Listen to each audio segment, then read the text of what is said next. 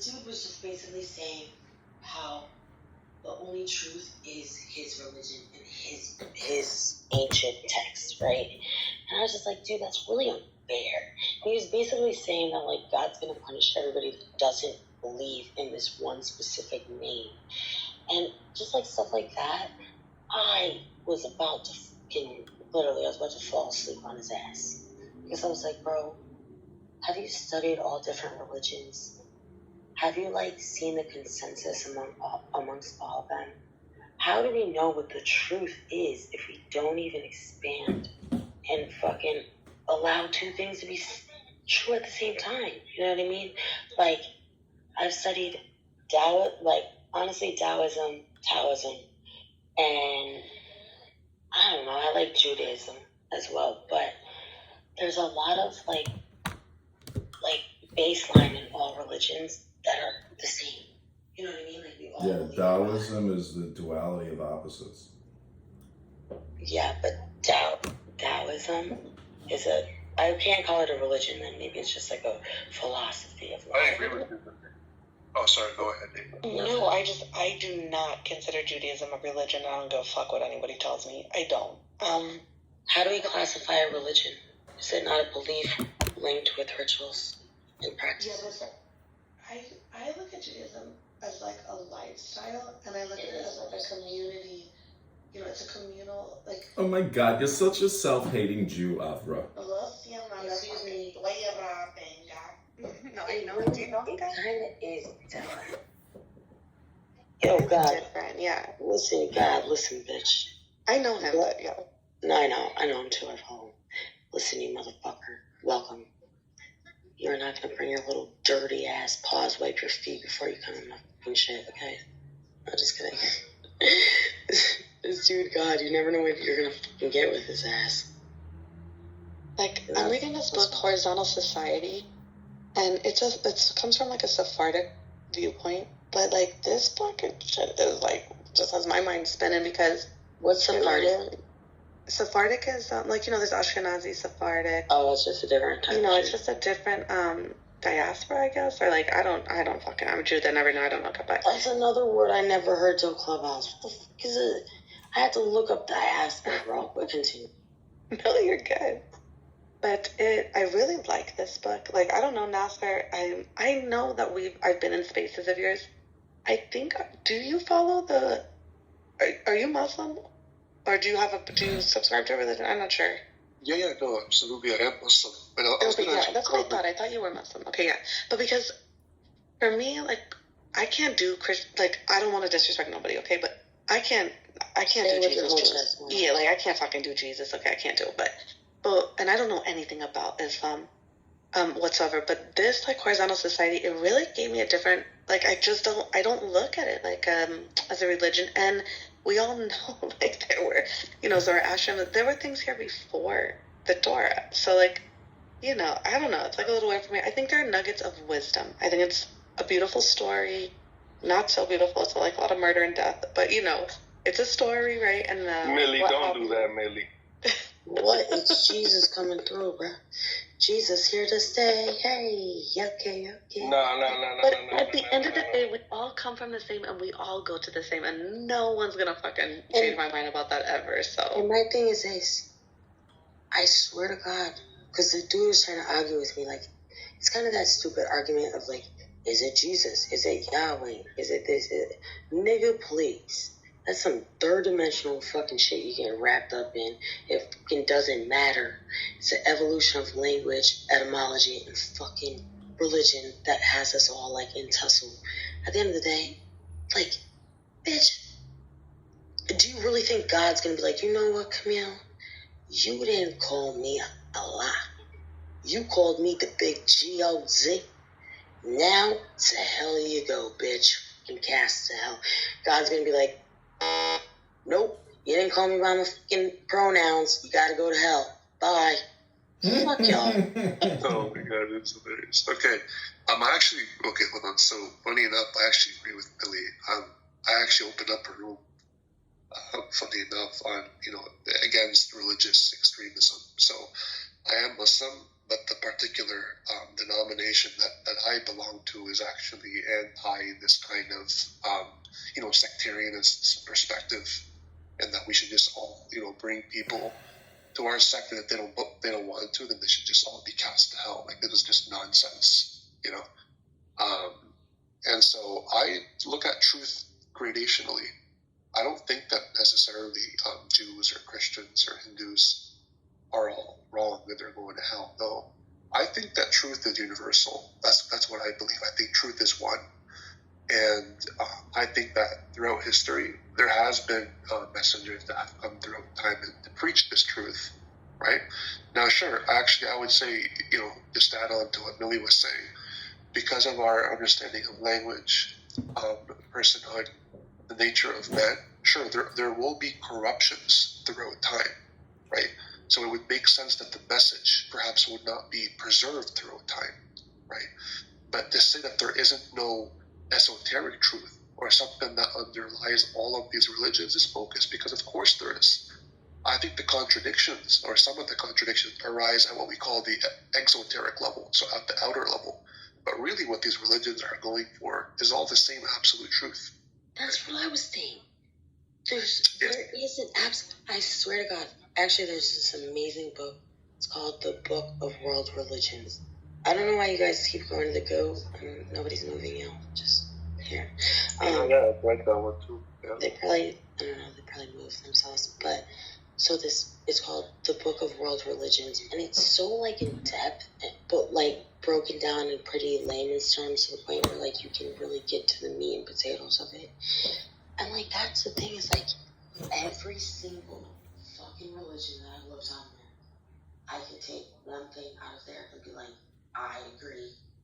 I could put this to use in my life. You know what I'm saying? Yeah. Every religion has that, and then you go back to the Distrct, not you, but people go back to, the Bible's full of violence, genocide, war, and killing, and murder. Okay, well, that doesn't mean that it doesn't also have sublime... Happy Sabbath, y'all. Yeah, I'm saying that it also has sublime wisdom, in addition to those narratives.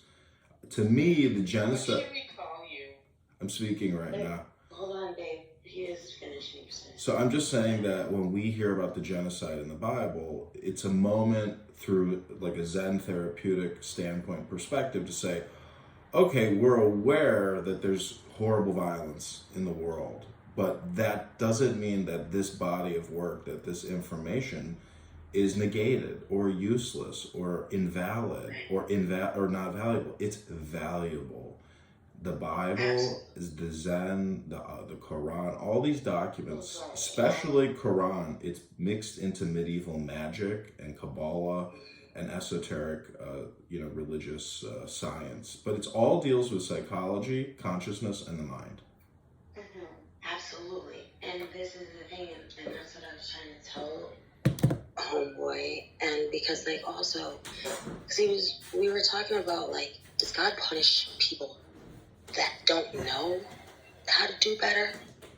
Basically, how do I put it, right? It was almost like he was like, if you go against God, that is like blasphemy and you will be punished for that, which I believe is true. Like, if you know that you're supposed to live your life in a certain way for God and you intentionally go against that and work for darkness on that, I mean, there's going to be issues, right? But if somebody is blatantly like, they were never taught about God, they were never taught religion, they never got to learn God because they weren't taught, I don't think God would punish them because they were ignorant. It makes no sense that if I'm born here and I'm taught this or not taught that, and you're born there and you're taught this or you're taught that it's like, it just doesn't make any sense to me that you wouldn't end up or go to the same place. Like, I don't know. You know what I mean? And this is what I was just trying to say is like, y'all, like certain people on this planet will fight until the day they fucking die about who is right, whose religion is the best, who has the truth. At the end of the day, can you imagine arguing with God's people about how God shows up for you? It's about the fucking message, not the messenger. And I just feel like I was just basically telling them, bro, I don't give a fuck how people find God as long as they do. I don't give a fuck what scripture, what book, what ancient text, whatever, dude. And God, why would God like be like, you guys over there, you motherfuckers, you get the answers and everybody else is fucked? Like, does that sound like the God that we serve, bro? Like, God's gonna be like, yeah, the Muslims over there, those are my guys. Everybody else, go you kick rocks, dude. Like, yeah, no, for sure. You know what I think it is, Millie? I think it's a consequence of what we call like dogmatism, right? When people are so extreme that they're not even able, they're unable to, look outside of their own perspective, and so they've been indoctrinated with these beliefs, and to hold them to be incontrovertibly true, and that nobody else absolutely, could be, moving towards that path that you're moving towards, right? This is problematic. I mean, look, at the end of the day, you could find God literally by listening to music. I know people have listened to music, just good music, and then felt something. It doesn't God even. is in all of us. Yeah, absolutely. It could be art, right? You could literally be like at the top of a mountain, just witnessing a absolutely beautiful sunset. It doesn't necessarily have to be scripture. It could just be creation itself that just brings you to the wonderment. And my thing is, one thing, like we were just talking about, I don't care. I live and let live. I don't care if you gotta read your Bible a million times a day to learn how to be a good person. But it is a little bit concerning to me. It is a little bit concerning to me that somebody's mental and moral compass would be so fragile that they need to walk around with a book every day to tell them, to remind them. Now, if you want to, I don't know, I'm being judgmental right now, but it's just weird to me, right? Like, the people when I'm like, so tell me, what does that scripture mean to you? Can you please interpret it for me? They can never do it. They'll just be like, yeah, well, like John chapter 11, verse 11 said, blah, blah, blah, blah. And they start reading it. And I'm like, bro, yeah, thanks. I'm not illiterate. I know how to read. Hey, Break it down. So do you know who Alan Watts is? Famous. I fucking love Alan Watts. Yeah. He's one of my favorites. So I've been listening to him a lot. I've been listening to him not my whole life, but since I was in 8th grade maybe. My point is, he claims that we are all God and that everyone is equally God, but some of us are unaware of the God, consciousness. And so basically that's the good news of the gospel, that you and I all can attain the same state of mind as Christ. Hopefully, luckily.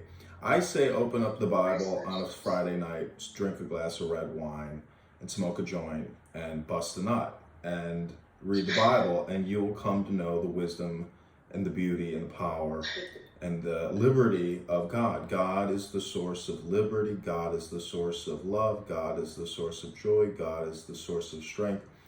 It's just pretty basic components. So we have an incredible opportunity to live our best lives and to be very happy through the power of God. So if you are struggling, if you need income, if you need health, if you need wealth, if you need love, if you need joy, the God power is the prima causa of the situation. So go back and go within. And when I say go back, that means go to the Bible basically. But you can use a lot of different documents to get to God. You do not have to just use the Christian King James Bible. Well, one thing I'll say is, right, I don't think necessarily people have to be taught about God, because like you said, I think that God's pretty much in everything, is everything, and is in everyone. I truly believe that. Even the most disgusting human beings that I've ever seen, I still can see God in some way. But I don't know, it's almost like, I lost my train of thought. Well, they say in Judaism there's Yetzer Hara and Yetzer Tov. The Hara is the evil, the Tov is the good. So every man and woman has a Yetzer in their soul or in their consciousness of good and evil. Absolutely. Well, oh yeah, so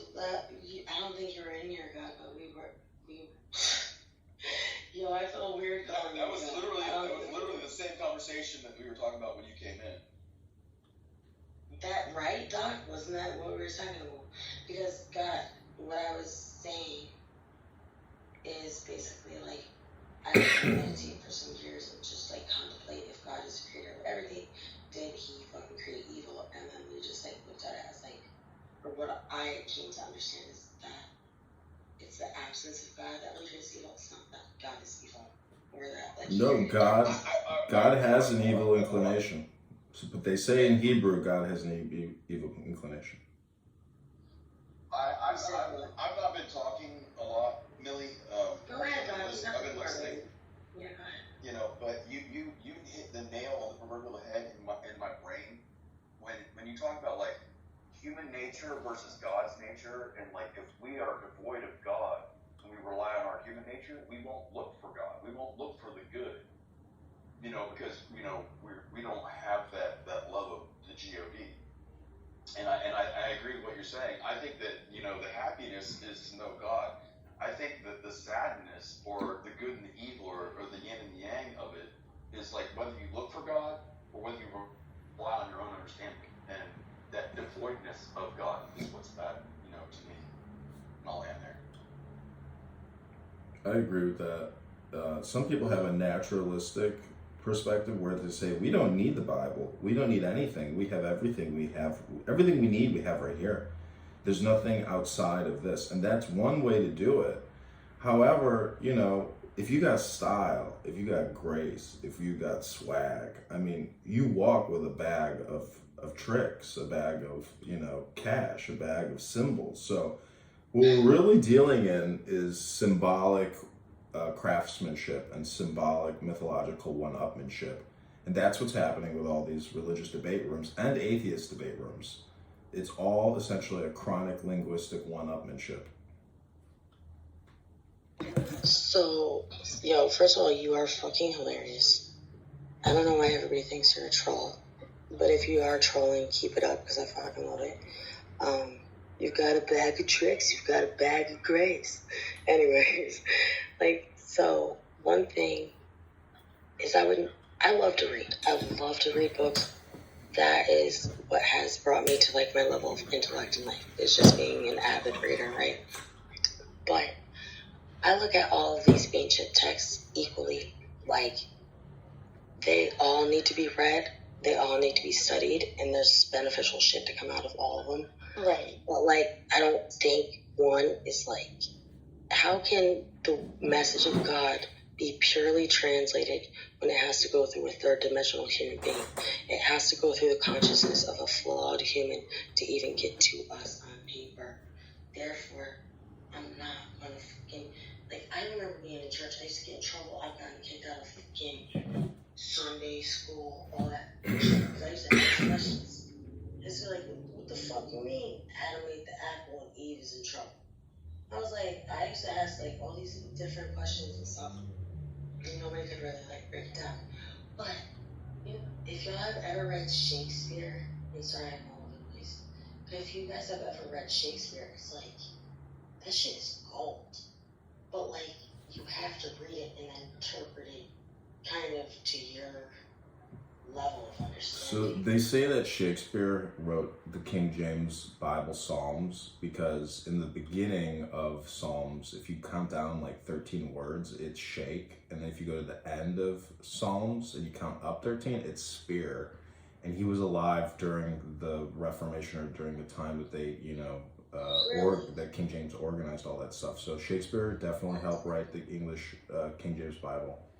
It really, honestly, are you being dead serious with that?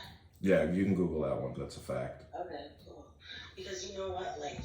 Some people, Shakespeare is completely it's a foreign language to them. I love Shakespeare.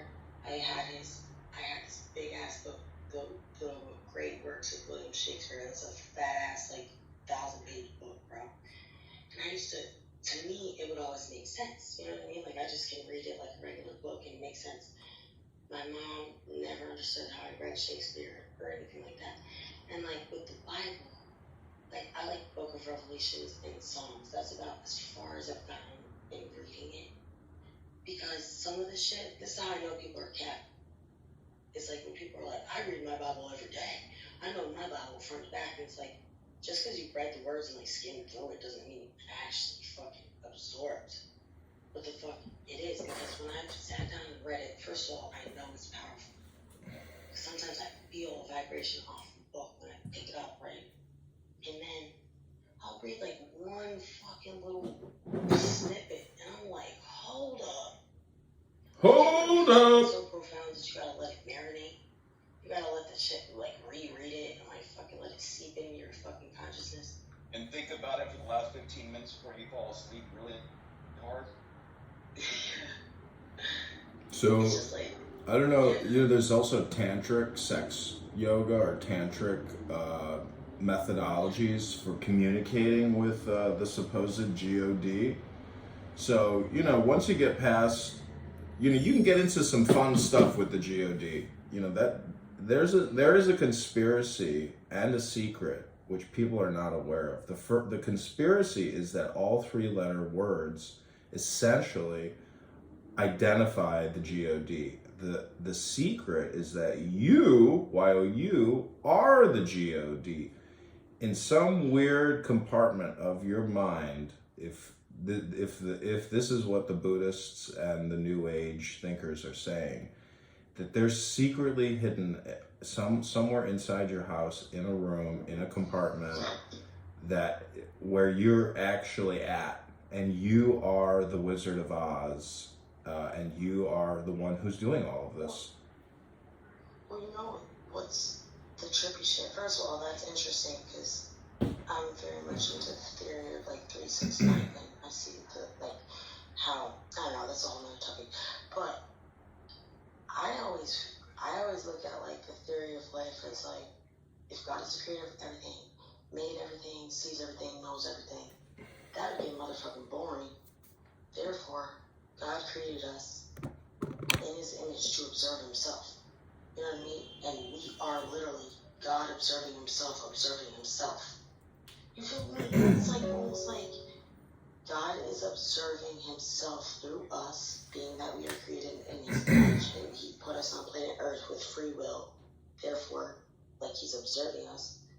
And then we're in this 3rd dimensional / 5th dimensional realm trying to, like, observe ourselves like God. I don't know if that makes any sense, y'all. You gotta forgive me, I'm fucking stoned. Well, from the you perspective, when you die, if there is such a thing as reincarnation and it is a push-button surprise, I mean, think about, if you're 40 right now, or however old you are, think about how many days, hours, minutes your body has been digesting, ingesting, expanding, aging. Like, this knowledge and information in this conversation I'm 40, so it took 40 years to get here right now. And without, all the back information, all the memories from the thousands of days, like, there's no conversation. It's just the natural environment without language and names and words. So we do need to dehypnotize ourselves from this English language industrial complex and know that it's fucking with us. Well, I think what Millie, you kind of scratched an itch in my brain, and thinking about like God observing us and us observing him and how we observe ourselves through his eyes about him, observing him for his love, and like this forever circular Mobius strip of infinity, but I think that we were created because it gives context to him, and then that same turn, that context he gave, it's context given to us by continuing to go through these 40 years worth of enlightenment, and and tens of thousands of days worth of existence.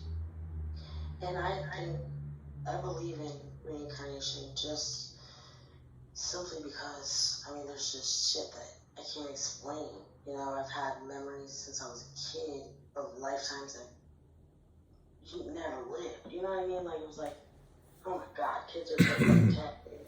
My fucking kid told me my son is 5, and I'm not shitting it. I mean, it's pretty typical, like, that kids are so tapped in, but like, my kid was like, I saw you. I was like, what do you mean? He's like, I saw you with God.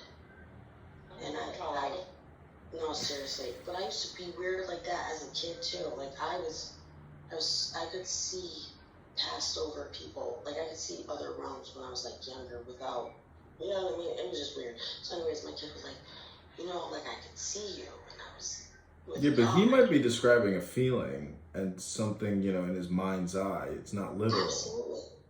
Absolutely. But this is why, like, I don't get all like, what? And then I was like, oh, so really, puppy, where were you? It's like, I was with God, and I saw you, and I waited. I'm like, obviously, I mean, maybe I just look at stuff like more sentimental. No. Sorry, I'm gonna cut you off, but my swear to God did the same thing. So, continue. No, but like, for real, he was just like, I waited a long time.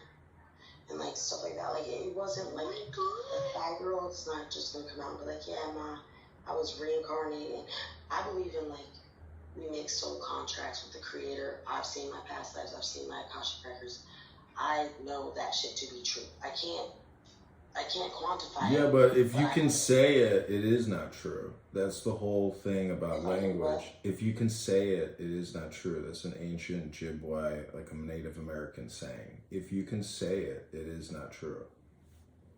Well, if I can say it, then it is not true. I'm not quite sure if you can describe it, then it's not gonna be what it actually is because you wouldn't be able to even explain it or what? Exactly. Well, but what I'm saying is, I mean, listen. That's like, you know, having one definition for the word love. Mm-hmm. If you can define, you know, you could say 10,000 ways, like what you think love is, and I'll come up with 10,000 more that are different. Like, if you can say it, then it's well, it's what it's saying is the word is not the reality. The name, the sound is not the reality. That's not what a cat is, you know. Like the problem is we affix all these names and sounds and words and language to everything. So that the saying in the Shin Ming, which is the Faith Mind document, it says the more you think, the more you say, the further from the truth you get. You know, we don't require all this thinking, which generates all these words. Like the truth is in silence. The truth is in namelessness. That's a fact. I just on the reincarnation point. So okay, like this is a little out there, whatever. But I truly do believe this. I had a pit bull, 16. This pit lived till he was fucking 16. So as soon as my man was in the hospital, recovering on the feet, you know, my diesel started to decline really bad, right? Like he had already been, you know, he was fucking 16. But it was my sister's dog, but I had to take care of the dog for years. Well, my sister was in nursing school, then she moved out to become a nurse, whatever. And the accident happened, and Diesel was like done, you know. And I remember like she brought him to the hospital just so we could say goodbye because she was, you know, she put him in or whatever. I fucking shit you not. She buried him. Okay, he's in like the Huntington Beach Dog Cemetery. Okay, so we buried him. We go back to the house. My sister and I are standing in my room, okay, and it was like a complete like full like circle of my house, right? So you could come in the front door, go through the kitchen, go through my room, go through the bathroom, to the laundry room, back to her room, to the living room, boom, back out the house. So it was a complete circle, right? So we're standing like in my room by the bathroom. This fucking bird comes into my room. It's like a good sized bird, like I don't know, like a red bird or some bullshit, right? And the bird is just like fucking flapping its wings, right? Like it's just like hovering like over like me and my sister in my fucking bedroom. You know, no caquitas, nothing. It's just standing, like flying there above us. And I look up and my sister looks up. We look at the bird's looking at us. It's just flapping its wings, standing in one place. I look back at my sister, and both of us simultaneously Diesel, and the bird looked at us, boom, flew right out the damn door. What the fuck are we supposed to think? You know? Diesel, what are you talking about? Is that like a Mexican dance or something? Every tell me that was not fucking Diesel. Like, what? No, what is Diesel? I don't believe like shit like that. It's the name of the fucking dog. Oh, I see what you're saying. Like, you know what I'm saying? Like, no one. Like, I know that was him. You know? I don't know. So that's why I believe it. Listen, I'm even just fucking looked in the dog's eyes. Like, I don't even really, like, I don't get all, like, sentimental. Yeah, but how do you know it's not the God and not, Diesel? It is, though.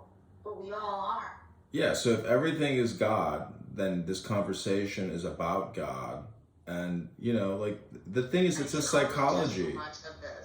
It's a philosophy.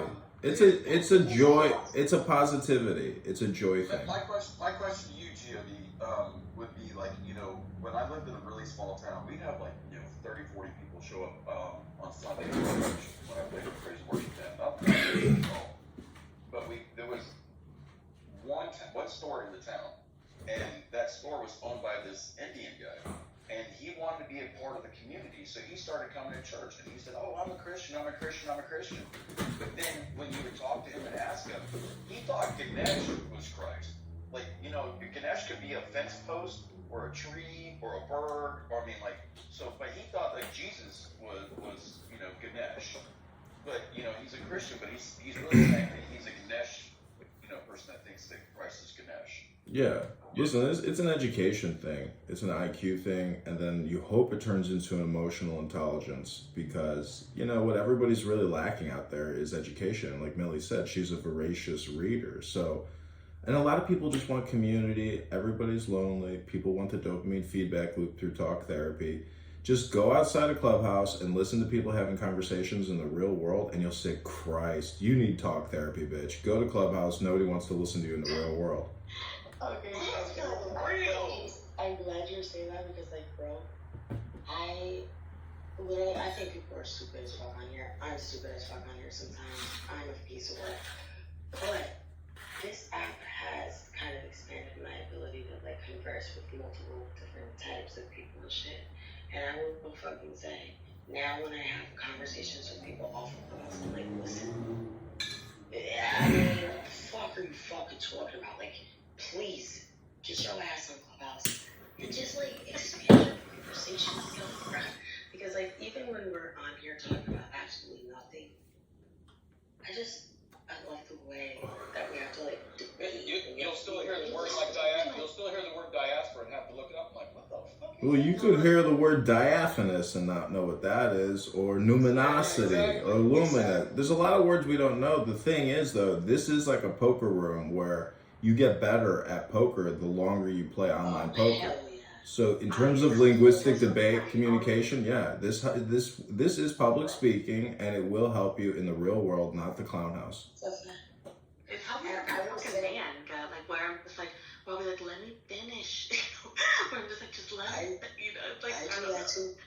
My mom tries to argue with me now, and I'm like, bitch, it's a fucking rap. Where, my mom loves to, cut me off and stuff, wonder where I get it from. And so I'll be like, okay, you know what? Go ahead and finish.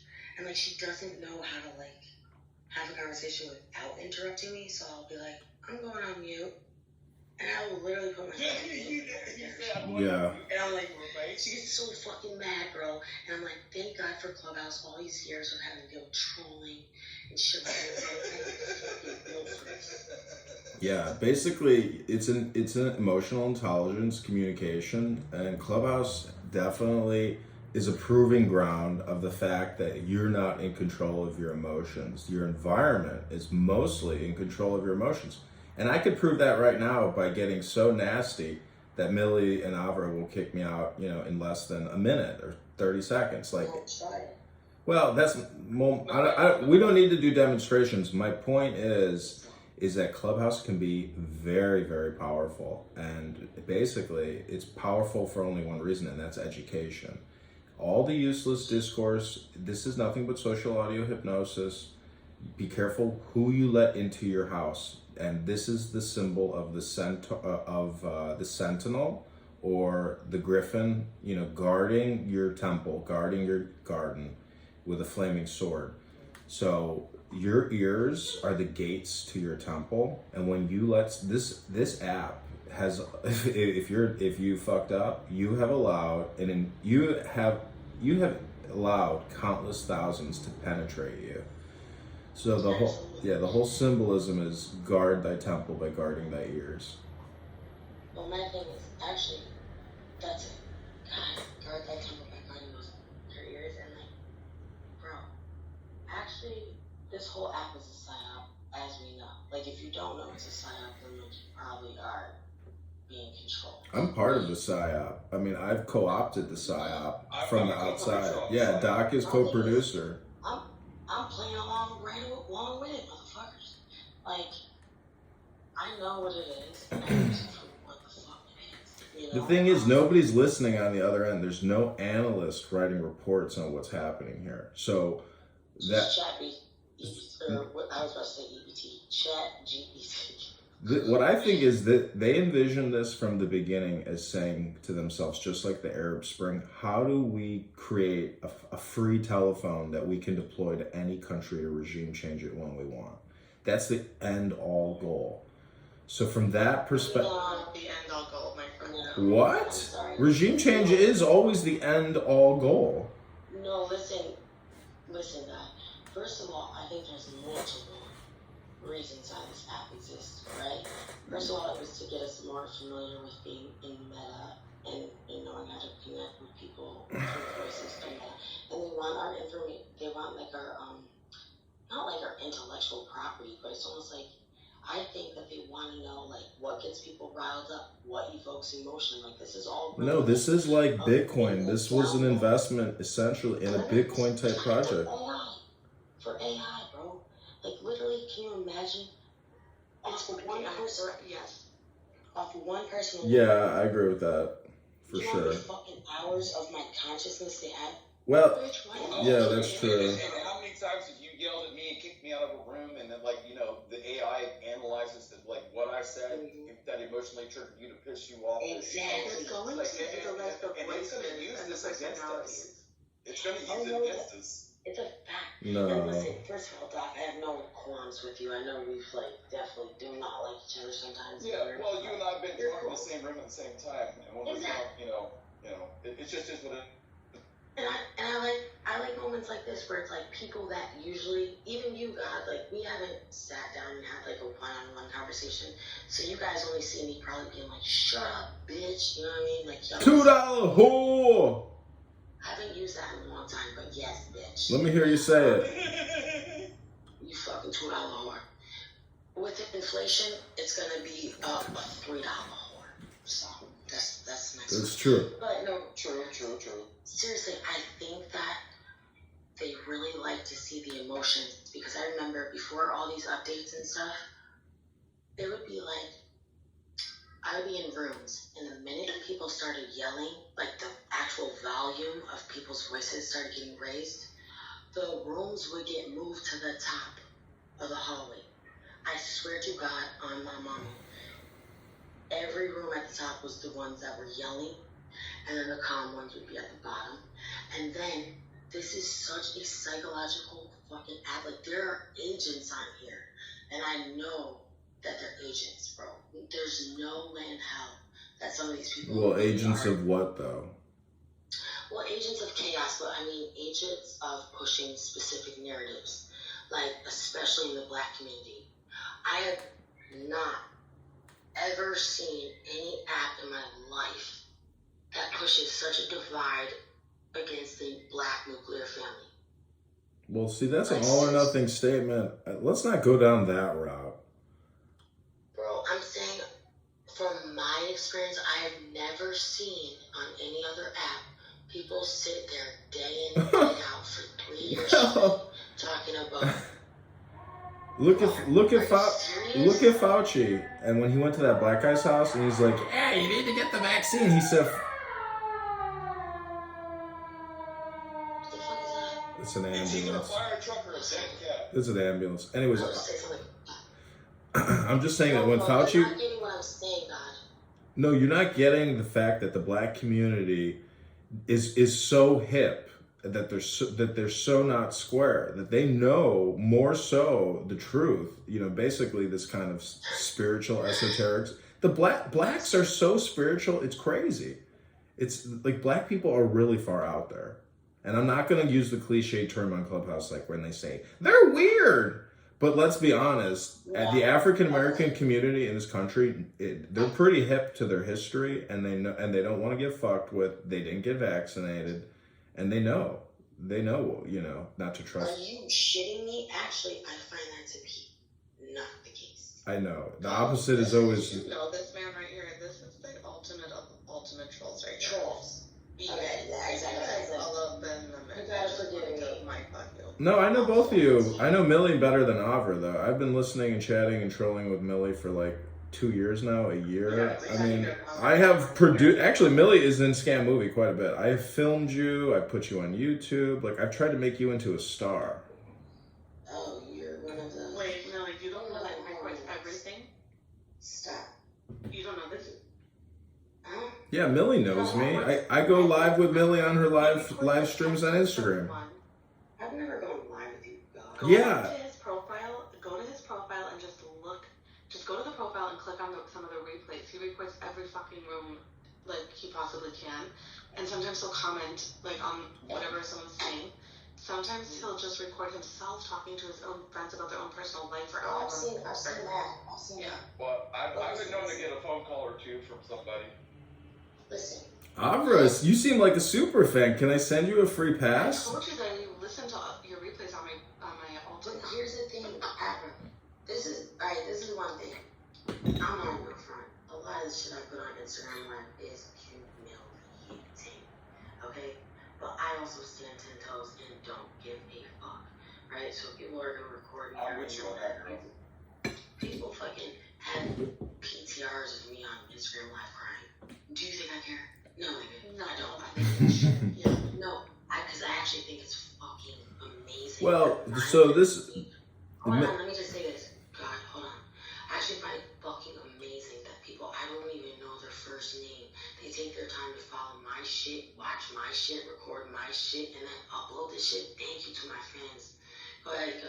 Yeah, that's the whole thing in clout chasing. Exactly. So Zen therapy, like I've recorded you crying, drinking straight from a bottle of vodka, and like that behavior is so shocking and scary for people to watch, because what you're doing is putting on a production and let's be honest. If it's a Friday, Saturday night, like I'm gonna be with you drinking, but I don't drink from a bottle of vodka.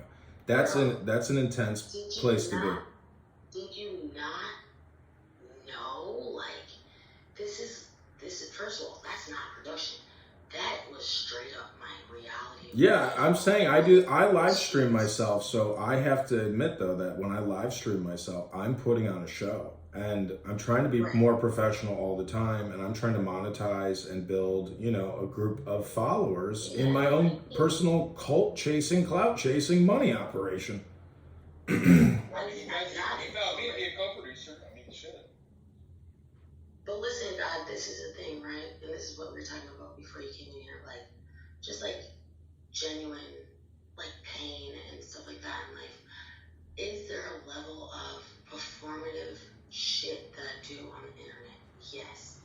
Those lives when I was really fucked up, I know it's like a train wreck that people get away from. Don't even ask me why the fuck I would go live during times like that. That's real shit. You know what I mean? Like, I would never sit here and be like, that was not fake. That's a hot ass mess. That was where my life really was, bro. No, I get that. I hear you. But what I'm saying is, like, by filming yourself and then looking back at the footage, it puts it more into your neural network where you say to yourself, yeah, I don't want to repeat that. And that's the thing, is nobody likes to repeat anything. And what ends up happening is it's a good thing. Like, I have friends that, we could go hit the bar tonight, but we've done that 100 times. And truth be told, there's no reason to do it again. Like, I'm looking for new variables. I'm looking for, new work. I don't want anything repeating in my life. And I think you agree with me. I do agree. And, those were wake-up calls for me. Obviously, I learned the hard way, so I had to have the wake-up call like 1,000 times before I was like, all right, bitch, you need to go get help. But, I actually didn't bring myself to stomach watching that shit. Like, I would wake up, my routine every day would be wake up, check who you called, clear the call up, clear the text messages, erase everything, act like you didn't have drink again. That was like how dark my shit was. And I don't know. So I'm about to break open a beautiful bread and butter Pinot Noir from Napa Valley and take a sip, but I don't drink vodka, rum. I drink red wine on Shabbos, and I try to dedicate my red wine to the usage of God. I read the Bible, I study books, I talk about God. It is my Shabbos. I am a Shabbos goy detector. If you're Jewish and you're here right now, you're breaking Shabbos. Your goy Shabbos detection system, alert system is here. Just hit me up. I will alert you to the fact that you are breaking the laws of Shabbos.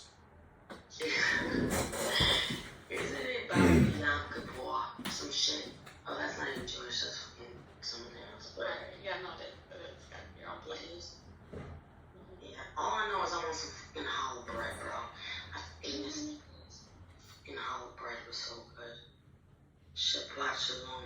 And then I only know that one Jewish prayer, but I can't finish it because I can't remember it. It's like Baruch Atah, Baruch Atah. No, I need to look this shit up. My thing is, I don't know how to read these fucking languages. I don't know how to read fucking Hebrew. Fucking, don't they read it? I started learning Hebrew, and I was shocked that it wasn't as difficult as I was expecting. I mean, obviously, I'm but I'm just saying, like, even just to learn the alphabet, like, I don't know, like, it kind of came pretty, like, natural or quick, or I don't know, but I think it's intimidating, but it's not as hard as it might. Well, you don't need to learn Hebrew because everything has been translated into English for you perfectly. So it's really the reverse. I don't need to. I just wanted to kind of do it. So I would suggest you buy one book. It's called a Strong's Strongs Bible, Strong's Bible, and it has the King James version, and then it has the Hebrew version, and then it has the Greek translation from the Hebrew from was it Simcha, like 0 AD or whatever, 180 or whatever that was in Greek when they did it back then, from Hebrew into Greek. But then you go to the back of it and it has a dictionary and it will have all the definitions and every word is numbered. Every time you see the word love in English, it'll have a number next to it and you go to love, but it'll say like a specific section of love, and whether you're talking like agape or ahava or dod, it'll teach you all the different definitions of, and it's in English. I don't read. I mean, I can read Hebrew and I can translate it because it takes me forever to do it, to get one sentence done. But I can't speak it, but I can understand it when I have that strong Bible. You can get you one used off the internet, dude. That is. Well, see, the thing is, if whatever book you get, you want to use it for hypnosis, and that is essentially a mantra or a mantram. Like Om, O-H-M, or A-U-M, or even G-O-D. You can make into a mantra. You can just go G-O-D, G-O-D. It's a mantra to get you out of your mind, which is chronically producing thoughts based on, the environment. You're a sponge constantly formulating new thoughts and speaking. So the whole thing is silence through mantras or hymning or singing or chanting. Okay, and also, since we're talking about chanting in the hymns and the vibration of Om, supposedly that was some say it was the first vibration that actually created the is really just the reason why we can get so tapped into it is because I can hear the vibration of people's voices, and I almost feel like you get to know people better through the vibration of people's voices, and that's why I also think that I don't know. Yeah, but burping is far more disgusting than farting, because a burp comes from the voice. A fart is just air passing over a turd. Listen, language, games, and and linguistic one-upping is, a form of intelligence, and that's the problem with a lot of the green beans on this app. They think they're so smart, they can't stand to talk to a troll like me because I will invert everything they say, and the opposite of what everybody says is 99% of the truth. Hold on, you just talked about a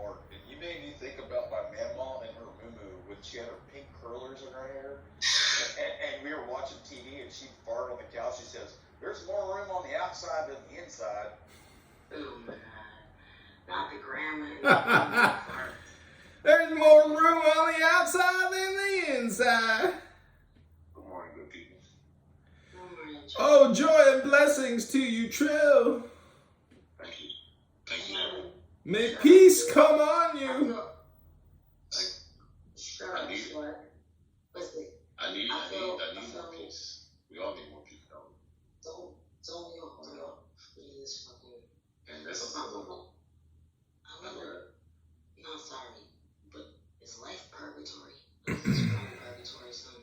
I just feel like we're all I feel like we're all aliens, and Earth is just where we all decided to meet up and party. And we're just all from different planets, and we just haven't figured that out yet. Well, but you know it's not. You know it's not purgatory. You know it's not.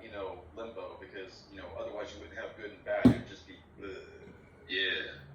See, that's where you're wrong, Trill. It ain't about partying. It's about educating. And I educate to educate so I can be educated. And that's the truth of the earth. It ain't about the party. We know we're at a party. But even at the party, you can still educate some of these people that are suffering. That's the way of the Bodhisattva, is to come back and help others who are suffering now, because we are in a state of joy. Knowledge makes a man unfit to be a slave. My thing is, Free speech is not for you, for thou art a slave. come on. Some people, but I really do think a lot of it's remembrance. Like if you That's a bar. have you ever had that feeling where you're like, like you get put on something, but it's like you really didn't just learn it because you fucking already knew it. You just remembered it. And I do believe in like the veil of non-remembrance that gets passed over to something. It's when we're children, we go through all that trauma. May I tell you, Millie, this is a serious revelation I had one time, and it was over a board game that we probably all played, like Trivial Pursuit.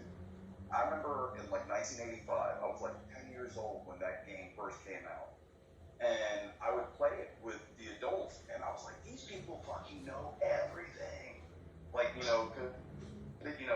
And like then I started playing it again with my nieces and nephews when I was like, 36 or 37 or something. And I was playing it with them, and I had all the answers. But I'm realizing, like, I didn't learn this stuff as much as I just remember it from happening.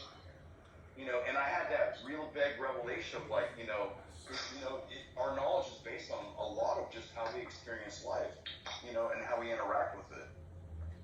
Literally, that is such a fucking good point. I never thought about it like in that aspect, but it's true. Like a lot of the stuff that I will like speak on or something, it's because at one point I remembered something bringing it up. Therefore, I took that time to like dive in and explore it. That's like, I don't know, but like one of the best shit. Like there's a lot of idiots on this app, but I swear to God, I've learned so much fucking shit. Like I start with a notepad when I'm in Clubhouse because 9 times out of 10 I can't talk to y'all when I'm sober because I can't stand half these people here. But I'll be like a little bit drunk or whatever, I fucking forget. So I keep a notepad and I write down words that I don't know. I'll ask like what's the definition, you know what I mean? Like there's too many pseudo intellectuals that will just be like, oh my God, it's kind of embarrassing up here. Well, you got 22-year-olds that still live in their mom's house. Those are not things I'm worried about. I'm worried about the bitches that are 45 years old with life coach and PhD in their bio. Well, I don't go in the Million Man Marathon, and I don't hang out with C-Rock or any of those fucking people because they're all fucking Brent Cardone. Are you kidding me? They're all plastic people. They're not even real human beings. They talk like robots. Hey, not too much on C-Rock. Listen, talk about a scam. listen to this. So, the cliche or the term multiple personality disorder, if you invert that, it's the order of multiple personality. So my point is, if you want to MK Ultra yourself, this app, you can actually technically brainwash yourself in this app and create higher levels of intelligence and put other personalities within your own personality, giving you the ability to communicate in ways that you didn't have before. And that's the power of books and the power of neurolinguistic reprogramming through social audio. Don't waste your time on this app in social audio hypnosis rooms like the Million Man Marathon, because what they're really doing, it's all filler material for Nelson Epimega's real estate investment scam. And if you don't believe me, let's talk about it. No, first of all, sorry. There's certain people on this app, I don't give a fuck. I've said since the beginning, bro, like, what the fuck are y'all doing? You don't see this person for who they are. Everybody's like, oh, you're tripping, whatever. Who the fuck was dumb enough to follow Grant Cardone's disingenuous ass? That dude has the fakest vibe I've ever seen in my life. It's fishing. He only has to get one net out into the ocean. He's gonna catch fish. That's the way this app works. It's a fishing app. I don't understand. No, but I don't understand how people could say, like, on a white man's app, why are we all sitting on this white man's app, while then simultaneously going into Grant Cardone's room and giving him money? What an idiot. Well, it's the yin-yang effect. I think it's my app, because all this shit comes from Cobalt that they get from Africa. That's my people's land. So without that Cobalt, all these smart chips and these computers, they don't get on this shit anyways. This is my shit. Well, it's your people. Bro, So why do you have a phone like? But I honestly, I would say it's Joseph Kabila's phone. See, the thing is, we're sharing memories on this app, and we hope that the composite of our thoughts and ideas are beneficial for us. We're trying to perfect ourselves and optimize the optimized and organize the organizing. At least that's what I'm here for. Not to question on the toilet, Jesus Christ. No, buddy, let's be honest, you were here to entertain yourself.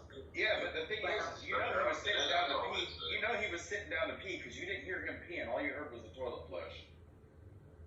Listen, Doc is my co-executive producer at Scam Movie Incorporated. I can't thank you all enough for being on Scam Movie. Millie, I gotta tell you, you're a great creator, a fabulous organizer, wonderful producer. You have a big, no, I'm being serious. You have a big opportunity ahead of you. Do not squander it. Men come into your room and just want to flirt with you and talk dirty to you all the time, wasting your time. But if you're not recording it and creating the Millie TV show, I highly encourage you to get yourself the new iPhone 15 Pro and start filming yourself every day and put it on YouTube and become a YouTube influencer. Otherwise, you're really wasting your time, Millie. I know, like I'm doing right now, speaking with you. Well, see, I'm not wasting my time because I'm over here filming in my studio, about to upload this episode to YouTube to monetize your ass. So that's my purpose. That's my mission statement. Yes, you are being monetized. Doc is also my co-executive producer. He's receiving a royalty check from this room after it monetizes on YouTube. Oh, so that's great. Guess what? I don't fucking care. Just make sure you hashtag me, bitch. Anyway, I'll buy you a bottle. What do you want me to do? Hashtag Millie Vibes. nah, actually, just leave it alone. I don't know what the fuck kind of creepy shit you know. That's weird. No creepy shit here. I'm the only one doing anything real on Clubhouse, Millie. Really? By stalking people and posting their shit? Yeah, trying to make money here. This is the public square. We're literally having a Listen, conversation if you ever were to make money off my shit, can I sue you for using my link? It's probably not because I have the shit public. Well, good luck suing the U.S. government. Nah, it's not. Dude. You don't think they make money off of us? Of course, bruh. That's why the shit's free. How the fuck are we on this app if it's free? Because it's a confessional app, and it's a InQtel investment research project into breakaway communication technology for regime change operations. It's like, okay, now he's on that extra shit. Well, he's actually kind of hitting the nail on the head. He is. We know though. Like I say. It's just like Bitcoin. I mean, I still want to own Bitcoin. I just need money. Bitcoin is retarded. Well, this is retarded. This app is the same investment It's scheme. like $100 in 2012. it's retarded. It is retarded on here that, like, let's be honest here. There have been, like, myself included, I have sat on here for so many hours in my life to never make $1. I'm giving these people free fucking content, which I don't care, because here's the difference between me and a content creator. The content is my life. I don't gotta set this shit out. I don't have to make this shit up. I don't have to plan anything. I don't have to talk to anybody to make shit up. You know what I mean? But, there are some people really, like... But, you know, when he was giving you a compliment, he was really telling you, like, you know, you are a great content creator. I know that. Like, yeah, but you don't, what he's saying is don't squander it. You can do it for yourself. It's called YouTube. It's called money. It's called uploading a video. That's it. If you can't do that, you are useless. Girl, if you get a YouTube video, I'll follow you. Follow my YouTube. It's already sitting up there. Listen, you have to understand, I have been doing this shit for almost 15 years of my life, being on the internet, and I tend to stray away from what is oversaturated, right? I really want to do, like, radio shows, not just podcasts. I want to do, like, radio. You're doing it right now on Scam Movie. Congratulations. But I encourage you to do what I'm doing for yourself. Hey, I'm telling you right now, it's easier for me to have a bitch ass nigga who stalks me around and records my shit and edits for me and posts it online. Thank you so much for doing the work that I don't feel like fucking doing. Secondly, I've already done it, bro. Like, I'm cool on the internet. Listen, I'm going to let it go, because the last time I told a group of people about this, they attacked me and beat me up and took my bag outside of a bar as I was smoking a joint. They robbed me. And then I kicked one of them in their face, and they said, "Why did you kick me?" I said, "Because you're robbing me."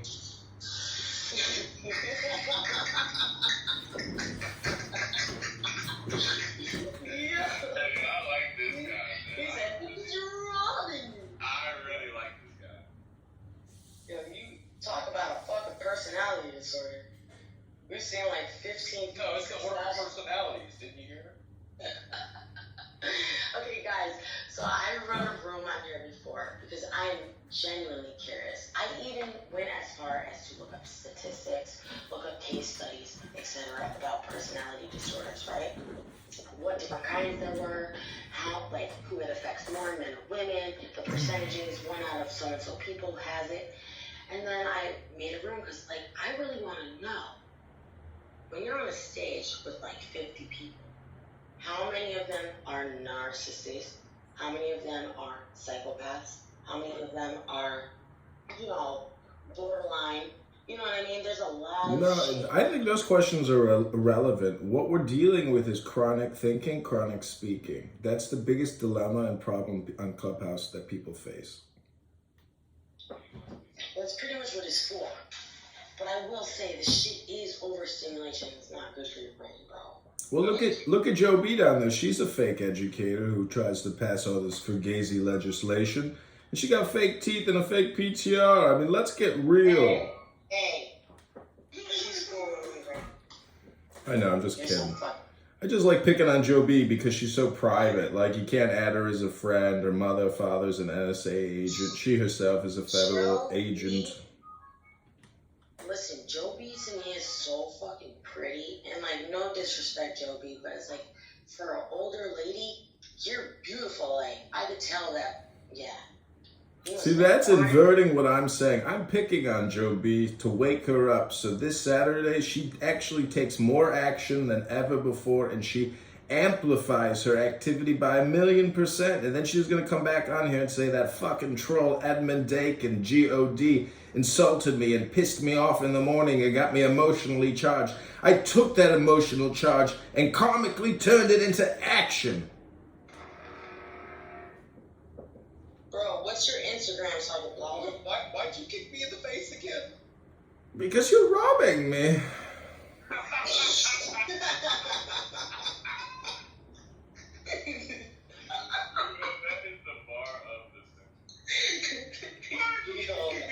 It's a true story. I'm not making that up. And so what happened is they were, so I had a knife on me. I pulled the knife out, but I couldn't draw the blade. And I was just going to use it as like a battering ram kind of a thing. Anyways, this young black kid pulled my shirt over my head and was haymakering me and pounding my head in. And I said, "Why are you doing this? I'm just trying to help you." And when I said that, I think it disarmed him hypnotically. He was like, neurolinguistically, he was thrown. Like, why am I beating this guy and he's telling me he's trying to help me? So then, thank God, some guy at the bar, which I think was all the way across the street, and I was at that bar earlier, and I'm sitting out there smoking a joint, chit-chat, and being a nice, friendly guy with those people. He comes running across the street and jumps on top of me, and then gets into a fighting pose to like defend me. And as soon as he broke the fight, I grabbed my hat and my shoe was off and I just booked it and I ran and I was screaming, "Call 911," and they're screaming out, "Fuck you, pussy, you will fucking kill you." And so I get into the Walgreens, I look down and I'm covered in my own blood. And I said, call 911, I just got robbed outside your store. And they're like, "Oh my God, oh my God, oh my God." What did they take though? They took my college freshman Nobby bag and I bought all these antique yearbooks on eBay to bring to an alumni event. All they got were a bunch of yearbooks. I mean, they were expensive, but they were antique college yearbooks from the Citadel Military College in Charleston, South Carolina. And they have no idea that I had a fanny pack on. You can knock the fanny pack all you want, but that fanny pack saved my wallet, saved my keys. I mean, God bless the fanny pack. You know what? Fanny packs are coming back. What city was this? This was in Chirac. It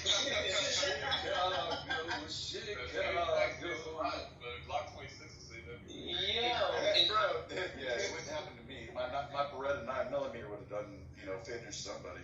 Yes, that's everybody says. God, in hindsight, when you think back on the circumstance, do you recognize I probably should have known that was gonna happen, or in a million times over, you could never were any of the clues, environmental clues or circumstantial clues that have been damn, I probably should have made that left hand turn. That's his area of operation, man. Literally. That's not it's a new place. He's probably been getting whooped on his whole life. That's why he has. Can you answer that question? No, 100%. There's basically, let me just say this, that will never happen to me again. And I'm glad that it happened. And the way I look at it is, this is the crazy part about violence and abuse, is that even after they whoop my ass, I was very nervous to walk down that street again. Very nervous. Eventually I broke that fear and I was able to, confidently walk down that street again. But I will tell you, it is organized, criminal gangs selling drugs on that street. And it's a big problem. And in my opinion, police departments need to build watchtowers at major, problem nexuses and create police nodes. They do not. Hermosa Beach is smart. They have such a problem in Hermosa Beach at 4 a.m. when Sharky's lets out. They built a tower so they could sit there and record the whole thing and observe it. And that's the way police needs.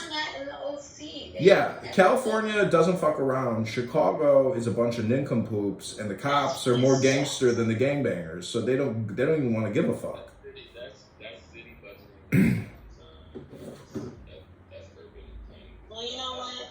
How about the cashless bail system now?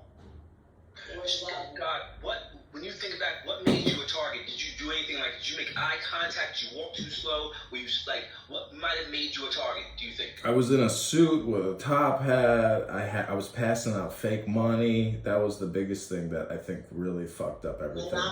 So I had all this Amazon, fake hundreds, fake 50s, and I had drawn all this artwork on it about, elect Trump, pro-Trump, legal votes only, things like that. So when I was passing out all my fake Trump money, I think they were like, "Whoa, something was up with this guy. Let's rob him." I'm being serious. Okay, Jesse Smollett. Miss me with that bullshit.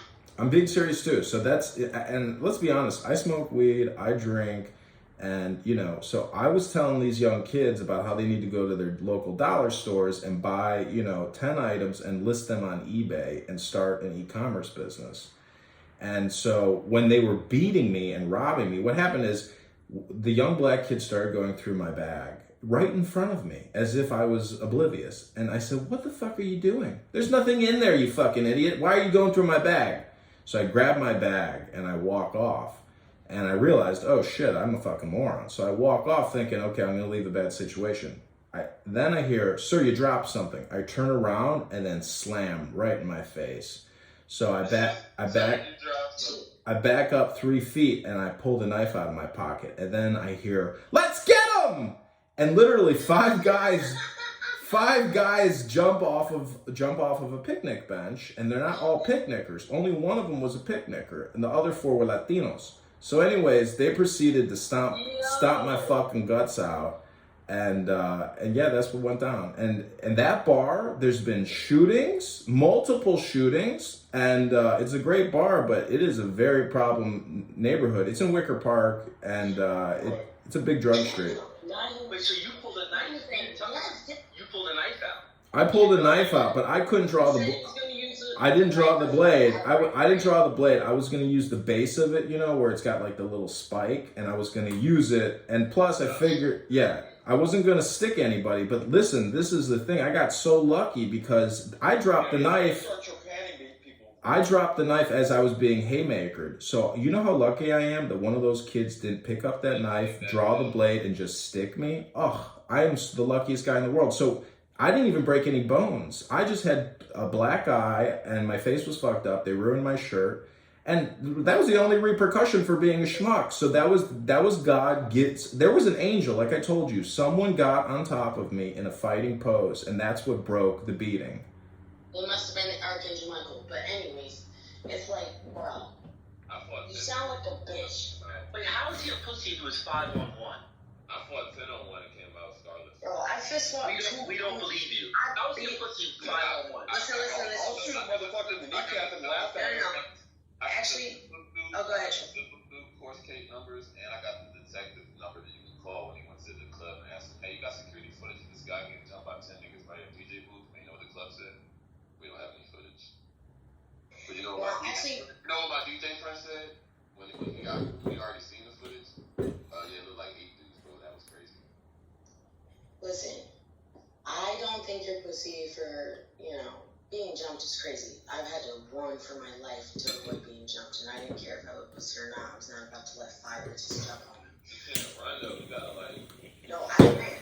If you run from the jump, they're gonna chase you like dog. No, listen, you're not. Well, I mean, dude, girl, when I was locked up last year for like 4 months, people test me like I'm sweet all the time. I'm like, motherfucker, let's go in this bando over here.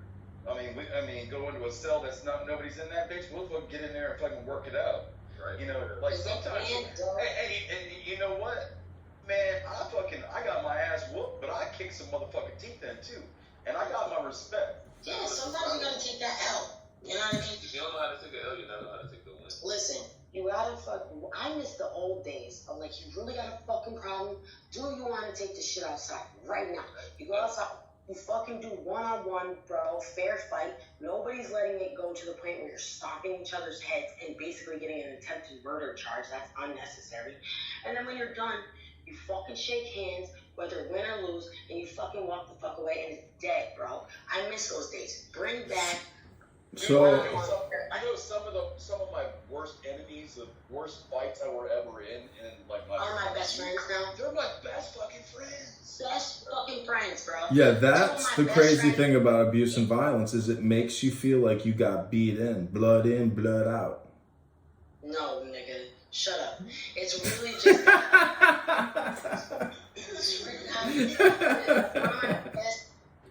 One of my best friends ever. I just felt so bad when I punched her in the face because she was a sweet girl. She was talking shit and stuff, but I punched her in the face. And my instant reaction after I punched her in the face and she fell to the ground was I gave her my hand and I was like, oh my God, I'm so sorry. Are you okay? Because I'm like, I never. Tony Capone over here. No, because you know why? Because no person really can make me so angry to the point that I want to see you really physically hurt. I definitely like to punch people in the face. I like to slap people better because that's more disrespectful. So do you think you're like a gangbanger or like a gangster? Like what gives you the right to slap somebody or punch somebody in the face, Millie? Bro, the last time I slapped, oh shit, I was gonna act like it was a long time ago. But, listen. When was the last time you slapped somebody in the face? No comment. But. About like 3 months ago? Nah, like more like 3 weeks ago. But. Yeah, I mean, seriously, I don't fist fight anymore. But I mean, behavior-wise, I mean, even 3 weeks ago, that's relatively, like, they say if you can go 10 days without having anger, like, count your lucky stars, pray to the gods, because, like, just going 10 days without being angry is a very challenging problem. I wasn't angry, bitch. Oh, I do that all the time, but not leaving my house. The fuck? Who said that? Because I didn't punch somebody in the face. You get angry smoking weed? No, I say I can go 10 days by just like staying to myself, smoking weed. Oh, yeah. If I'm by myself, smoking weed. Oh, I thought you said because smoking weed, vibing out, going to the park, going to the waterfall. bro, if I'm by myself, I don't get mad. Me neither. Honestly, dude, like Trill, you'd be a friend of mine because I like to go fucking trekking through the woods and just go take find a waterfall. Take my pups, bro. I love those pitbulls. Yeah, you want one? They're 3 weeks old. Where are you at? Where is your mother? Georgia, right sitting here laying in front of me. All right, good. Don't take them eggs off. I got 2 on my bed right now. Moderators, I got one more story. One time I'm in a pizza parlor waiting in line, and this chick budges me in the line, like gets right in front of me. And instead of thinking like, oh, I'm the luckiest guy in the world, a hot chick wants to get near me, I said, you can budge everybody else in this line, but you're not budging me. So she says, fuck you, I'm going to the bathroom. So she goes to the bathroom, comes back with a piece of toilet paper and shoves it down my shirt and says, there's shit on it. And I said, I'll save it for when I get home. I'll jerk off and come later. And so as soon as I somebody did that shit to me, I'm beating your as soon as I said that, next thing I know, I get punched in the back of my head. It's like really hard. And I turn around and it's 2 Hispanic guys. I didn't know she was with people. So next thing I know, these guys rush me and I like, just like a jujitsu master, I just fall, you know? And I got down on my back. I had my legs up. I kicked one of them in their face and it was on. And they were coming at me. And I'm wearing Birkenstocks. And so I'm kicking them. And sure enough, I kick one of them so hard in the face and my foot goes in his mouth and he split my foot wide open with his teeth. So there's blood spraying out of my foot and all over this fucking pizza parlor. And guess what happens? 4 black guys who I never saw fucking manhandle these 2 Hispanic guys and throw them out of the pizza parlor into the fucking curb and tell them to fuck off. And the next thing I know, everybody was my best friend and was like trying to stop the bleeding. And then I went home and called the cops, filed a police report, and went to bed. And then after a situation like that, call the cops for what? It's not like you got their fucking names. My adrenaline was so high when I got home, like it was just call 911. Like my adrenaline was pumping. Bro, after every fight that I've ever been in, I have to cry afterwards. Like. It's not because, like, oh, you hurt me or anything. It is the adrenaline that got me to that point. For me to really want to put my hands on somebody, you have to watch me in a fight. Like when my anxiety and my adrenaline gets all the way up, I can't not. I'll be in the middle of a fight and I'll be crying. Yeah, it's that like I'll literally be having my hands up like I'm Mike Tyson. And I'll literally be crying looking at somebody because I can't stop the water in my face when my adrenaline gets that high.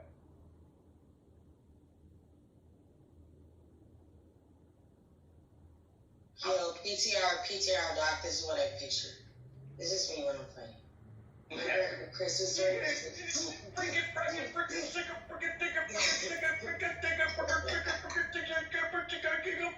Yeah. Bro. Yeah, you got the little ginger kid underneath him getting whooped. Yeah, that ugly kid. That kid was so fucking ugly. Yeah. Hey, Trill, if you look at my PTR right now, you'll see a painting behind my head. The female that's on the bottom is the mother of this litter. I breed pit bulls. Okay, me too. Oh. What's happened? There's a cute one. Yeah. The one I got right now, this The is a diet smaller changed? one. The diet was going so Closer to well. me is an American Staffordshire Terrier. Are you And the boy, vaxxed now? Randy Savage, the big one, big asshole, is the pit bull King Corso. You want an puffy. Italian I can't. Well, what? That's good too. I mean, You King Corso. puffy, that's can you all I'm imagine a King saying. They're Corso similar. and an Italian Mastiff put together? Bro, killer. That'd be dope. Listen, everybody, if I can just add one thing to this conversation, it's been a pleasure, Millie, and I just want to say, everybody take the deepest breath of the day through your nose and hold it for 10 seconds. Oh my God, I think I'm gonna come. Thanks for gracing us with your presence. Just do me one more favor before you go, God. Can you say, I am fresh. because you're baiting me. Say it one more time. Why did you kick me? Why did you kick me in the face? Because you're robbing me? Oh, yeah, don't say, because you're robbing me. So I can do, so this is when I say you can MK Ultra yourself. You can put characters, you know, I'm an actor. In the 7th grade, I was chosen to be Franklin Delano Roosevelt in the production of Annie. So I became president of the United States of America when I was in the 7th grade. Think about that perspective, okay? Not Daddy Warbucks. It's No. hard knock life. No. I'd have been Annie. No, of course not Daddy Warbucks. I mean, but I had the presidential roll down. I was in a wheelchair.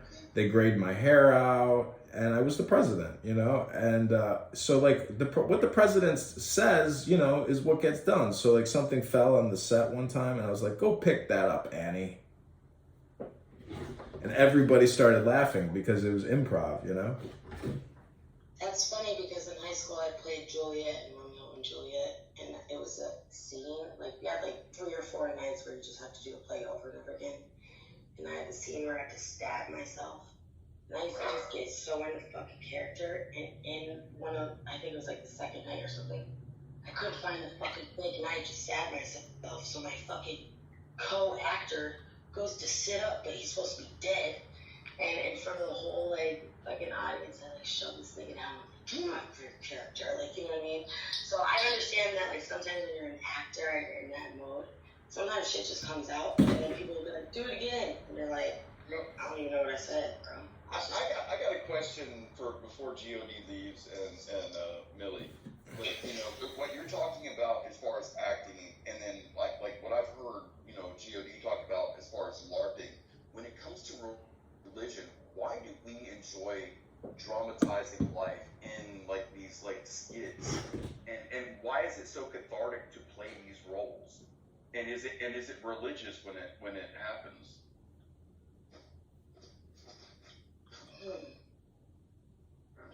I don't see how Roman, like, what do you mean, like, is it religious when...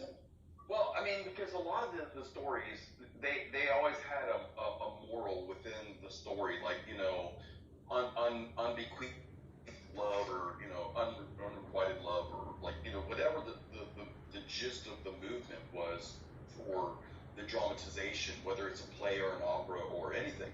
Why do as humans we do this as an art, and is it like us like singing to God and us, you know, entertaining and making movies for Him? Do you think God's just sitting up there with a big Netflix account, like He's got all this streaming services? It goes back to. I mean, God, I know you want to go, so if you want to answer him first, I'll go ahead. Yeah, that's an interesting perspective, but I think, you know, if you were to listen to Alan Watts, he would say that that's what's happening right now. That you are the recording device live streaming to yourself. You are the prima causa. You're the originator of the whole situation. Agreed. I think it goes back to observing ourselves.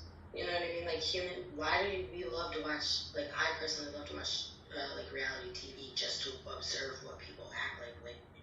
Millie, remember when we were younger, when the internet was just, you know, very first started, like in '91, they used to say, like, in the future, people will have their 15 minutes, will have their 15 minutes of fame, and it depends on what you do with it, is like how, successful you become. We are living in that 15 minutes right now. I guess. I don't know. I got more than 15 minutes. I got like fucking 3 hours, and I don't really like it. This is the thing. You ever realize that it's the people that never had like eyes on them in real life that like are desperate for that. I personally, I'm cool on it, bro. Like I've had eyes on me my entire life. I've been fucking start a show. I don't seek that 15 minutes of fame for what? Like, you know what I mean? That only impresses people that never had any. Never had it. Yeah. You look. You want to see how I met my wifey? Look what I'm wearing. You won't believe. Look at my face. Right. This is how I thought this was a good look to go out in. Right. This is how I have to go out now. This is how. Dude, I still have my Levi's jacket, man. What are you talking about? No. Look, PTR. So so that's wifey, and then that's me in the background. God damn, your wife's pretty. She's so cute. Thanks. Oh my god, her face. Yes, I like her nose. Sorry. I'm looking at the red nose.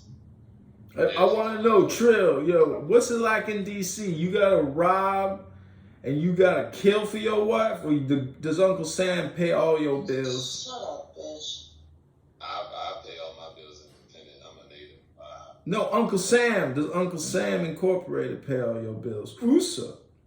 Nah, I pay all my bills. I don't rob and steal either. Wherever Uncle Sam pays all the bills. What do you do for a living, Trill? I'm a businessman. Why do you have to talk to him like that? Why you gotta talk to me like? Why they gotta talk to me like that? Why you gotta keep me in the face? I do organize events. I do like non-profiting. I do like everything, man. Everybody's. Yeah. I've been to that Rose Bar. I bought all that weed at that Rose Bar next to all them clubs. We are all entrepreneurs. You know where I'm at, then. Yeah, I've been there. I've been to the White House. I done seen it all. Yeah. You see how you think the cocaine got there? I don't know, but those places are popping. It was Nancy Pelosi, I think. Trill put it there. No, if Nancy Pelosi was doing it, she wouldn't be so fucking shammered. That bitch is on benzos and alcohol. Trust me, I would know. She's running again. You should go. Hey, God, before you go, just go to my Instagram. She ain't. Listen to this type of shot. I go crazy. She has some benefits. Listen. Is that like, Dad, where the hell are you at? Yeah, that's a baby asking Dad, where you at? Mm-hmm. That's a puppy? Yeah. She's only 5 weeks. Wow. Yo, having dogs is like having a kid without the fucking benefit of building your lineage. Like, I don't understand. What are you talking about? You can sell them and make money. Yeah. I'm not talking about that. First of all, that's inhumane to keep getting the same dog pregnant and gripping the babies just so you could get a buck. Anyways, you gotta separate the brothers and the sisters. You don't want brothers and sisters having sex and like inbreeding. You've got to get rid of them. Okay, that's great. Hey, Adam. Now I forgot my train of thought, you fucking bastards, bro. Well, you were talking about inbreeding, so. I was not talking about inbreeding. You were talking about things are inhumane. Whatever.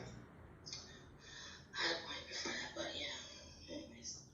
It wasn't important. I apologize, Miss Millie. No, it's okay. Hey, go check out my Instagram. What's that guy? Look at my first 3 pictures. And then the song's playing. Okay. What is your Midnight Club Meech? Yeah, Midnight Club Meech. True, Monica. Gotta keep it true. Talk about, y'all need to learn how to brand yourselves. Well, when are you gonna start blackmailing like Jeffrey Epstein high value targets? Who, me? Listen, you fucking schizo. Schizo? I mean, the man sells cocaine. We want him to compromise foreign dignitaries. I really don't care. You know what I don't get? Is why like, if you're in politics or whatever, like, it's none of our business who sucks your dick, what you do on your free time. I don't give a rat's ass, bruh. So, like, when they came after Bill for getting a nice little fucking Glock 3000, I didn't understand that. What business is it of yours if this man wants to get his dick sucked? Who the fuck would want to be married to Hillary? It's not that he got his dick sucked, it's that I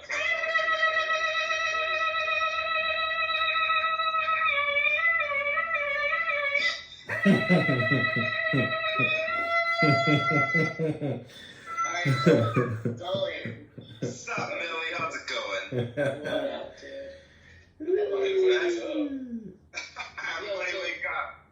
Guys, Sully, man, if you ever see him in a room, he will go into rooms where they're talking like nonsense. He'll go up on stage and do that. And he does it in big rooms where like they can't even find whose account it is. And they're like, look, who's doing that? You know, get him off the stage, blah, blah, blah, blah. And so I thought for the longest he never even spoke. It was just a recording.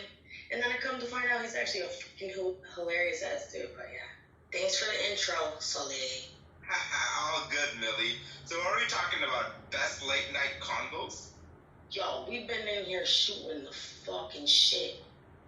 Then, it's been a great conversation. We've talked about religion and psyops and childhood and fucking everything, right?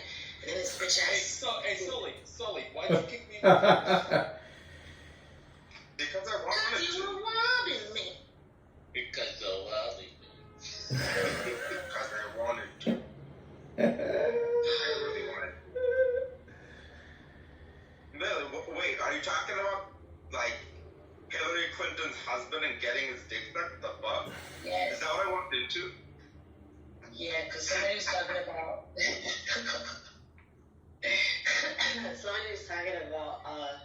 Coke in the White House, and I was like, I don't care what these niggas do behind closed doors as long as it doesn't involve children. Hello? If a nigga wants to get his dick sucked, let him get his sucker duck. You know what I mean? If the nigga wants to do a little line, so what? We're grown. The fuck? But I understand. Like, But do you want that motherfucker next to the button that sends the nukes up? I don't want Hunter Biden anywhere besides a fucking jail cell. Alright? I want him in Medellin. And I want his father in a fucking diaper strapped 5150 chair. God, change your PTR. That text you sent me last night with the meme with everybody in orange jumpsuits. Put that as your PTR, dude. That shit was funny as fuck. Dude, he has a thing. And I can't, because this is a burner phone. But you should put it up on yours since you have the picture. Come on, you're co-executive producer. Do I got to do all the work around here? All right. But anyway, I'll prelude it. Like, it's a picture of Joe Biden in a jumpsuit, Hunter Biden, Fauci, Hillary Clinton, Kamala Harris or whatever her name is. Kunala. Whatever. Kunala. She's a piece of shit. She's a fucking loser. Oh my god, I can't stand that bitch. I just thought, actually, You look perfect. I thought the fucking psyop was that Sleepy Oh, Joe would Rex, die. yeah. And then, or like he would have to step down, and then they would put like Kunala as the main character, and then watch like, I really thought this was gonna happen, and then like watch everybody be like, we are the first black woman president. I foresaw that, but I guess it's not gonna happen. No, they're planning on transferring power to her. They're trying to program us with the transference of power from Joe Biden's Uranus to Kamala Harris's Uranus. But they don't have time for that, do they? They're doing the programming now. Just go to Kamala's Instagram. Go to Joe Biden's Instagram. They are inferring a transference of power to the pants lady. Her husband is a Mossad agent. Listen, and this is another bitch that every time these people fucking say something about biracials, I'm gonna get pissed because I hate it when they talk about triracialists.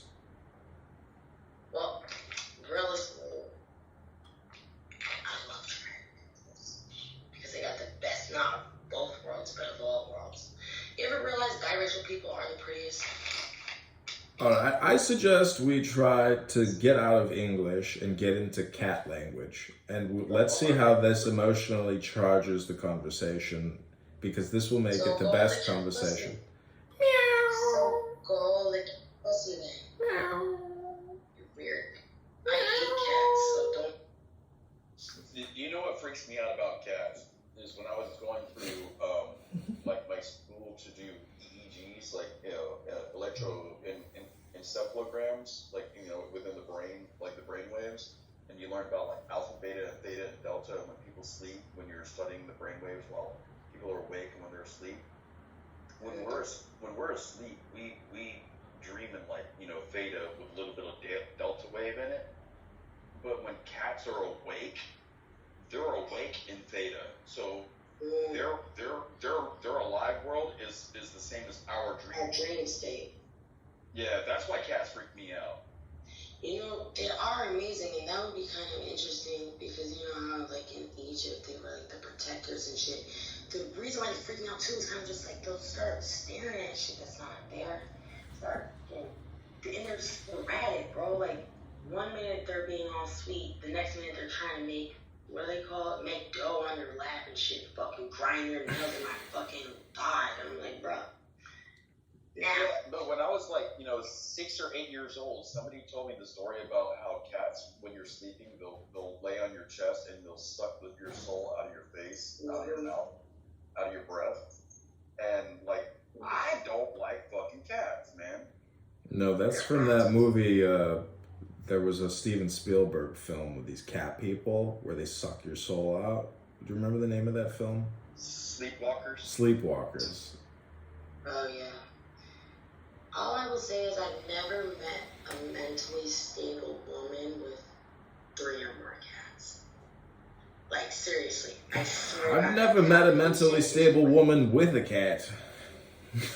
That's true too, but at least if she just has one, she's like Nope. a little bit. Still unstable.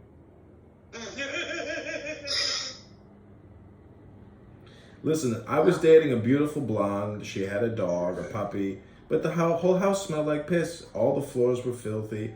And I'm cheap. I could have gotten her a maid and kept slamming that fabulous, peach. But the point is, when I come to your house, ladies, if I can't lay down and like stretch somewhere in peace because the whole place smells like urine and it's dirty, I don't want to come to your house and service you with my giant king cock. But my question is, like, why didn't you notice all the cat hair on her fucking clothes when you were at dinner? Your vetting process is off, bro. You didn't know she was a crazy cat lady? No, there was no cat in this house. This was a dog, a puppy. Oh, see? Well, I mean, you gotta give leeway for puppies, though. No, fuck that. No, fuck that. I'm good. When I come to your house and you want me to eat that snatch and you want me to come inside that cooch, listen, if I can't lay down on your floor somewhere and stretch into a hip rotation. Why'd you kick me in the face? Yo, eat that snatch is crazy, dude. Shut the fuck. That coochie. I'm just saying I love a beautiful peach. I could eat a peach all day. Yo, he's bipolar. Y'all ever seen that movie Split? Some booty, rockin' everywhere, rockin' everywhere. This thing everywhere. No, stop. You know the most, shut up, bitch. You know the most unhinged thing I've ever seen? Is a couple sharing custody over their fucking dog after they break up. Custody agreements. Fucking dog. I'm sorry. Call me heartless, but I would be like, you can keep the fucking dog. I do not get attached to it. I barely want to go with custody agreements with my child. Then you actually got brownie points in my book, because if you let me keep my dog, you can take the house. Bro, I don't want none of that shit. Listen, there's women out there who are dating but living with men, and they claim the relationship is over, but it's not over. They're just whoring around. They just want new dick inside that fat ass. What kind of bitches? Yeah, we call those women Nubian, because they want, something new to be in them.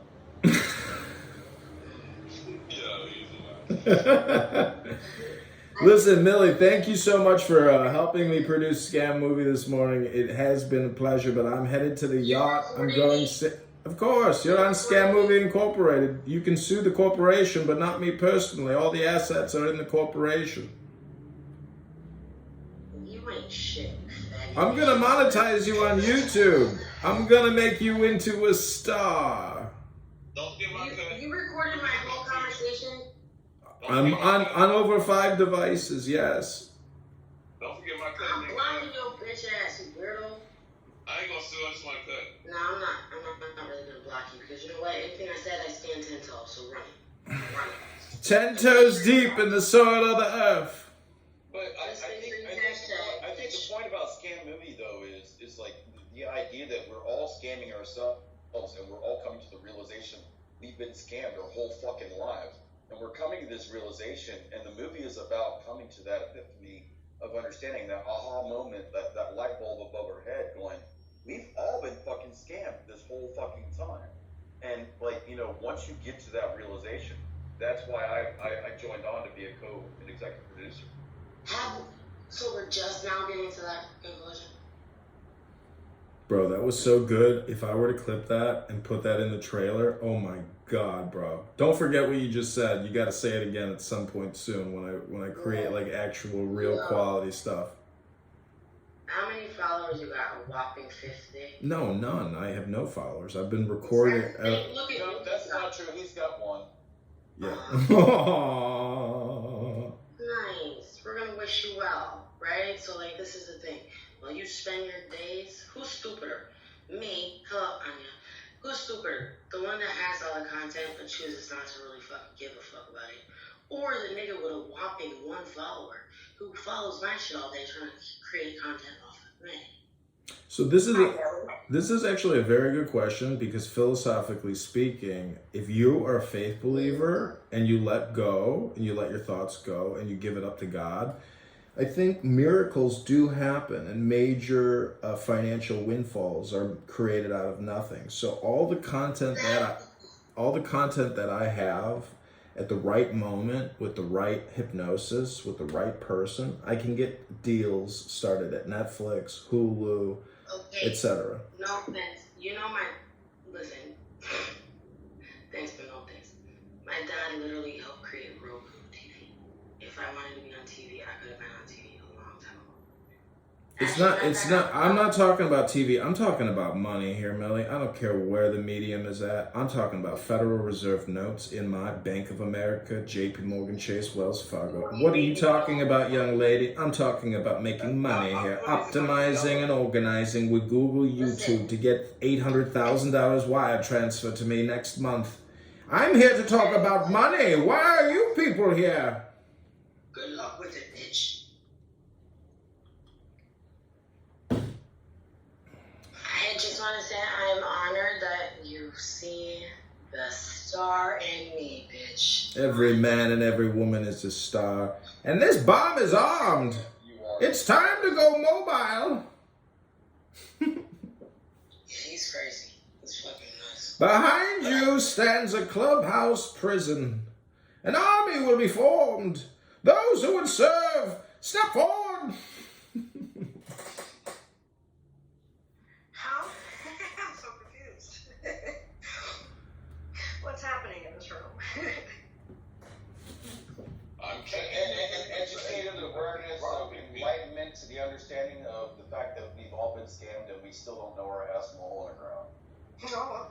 I mean, do you even use baby wipes? If you don't, you probably have shit on the crack of your ass right now. Did you just call me a dingleberry?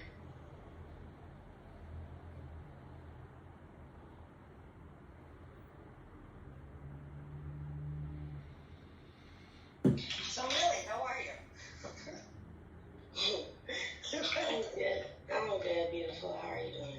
I'm good. I was just so confused by this whole clubhouse update that I couldn't find anything that I know, but I remember you. And it was an awesome conversation last time. What did you get from us, right? We've been on this shit, what, all night? God damn, this room's gonna run on. You mean you haven't even gone to sleep yet? I don't know. I just saw Millie because look, Millie, I pass by, like I see you on Twitter, right, or X, whatever it's called. I see you. It's impossible to get into her rooms. Like, I mean, to get a chance to talk and stuff.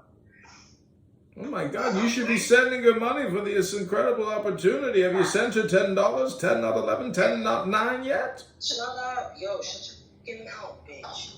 She's got a baby to feed on you. Yeah, and I don't gotta beg niggas from the fucking internet to know. Oh, that's right. Your father created Roku. You must be rich. Listen, Millie has original thinking, and I like how she does things. She does things her ways. That's how she likes it. That's it. You don't like it, you don't have to listen.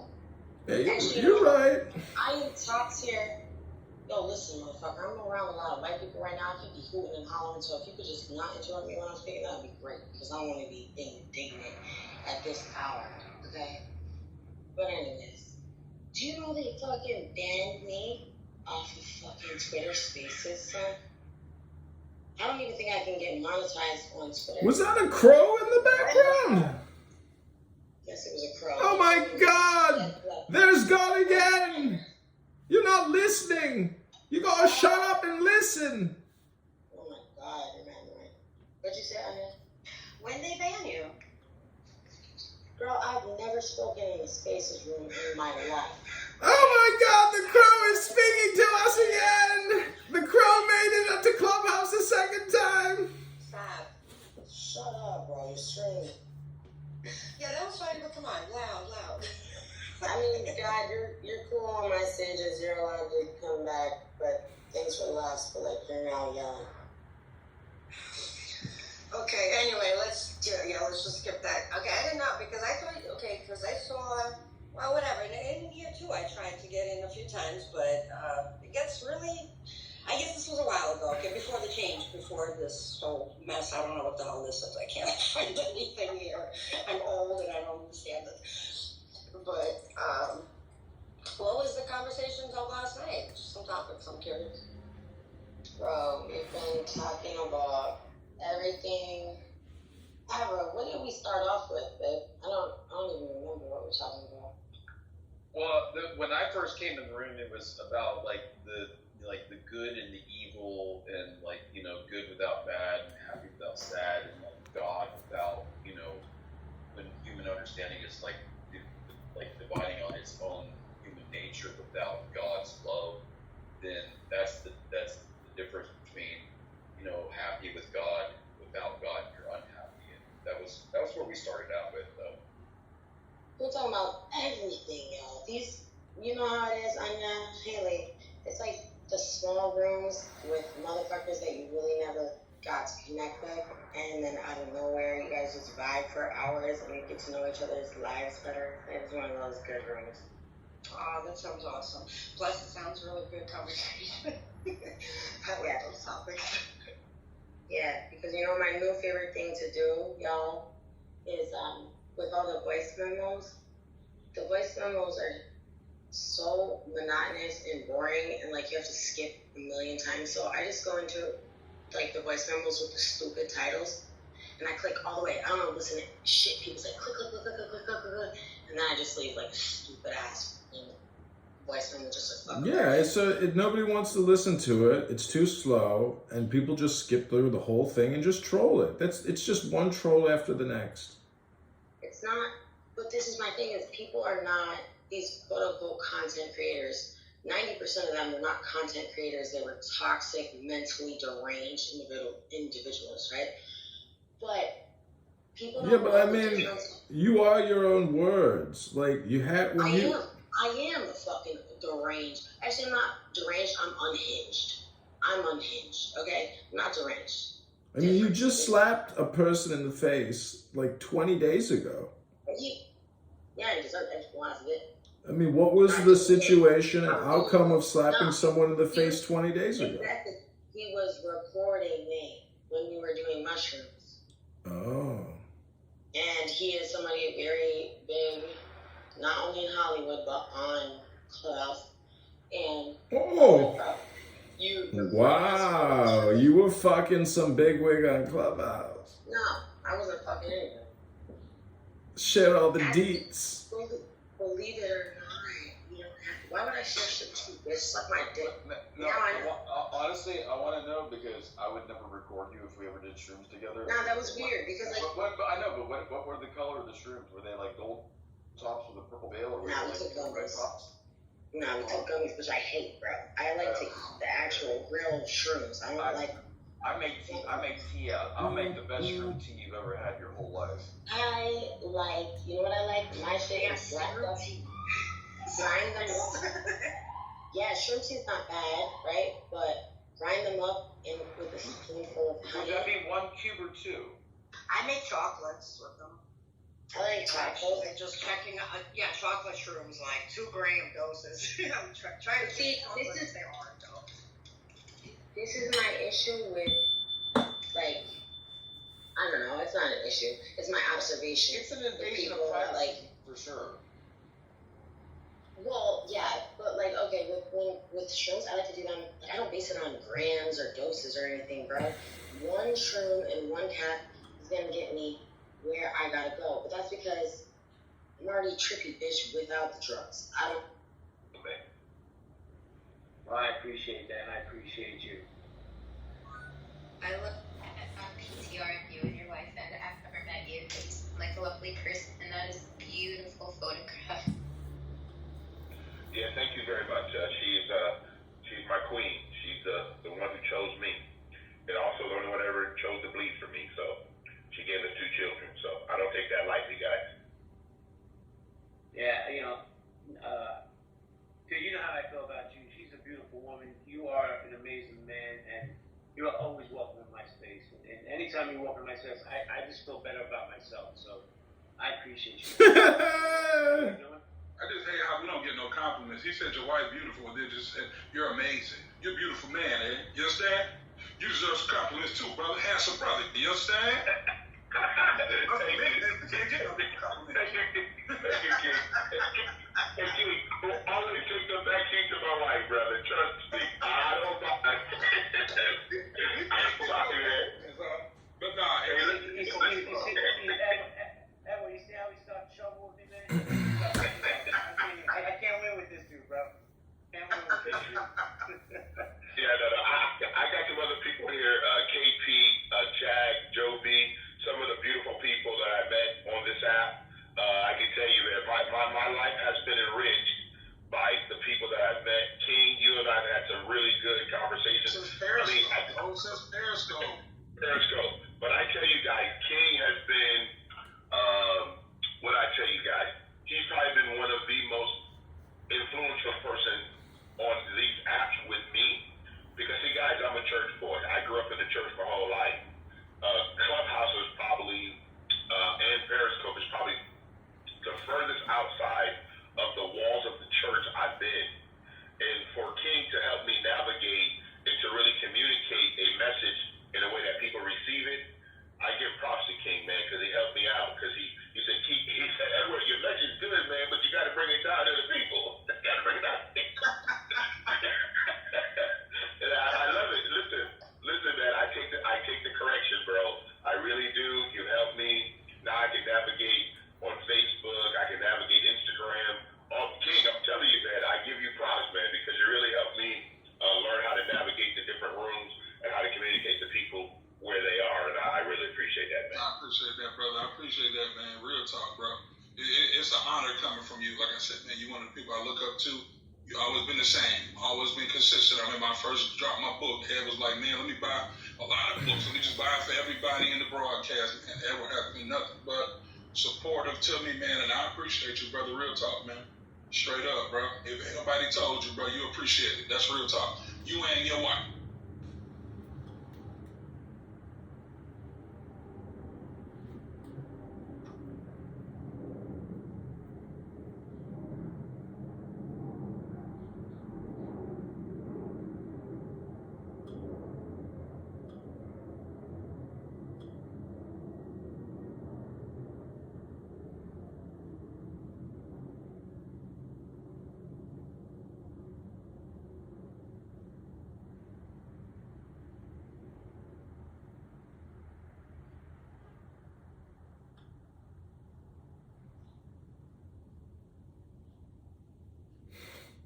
can't find anything.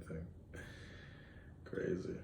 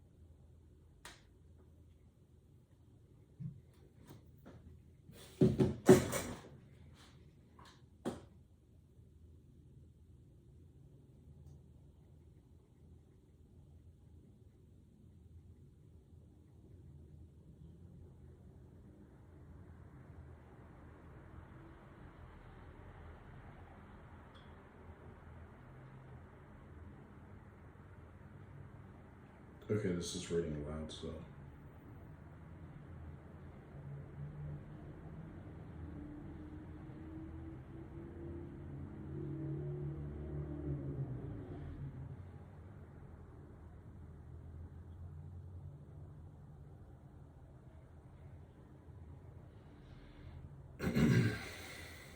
Alright, this is a subscribe podcast. We'll see if anybody comes. We're fishing for a fish to spread that dish full of the bliss.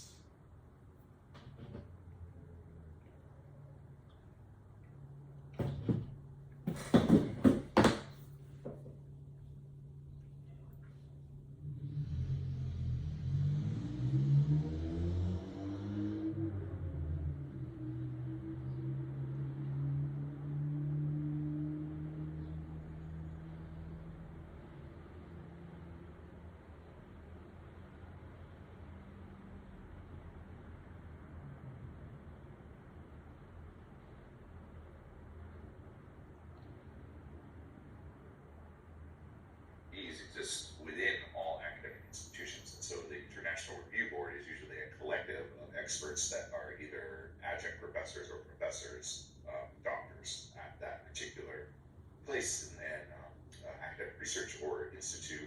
And those doctors come collectively together as a bipartisan group, and their job is to purely review studies and say, yes, this is a valid study or not. So once it goes through an IRB, then it can be put into an actual clinical trial or into a study program. Now, what is really magical about what Unlimited Sciences did is information was gathered by questioning 8,006 individuals across the span of 24 months. A sequence of 6 consecutive questionnaires administered over multiple months aimed to describe self-identifying patterns of psilocybin consumption, perceived effects of the drug.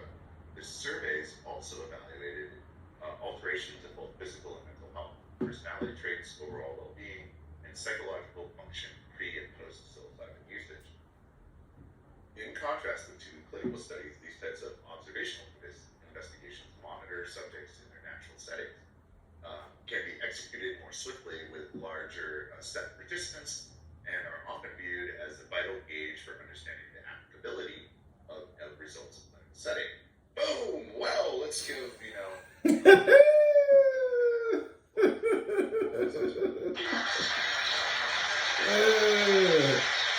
Okay, I have to commend Unlimited Sciences because they're sharing this data out, right? So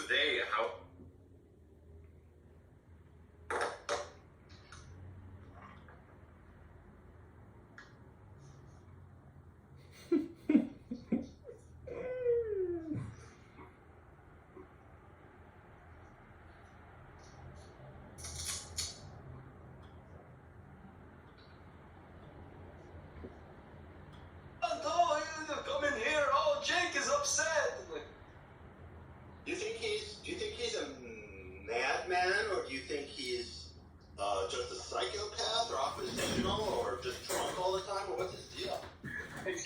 but the fact that you banned it from your house is a good start. Well, there've been a number of people making rooms in Jordan Gruber 123. And it's all the same guy. Oh, with different. Yeah, that's right. Oh, is it the same guy who is like the therapist, rapist, Yes. team? That's him. Yeah, he's we already decided that he's a bit mentally and emotionally unstable, and so far I seem to be very good at making him feel very upset and leave rooms. But when he gets into like an aggressive manic mental emotional space, then you just have to block him, because he's like a pit bull once he locks his jaw. Hey, he started another room. I'm gonna go there, see which persona it is, end that room, and I'll be right back.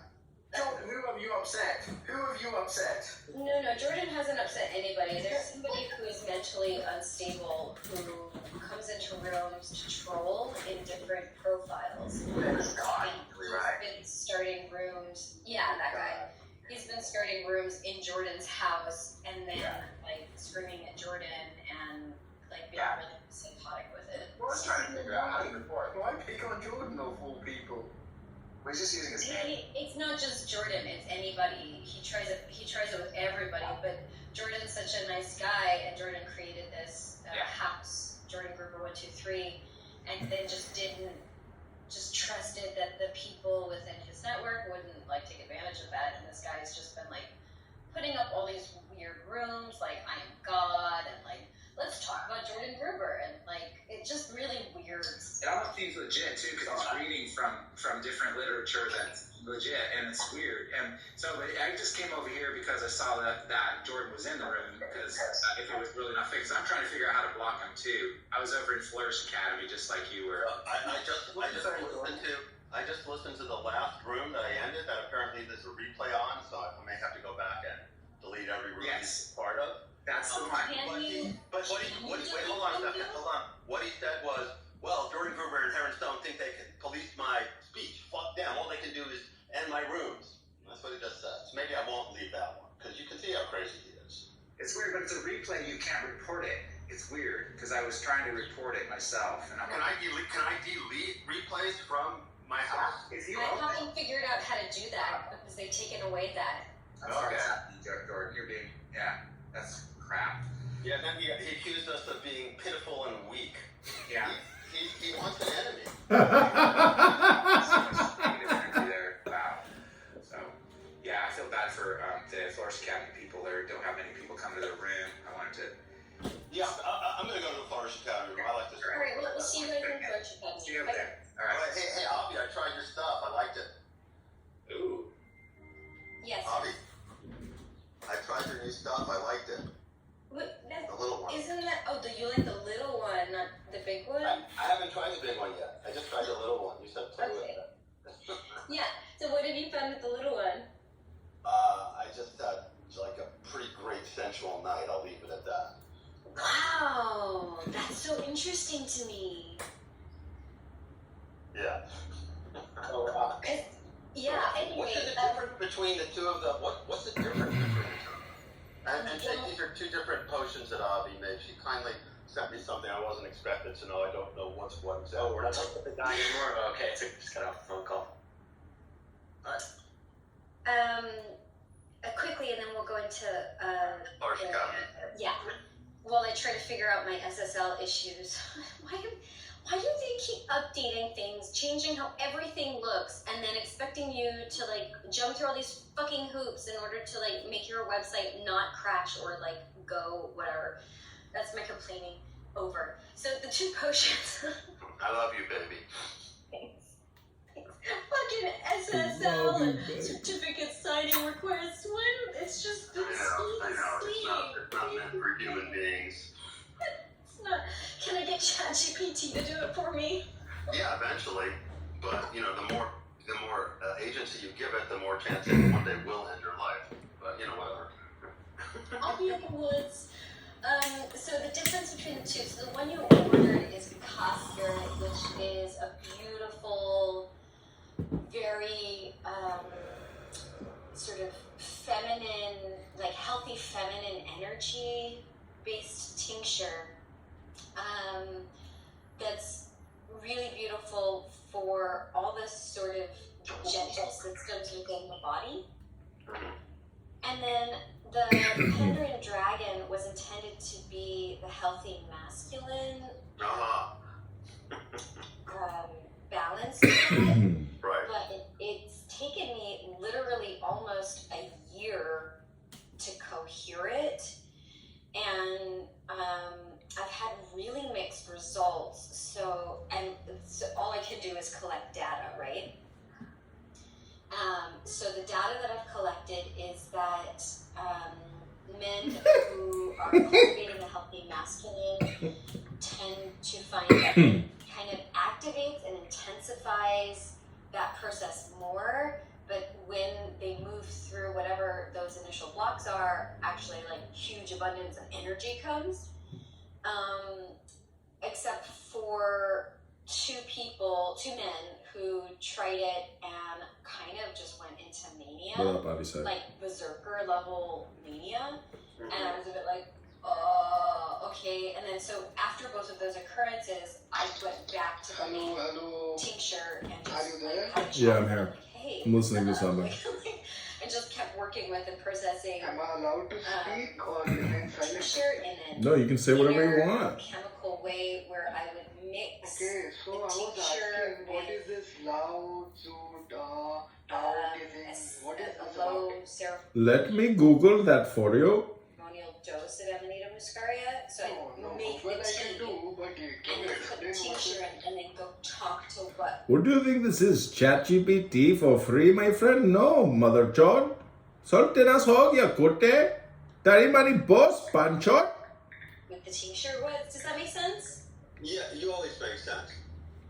Okay, well, it doesn't make sense to people who are like, chemists, like, no, but what is your, blah, blah, blah. What, brother?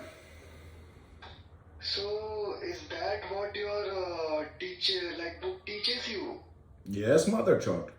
These compounds, and I'm like, yeah, what I make is Give really all like slangs to that. others, to abuse others. Yes, brother. Now you're getting it, brother. And then So I what just kind of philosophy is but that? It To is. give others slangs. I'm also seeing It is called Zen philosophy. inordinate healing. No, like, it is not philosophy, because ridiculous philosophy is doses. Like, about seriously, your like I well-being, had and you 3 are people a complete opposite. literally been taking That's just like your opinion, sir. it like a flower essence, and it's cured I their don't think insomnia. any It's philosophy is balanced about giving no their swearing and slang and You're talking about the calm or the Okay, if you say so. tender now? So that is Ka, and that is the tincture before Ka, and That is a Penderin, so Chinese last philosopher, year's right? tincture.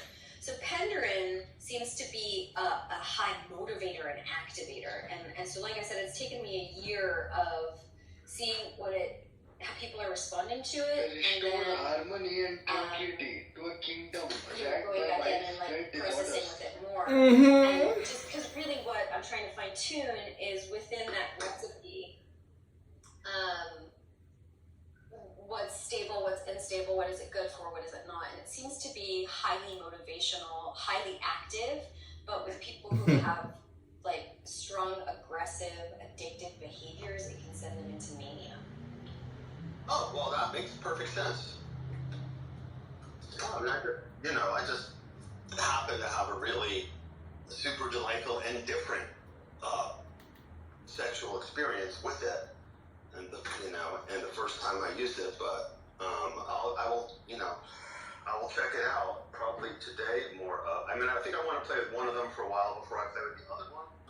And Also, I mix them. It's good to know one and then the other, and then to play with both. Yes, and I've been doing that. So you and Severiano and 2 other guy friends I know are the first people to get this version of the Penderin Dragon because, like I said, journey with it, and then it changes, Jordan. Like the visceral consistency changes, the flavor changes, literally just for going into ceremony with it. And I know it sounds nuts, but it does. So after this last change with it, where we went in and we got to some really core unhealthy masculine attributes that I was seeing come up in people who were taking it, we found a greater balance.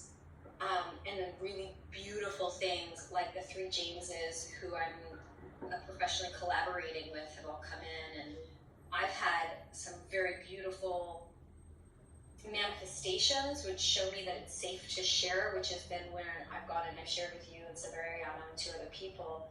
And I'm really curious because I don't know yet what it will be like.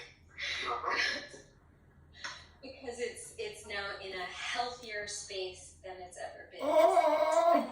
I feel it's really silly saying this because it sounds like it's a person, but it's not. I completely validate the way you work with things. Come on, I know what you're doing. I don't really know what you're doing, but I have a sense of what you're capable of doing. So you keep doing it. All right, let's go in that room. I just took a little bit of it, and I'm gonna just see how it feels for the next hour or 2. Beautiful, and just keep letting me know what you find with it, because I'm really interested in what your experience is, because like I said, you and Severiano and 2 others are my guinea pigs. Okay. Yeah, that's great. Thank you. All right, Carol. I'll see you in Psychedelics 101. All right, see you there. And if you want, you will kill that baby.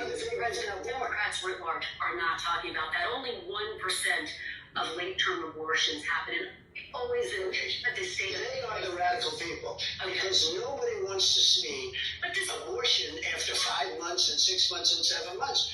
And now it's going. Pro-life. Look, just so you understand, it's. What up? Oh, no, dog. Where was y'all on last night talking about how liberal women are more desirable? How dare you? Talk dirty to me, baby. Pretty much 50-50. It's a 50-50, which is amazing. If you look at the charts, it's been 49, 51. It's been like that for many years. It goes both ways. 51, both ways. Ready? I was able to do something which gave at least pro-life people a voice. Now it's going to work out. Now, the number of months will be determined. And you're going to have something where everybody comes together. Does it bother you, though, that women say their lives are being put at risk? Do you feel you bear any responsibility? Because, as you say, you are responsible. What's going to happen, this is an issue that's been going on for a long time, and it's a very polarizing issue. Because of what's been done, and because of the fact we brought it back to the States, we're going to have people come together on this issue. They're going to determine the time, because nobody wants to see 5, 6, 7, 8, 9 months. Nobody wants to see abortions when you have a baby in the womb. I said with Hillary Clinton when we had the debate, I made a statement, rip the baby out of the womb in the 9th month. You're allowed to do that, and you shouldn't be allowed to do that. Again, no one argues for that. That's not a part of anyone. The Democrats are able to kill the baby after birth. Let me talk to you. Nobody wants that. Democrats don't want that. So I want to know what you want. I want to know what you're going to do with your. We are going to come together. Sign federal legislation that would ban abortion at 15 weeks. No. Let me just tell you what I do. I'm going to come together with all the groups, and we're going to have something that's acceptable. Right now, to my way of thinking, the Democrats are the radicals.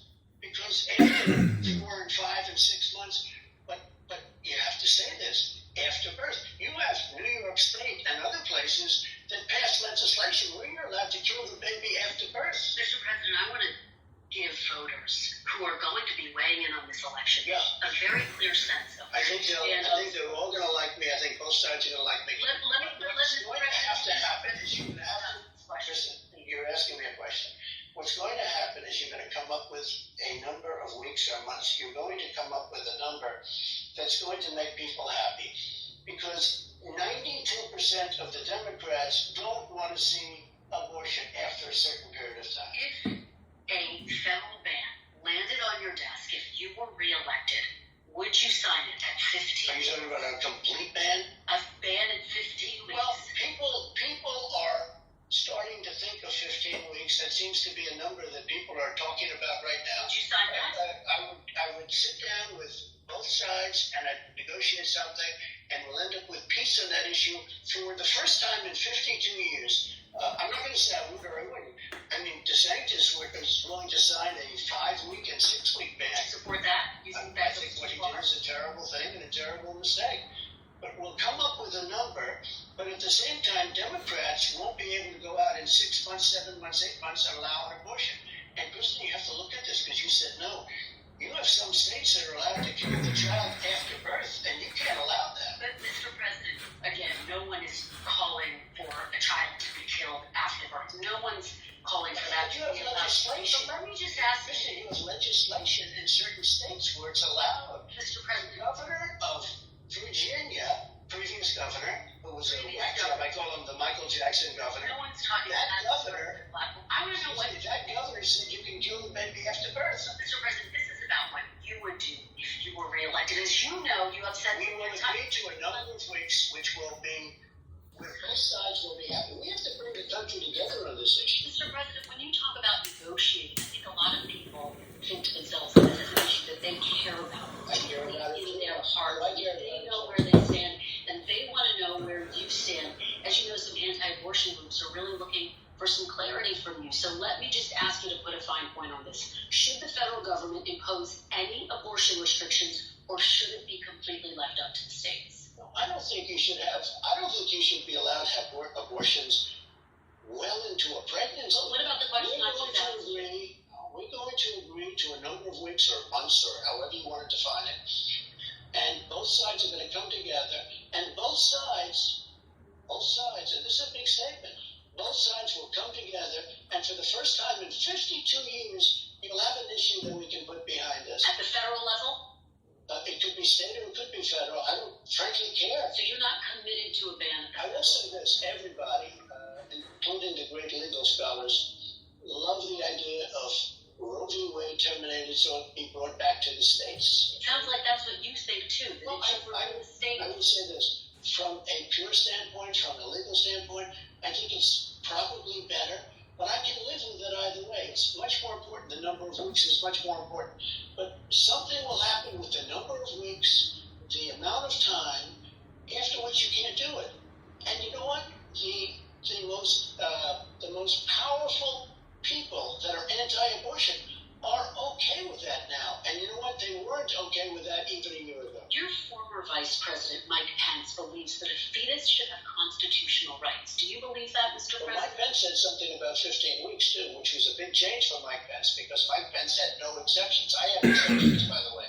I think people should have exceptions. I think if it's rape or incest or the life of the mother, I think you have to have exceptions. Does fetus have constitutional rights? And a lot of people, when they don't have exceptions, now, I will tell you that I think most people, most Republicans are willing. You go life of the mother, rape, incest, I think most of them are there. But should a fetus have constitutional rights, Mr. President? Well, I don't know what he's saying, because before he wanted, you couldn't have a book. What are you saying? Now all of a sudden he's saying 15 weeks. I said, wow, where did that come from? That's a radical change. Look, something is going to happen that's going to be good for everybody, and that's what I'm almost like a mediator in this case. They wanted Roe v. Wade terminated because it was inappropriate. We got it done. Something's going to happen. It's going to be a number of weeks. Something's going to happen where both sides are going to be able to come together. And then we'll be able to go into other things like the economy, our military. Are you saying a federal ban with exceptions? Is that what you're saying? What I say is very simple, because you can't put words in my mouth like that. Because you've been hearing me talk about this issue, and I think talk about it very productively. It could be a state ban, it could be a federal ban, but Democrats Democrats don't want to see abortion in the 7th month. Okay, I speak to a lot of Democrats. They want a number. There is a number, and there's a number that's going to be agreed to. And Republicans should go out and say the following, because I think the Republicans speak very inarticulately about this subject. I watched some of them, without the exceptions, etc., etc. I said, other than certain parts of the country, you're not going to win on this issue. But you will win on this issue when you come up with the right number of weeks. Because Democrats don't want to be radical on the issue, most of them, some do. They don't want to be radical on the issue. They don't want to kill a baby in the 7th month or the 9th month or after birth. And they're allowed to do that, and you can't do that. I have a very robust foreign policy section to get to. Okay. I do want to give you an opportunity to talk about some of your legal challenges, so if we could do that first, and then we'll move on to foreign policy. You are facing 4 indictments. Biden indictments, Biden political indictments. He said to the Attorney General, indict him. They put in the New York DA case, which everybody admits is you know what? He started something that's a very slippery slope. He said, I've got a guy that's beating me in the polls. I'm beating all the Republicans by a lot, and I'm beating him by a lot. I have somebody that's beating me in the polls, indict him. And they, not only that, they took their top person in the Department of Justice and put him into the Manhattan DA's office. They're dealing with Tammy Willis all the time. Mr. President, the Attorney General appointed a special counsel to investigate you, President Biden, and President Biden's son Hunter, who was also indicted today. But I do want to... Biden does not fall within the Presidential Records Act. And frankly, you don't ever hear anything about the special counsel. But they gave me this deranged person named Jack Smith. He's a deranged lunatic. I fall within the Presidential Records Act. It's very simple. It's a civil thing. In fact, the New York Times, of all institutions, did a story. And it was headlined, please, please, please, Mr. President, could we take a look at the documents? And they said in the story that the only way you can get documents from a president is if you go there and say please, because this is civil. And they won't even have a lawsuit. They may have a civil lawsuit at most, but they probably don't even have a civil lawsuit.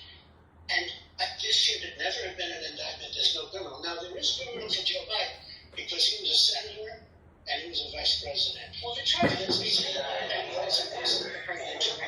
but let me ask my question so we can get to foreign policy. This comes within the presidential record. That's what it's about. Let me just ask these questions, and then we can move on to some other topics. You are facing 4 indictments, 91 felonies. If you would say it properly, I'm facing 4 Biden indictments. He told the Justice Department to indict him, or Merrick Garland said, let's indict him. Let me ask you this, Mr. President. They indicted their political opponents. I just want to hear from you on this. I want to know what's in your head.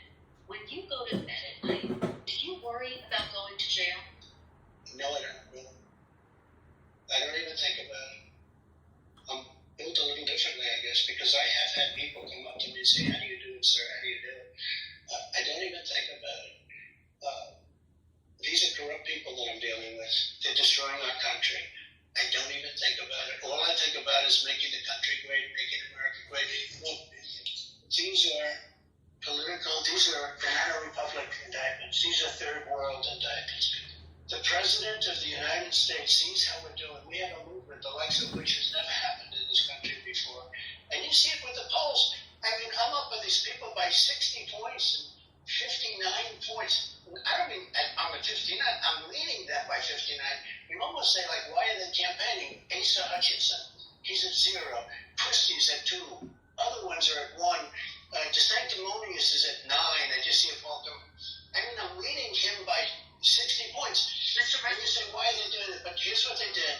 They saw this happening. And he went to the Attorney General of the United States and he told them, indict Trump. There's just no evidence of that, Mr. President. But let's hear the lies he's told. Mr. President, I want to talk about... Wait. Could I say one thing? Look at all the lies he's told over the last couple of weeks. He said he was at the World Trade Center, and he wasn't.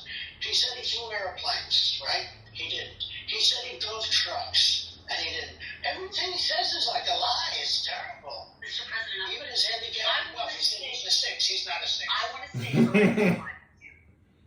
the purposes of this interview, okay?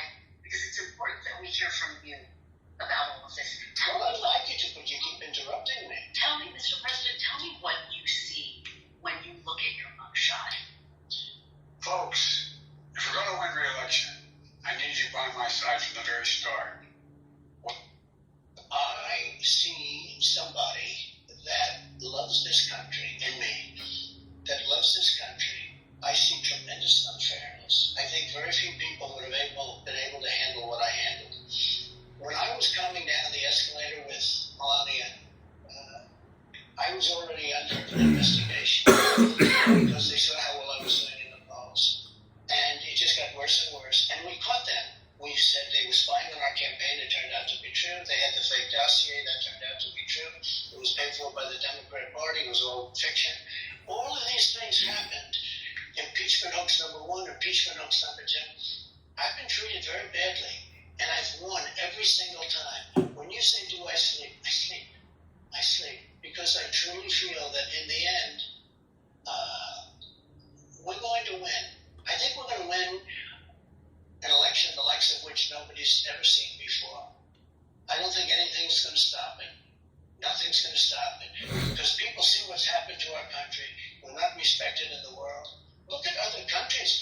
Look at what's happened. Everybody's going to the side of China, Russia, Saudi Arabia. We're going to talk about that. No, Mr. President, I want to know, well, let's get through this, and then I want to talk to you about all of those issues you just talked about, Mr. President. By the way, do you think your former chief of staff, Mark Meadows, is still loyal to you? He just pleaded not guilty. Well, I hope he's loyal to me. I mean, do you worry about him slipping? Do you worry about anything wrong? Okay, let's talk about Georgia.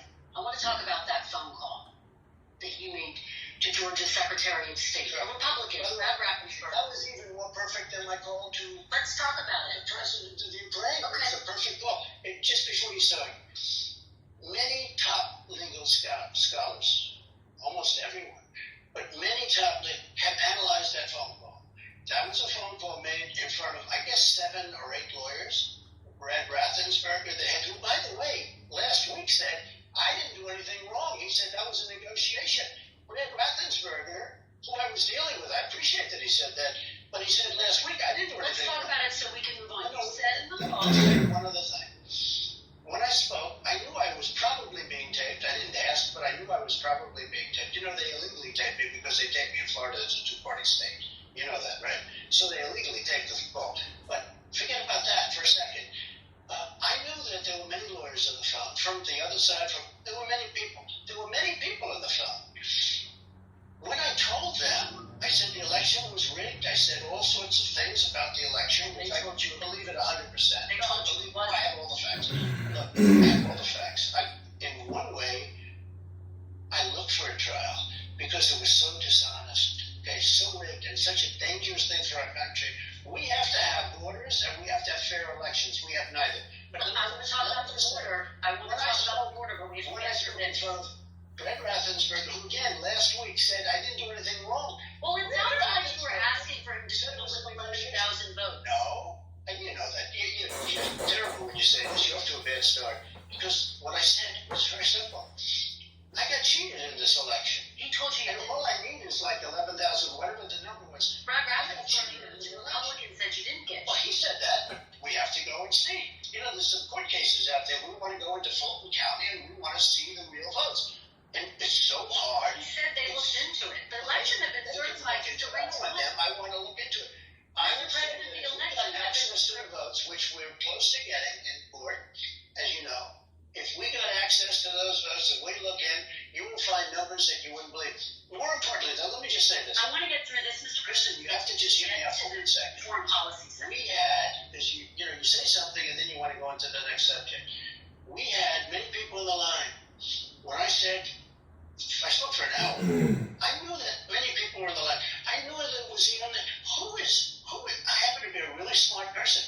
Who is going to be talking badly when I have lawyers and many other people on the line? Nobody's going to say something bad, but if it was bad, why didn't they say, sir, that was very inappropriate of you to say? Nobody said that. Nobody said, sir, it was only a long time after the call that somebody said, oh, maybe he said something wrong. They said, sir, there's no evidence. This is all just like Russia, just like Ukraine.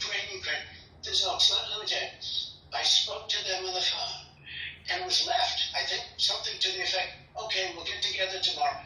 Nobody said, sir, you shouldn't speak. If I said something incorrect, one of the lawyers for the state of Georgia, which I love, one of those lawyers would have said, sir, you have to take that back. That's an inappropriate The statement. Republican Secretary of State said there was no evidence to fraud. He said he looked into it. The election had been certified 3 times when you made Talking that about a call. different subject. If I said something wrong on the call, he or one of his many lawyers that were on the call would have said, it's inappropriate what you just said. Nobody said that. We had a normal phone call. They said there's no evidence of fraud.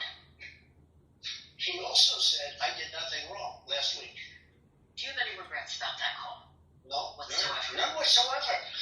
I called to complain about an election. Okay. And I have every right to do that. You say, do you think I have a right to complain about an election? You have a right to take your case to court, which you did 60 times. No, I did it 60 times. They wouldn't hear it based on all sorts of crazy, they wouldn't hear it. We never got a trial. Judges would look at stuff and say, I'm not getting involved. They didn't want to get involved. Let's keep moving so we get through. If you take a look at the evidence, we have so much evidence. If you take a look at the evidence, even you, I could convince. You were going to hold that press conference, but you never did with the evidence. No, because I'm using it in my court cases. Okay.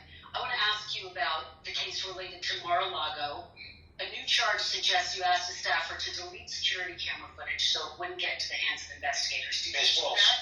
It's false. But let me tell you what. Did you testify to that under oath? I'll testify. Did you testify to that under oath? It's a fake charge by this deranged lunatic prosecutor who lost in the Supreme Court 9-0, and he tried to destroy lots of lives. He's a lunatic. So it's a fake charge. But more importantly, the tapes weren't deleted. In other words, there was nothing done to them. And they were my tapes. I could have fought them. I didn't even have to give them the tapes, I don't think. I think I would have won in court.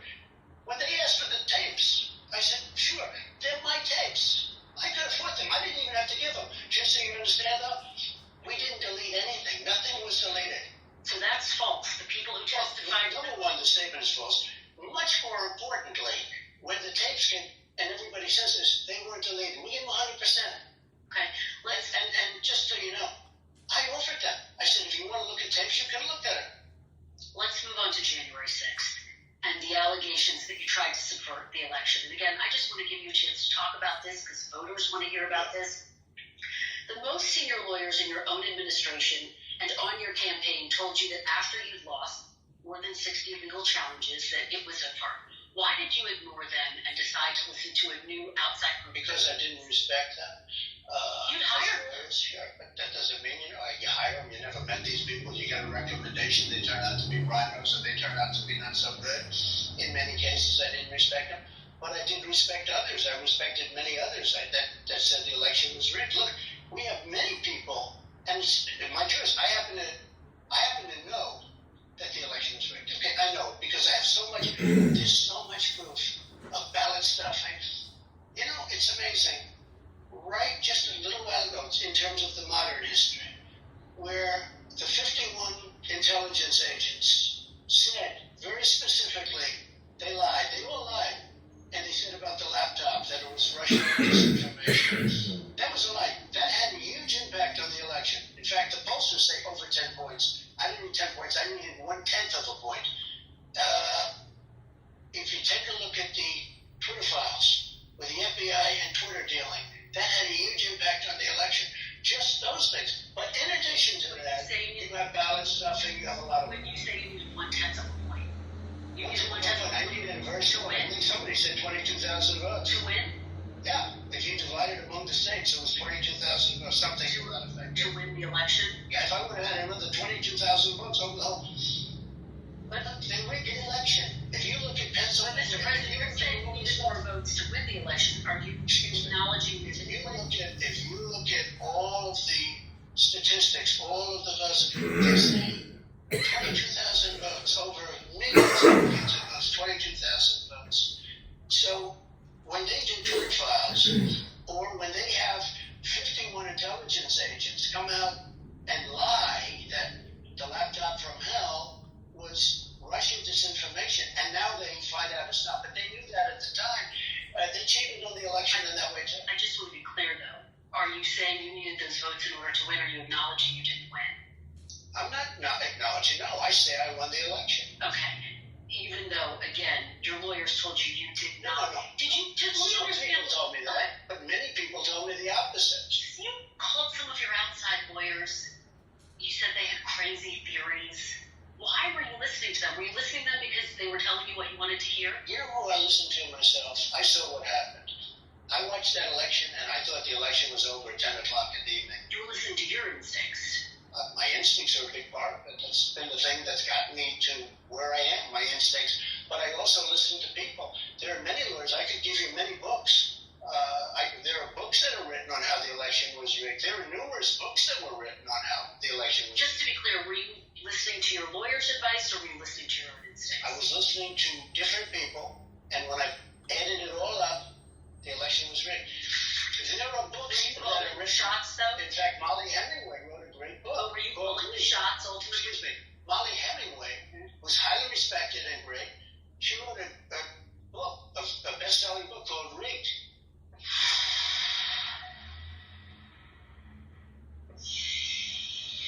What was the process? Were you calling the shots, though, Mr. Just a quick recap. This is Donald Trump's interview recently with Meet the Press on his views of the 2020 election, abortion rights, as well as foreign policy and more. President, ultimately. As to whether or not I believed it was rigged, sure. It was my decision, but I listened to some people. Some people said that. Like guys like Bill Barr, he was a stiff, but he wasn't there at the time. But he didn't do his job because he was afraid. You know what he was afraid of? He was afraid of being impeached. He was petrified to be impeached. And how do you not get impeached? Don't do anything. We've heard so much, Mr. President, about that day, the actual day of January 6th, from other people. But quite frankly, we haven't heard from you about your own perceptions of how that day unfolded. We've heard you talk about the rally. And I'm curious about what happened when you got back to the White House. I know you spent most of the day in the dining room. What were you doing in there? How were you watching it unfold? So let me just tell you about January 6th. First of all, I had very little to do with January 6th. I was asked to speak. And I was the President of the United States. I'm allowed to do that. But I was asked to speak. Other groups, I think it was women's groups, a lot of people were involved in that. And it was incredible. It was incredible.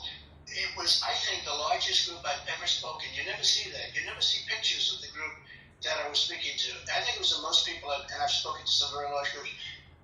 Hundreds of thousands of people were there, and it was a beautiful, beautiful sight. But just so you understand, I went and I spoke.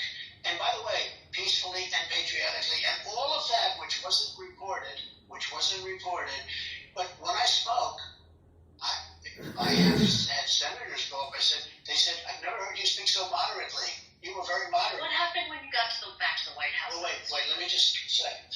So I spoke. And then I went back. I wanted to go down peacefully and patriotically to the Capitol. The Secret Service, who I have great respect for, said, sir, it's better if you don't do that. It could be unsafe. Because they didn't because of riots. It's because, it takes one guy with bad intentions, okay? So I didn't have a dispute with them. You had that one person said, I grabbed the pen around the neck. Actually, I wish I was so strong to be able to do that. These are all tough guys, smart guys. Dispute that account. Dispute it? Who wouldn't dispute it? She's the craziest account I've ever heard. You mean that I was in the Beast? And she said, I was in the Beast. And the Secret Service didn't want it. So I took a guy who was like a black belt in karate and grabbed his neck and tried to choke him. What happened? How ridiculous. Just so you understand. And I have great respect for Secret Service, by the way. They're fantastic. The Secret Service said, sir, it would be better if you did. And I said, I'd love to do it. They said it would be better. And so we went back to the White House. Just so you understand.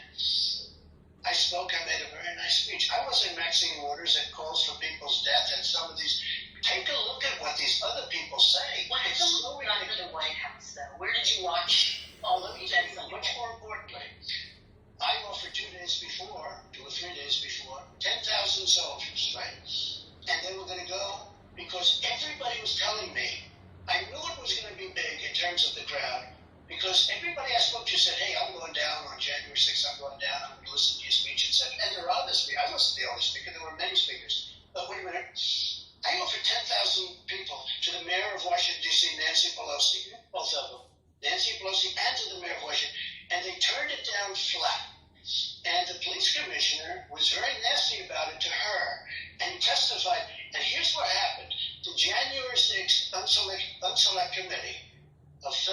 and horrible people. The Unselect Committee destroyed all the evidence. They say they didn't do that. We did ask them. We did ask January 6th Committee. Well, they announced that they destroyed and deleted most of the evidence. They say some of the evidence is still under review. I want to know what. I want to know about your perspective, Mr. But President. listen, they put out an announcement that they destroyed the evidence. And they destroyed all the stuff having to do with Nancy Pelosi, and they wouldn't let her testify. We said, why isn't she testifying? It was a whole big deal. Why isn't she testifying? I offered them 10,000 soldiers. I want to know. You know that she's in charge of security. I want to know. You're the president of the United States. She's in charge of Tell me how you watched this all unfold. Were you in the dining room watching TV? I'm not going to tell you. I'll tell the people later at an appropriate time. Just so you understand, however. What did you do when the Capitol was under attack, though? Let me just say. In the moment that the Capitol. Did you see the statements I made in the Oval Office and just outside of the Oval Office? Absolutely. I was there that day. Our police are great. We love our police. We love everybody. Go home. That was 4 o'clock in the afternoon. More than I don't know. 3 hours after the attack started. Police were put out before that. I want to know who you By the called way, on that day. Nancy Pelosi. Why would I tell you that? Listen, Nancy Pelosi was in charge of security. She turned down 10,000 soldiers. If she didn't turn down the soldiers, you wouldn't have had January 6th. Did you call military or law enforcement? What? Did you call military or law enforcement at the moment the Capitol was under attack? Let me put it this way. I behaved so well. I did such a good job. Nancy Pelosi turned down 10,000 soldiers. If she didn't do that, and now I understand that the police testified. Listen to me, Kristen. Listen to me. I understand that the police testified against her, the chief very strongly against her, Capitol Police, great people. They testified against her, and they burned all the evidence. Okay, they burned all the evidence. They destroyed all the evidence about Nancy Pelosi. What do you say to people who wonder why you as Commander-in-Chief, you have authorities that Nancy Pelosi doesn't have? No, she has authority over Why the did she Capitol. send help in that moment, though? Frankly, just so you understand, I assumed that she took care of it. She turned down. When you realized that the National Guard wasn't coming? Well, you don't realize anything until quite a while. National Guard not coming. I asked him to be there 3 days in advance, and she turned it down. She says that request was never officially made. Oh, just stop. so you know. Let me just say. Let me ask you about the mayor of D.C. gave us a letter saying that she turns it down. Okay, we have that. Nancy Pelosi also was asked, and she turned it down. The police commissioner. I'm talking about Capitol Police, wait a minute. Yeah. Capitol Police said that she wanted it, and Nancy Pelosi wouldn't accept it. She's responsible for January 6th. Mr. President. Nancy Pelosi's responsible. Mr. And President, the you're the president, though. You have authorities that no one else has as the Commander-in-Chief. Do you think you showed leadership on that? Yes, absolutely, I did. Okay. And I showed calm. Nancy Pelosi is responsible for the security, and she did a terrible job. And by the way, from what I understand, they burned all the evidence. Okay, she says she never got an official request. They say they did. But that's what you're saying. Let's talk about her daughter taping. Let's her talk daughter about. happened to be Let's talk about potential pardons. Worker just happened to be there taping her at the time. Let's talk about potential pardons because a lot of your supporters are wondering about that. Proud Boys leader Enrique Tarrio was sentenced to 22 years in jail. Now that you know what the sentence is, 22 years in jail. Will you give him a pardon like these other Proud Boys? I don't know him. I never met him. I never heard of him until I started reading this. Will you pardon him? But I want to tell you, he and other people have been treated horribly. Antifa kills people, and those guys didn't even get tried in many cases. They put these guys in jail for 17, 18, and 22 years. They didn't kill anybody. Some of them never even went into the Capitol. Some of them weren't even in D.C. They got a 22 or 17-year sentence. 16, 18, More than 15, 1,000 people. 22. Wait a minute. Yeah, 1,000 people. How many people, let me ask you this, how many people were charged for destroying Portland? How many people were charged for burning down the police precinct and the courthouse? Will you pardon him? In Minneapolis? I'd certainly look at it. I'd look at that, and I'd look at all the other people that have suffered, the J6 people. Mr. President, let me ask you one final question. That didn't even go into the building have suffered gravely. And you have to say one system of justice, right? you take a look at what's gone on in Portland. They burned down the city. The city is in shambles to this day.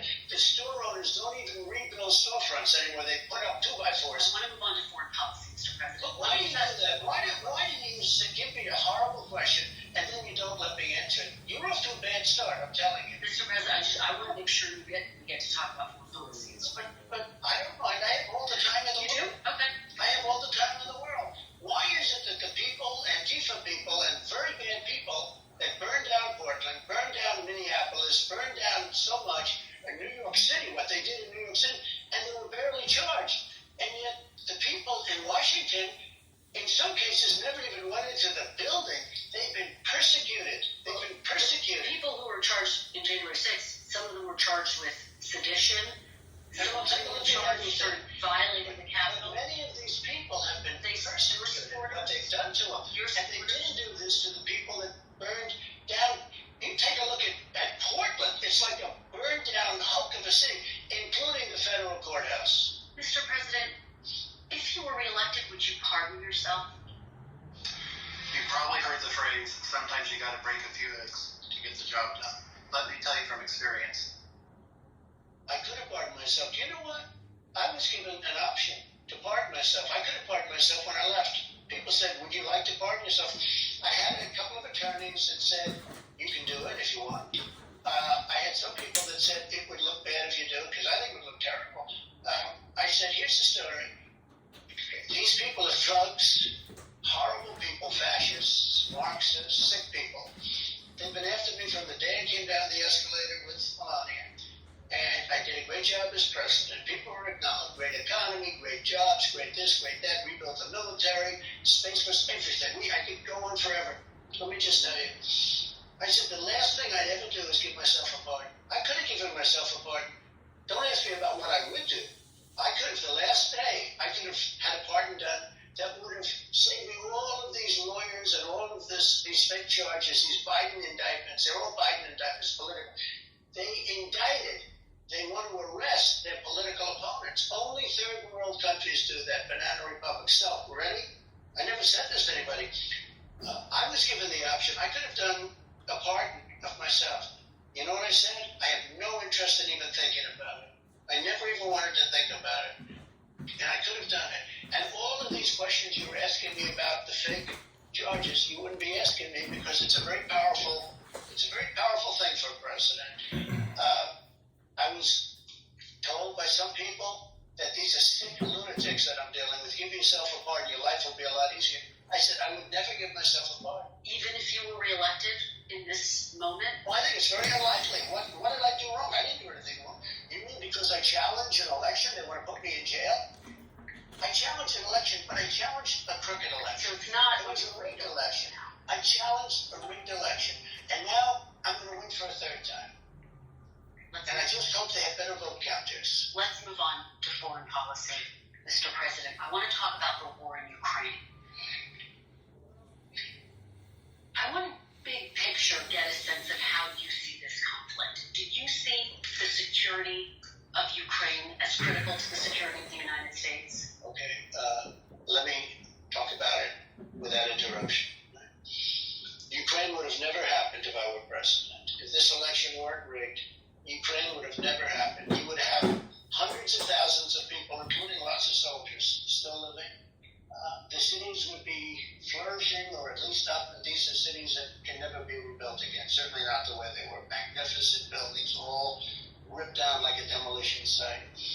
It would have never happened for two reasons. Number one, and most importantly, Putin has a lot of respect for me. And he wouldn't have played games. And I told him, don't ever go in. And he would never have gone in. This was only after I left that this happened. Likewise, President Xi would never, ever be talking about Taiwan the way he's talking about it right now. And they didn't. They weren't talking about it. It was only after I left. He would have never gone in. Equally as importantly, oil prices would have been at $40 a barrel instead of $110 a barrel. So he wouldn't have been able to afford going in. He actually is the only nation that made money because oil has been driven up so high by stupid people like Biden. Biden is an incompetent man. And what happened is oil. In fact, you're going to hit a new high very soon again. That means Russia. Russia makes money from oil. Russia is going to make a lot of money. And because they're making a lot of money, there's no reason for them to settle other than humanitarian reasons. And let's not assume people are going to be so humanitarian. So Putin would have never gone in because oil was at $40 a barrel. And he wouldn't have been able to afford to have gone in. At $100 a barrel, he made a fortune. And that's one reason. The other reason he wouldn't have gone in is because I said, don't go in. Don't even think about it. Just to that key question, though, Mr. President, do you think that our security, the United States security, is linked to Ukraine's security? I think that Europe has to do more. We're in for $200 billion. They're in for $25 billion. And it affects them more than it affects us. It certainly affects them much more than it affects us. So you do think that it's linked? I think Europe is taking advantage of a stupid president. You've probably... Look, Biden should say to them, you have to equalize, you have to catch up. You know, Europe is about the same size as our economy if you add them all up, add the countries up. It's about the same size. And Biden should say to them, like I did with NATO. You know, NATO, they all owed money. I said, get your money in. And we had over $430 billion put in almost immediately. And the head of NATO, Stoltenberg, Secretary General, nice guy, he said to me, most amazing thing I've ever done. And he said it publicly, too. He said, Bush would come in, make a speech and leave. Obama would come in, make a speech and leave. Trump came in and said, you guys aren't paying your bills. And I got him to pay. You know, they asked me something, which hasn't been reported, but the media knows it. We had a meeting of the 28 countries at that time, 28 countries. And they said to me, are you saying, sir, because I said you got to pay your bills, are you saying, sir, that you won't protect us against Russia if we don't pay? I said, sorry to tell you, that's what I'm saying. You know what happened? Yeah.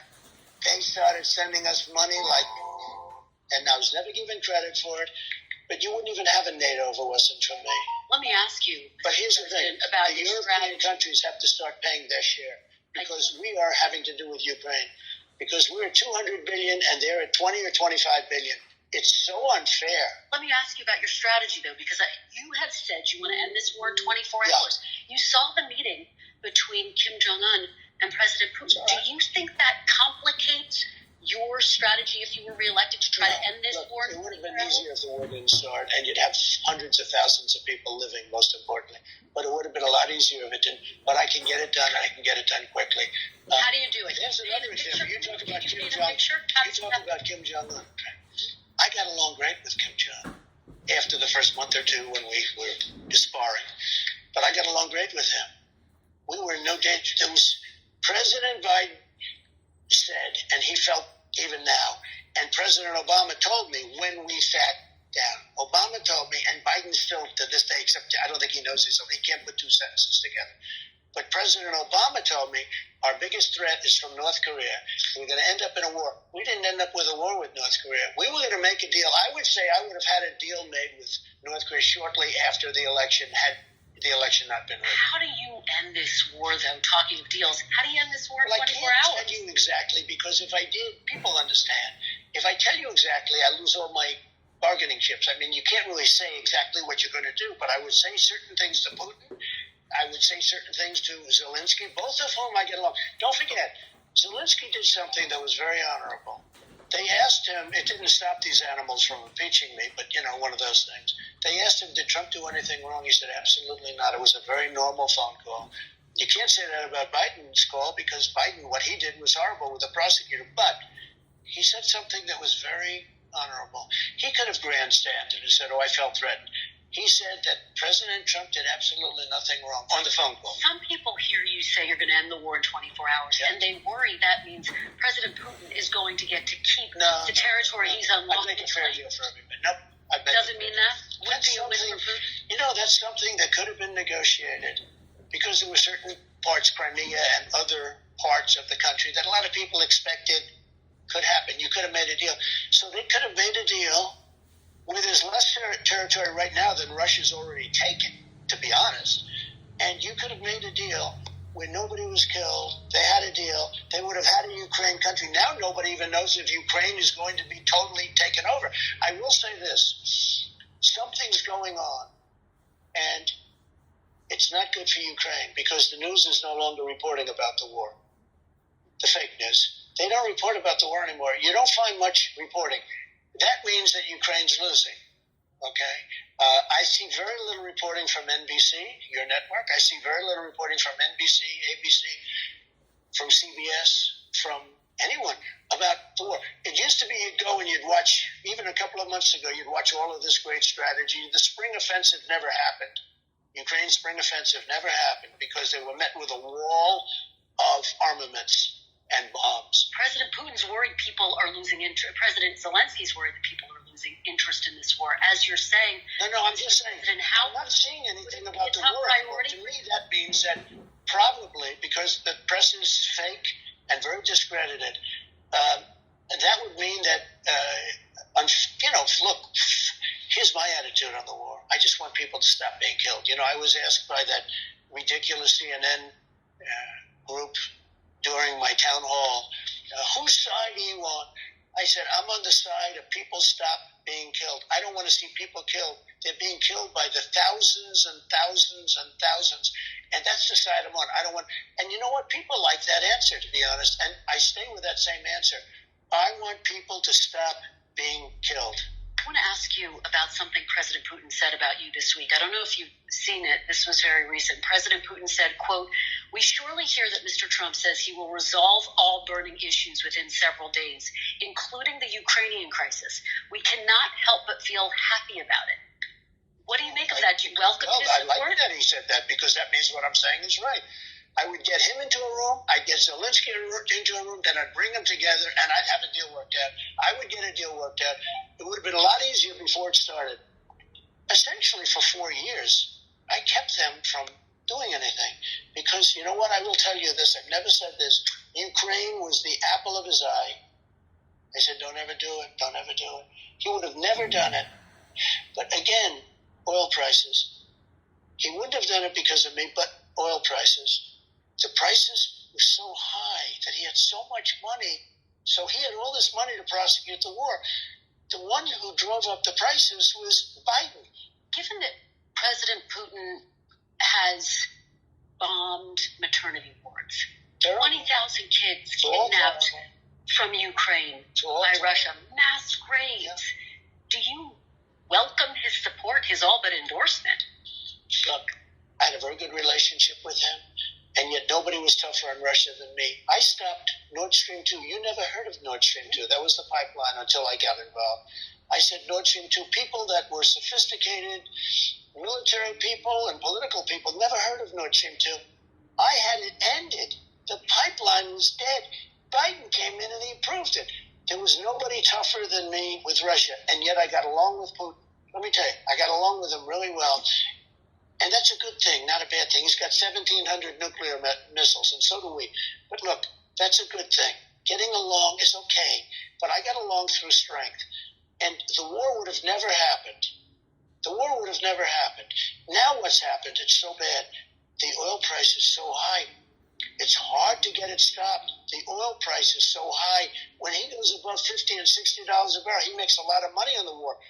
Now, it's a humanitarian thing. It's a lot of different reasons. But I will get that war stopped very, very quickly. I want to talk about another region that you talked about. Let's talk about another region you talked about, China.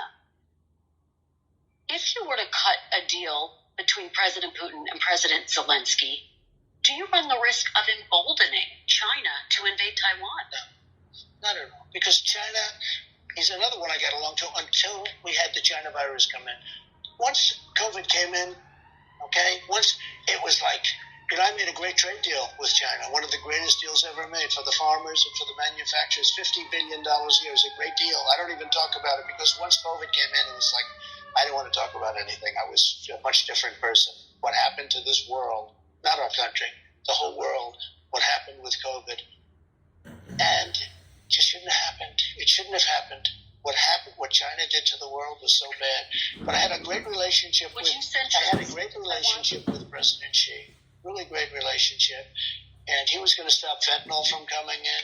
He was going to do a lot of he was going to criminalize it if you made it. In China, they have a death penalty for drug deals. He was going to make that with fentanyl dealers too.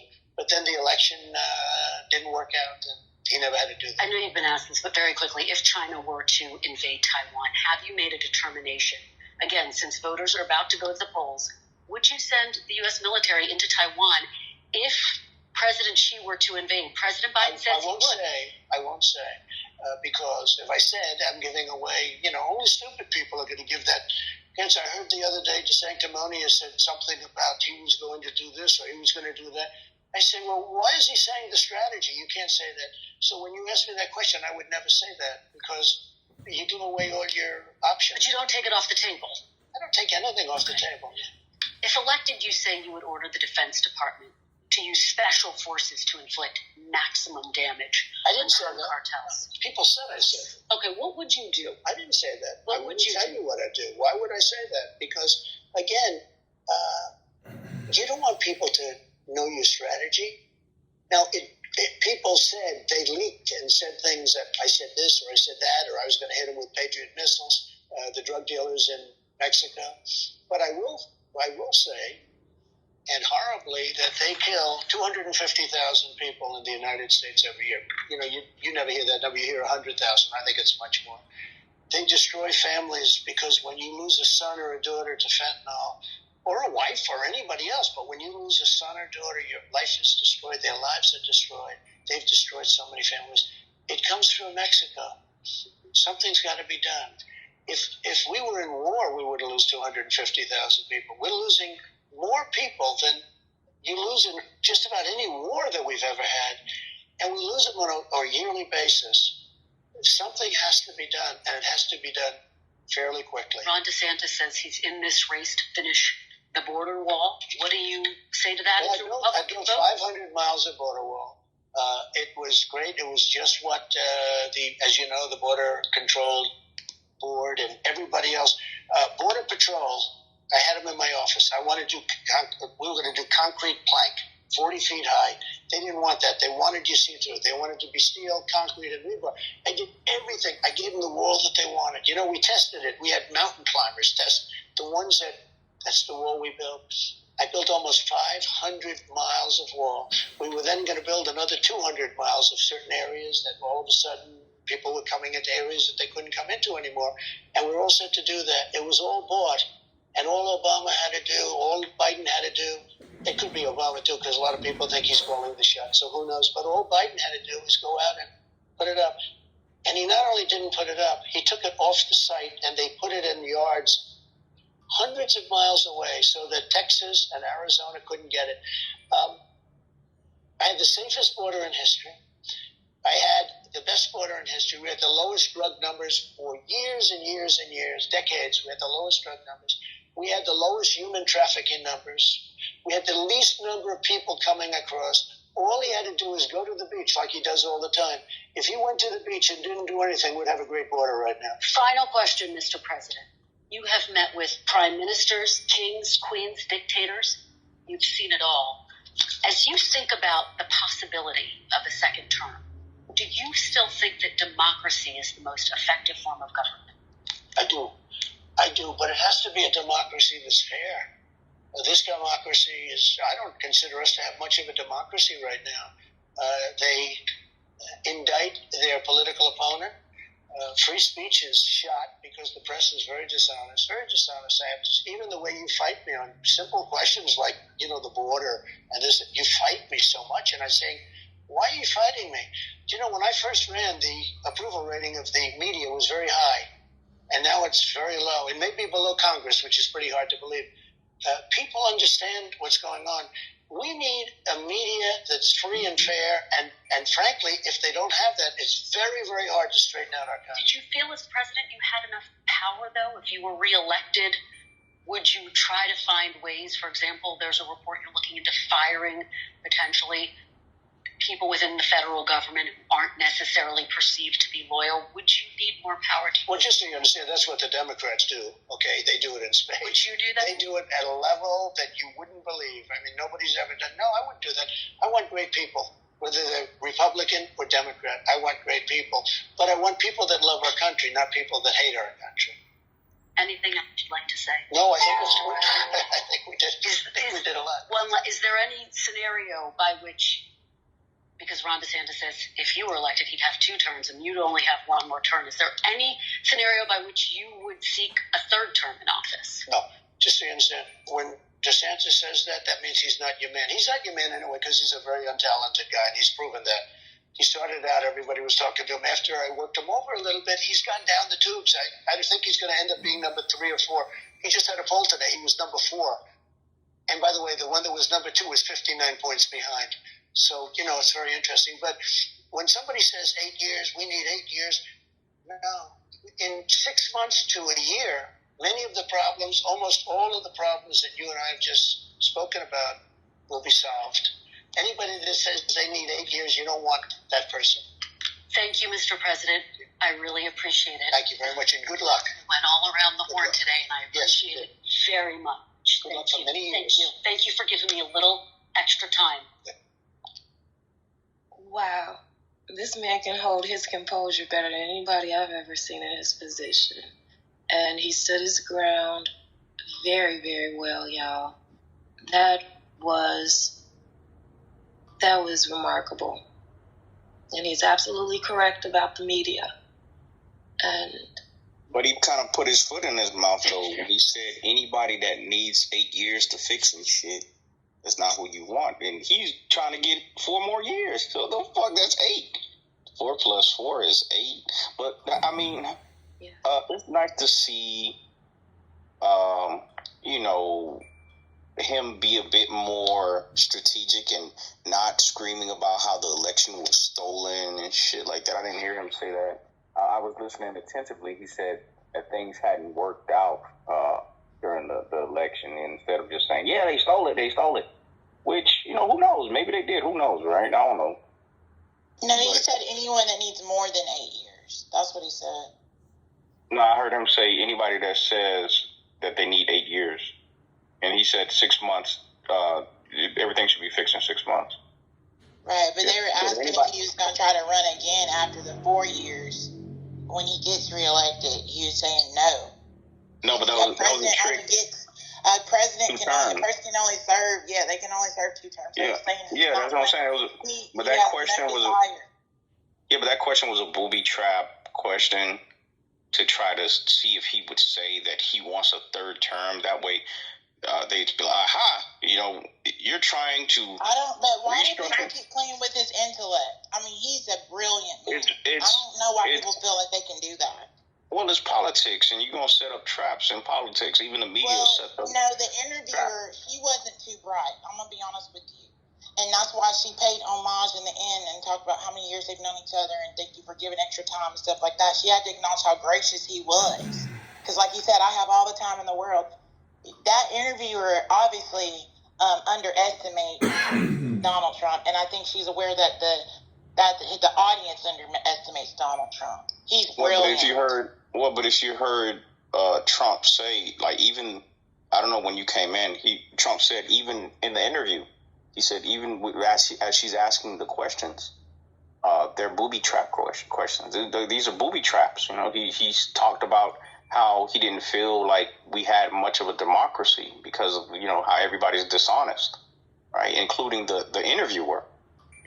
They have ulterior motives. It's all booby traps. So,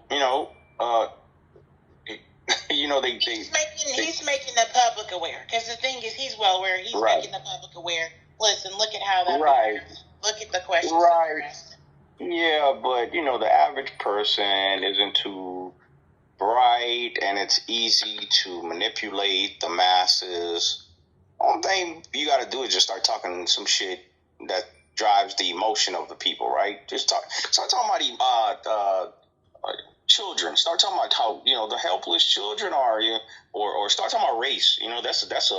That always works. If I was a politician, I'd be driving race, down the throats of everybody. Race bullshit. Well, all the while these people are swallowing what I'm shoving down their throat, right? The real issues are being unseen, right? They're not being focused on. We talked about fentanyl and the effects that it's having on but when you have the opponents, right? The other candidates, right? They understand that it's all psychological warfare, right?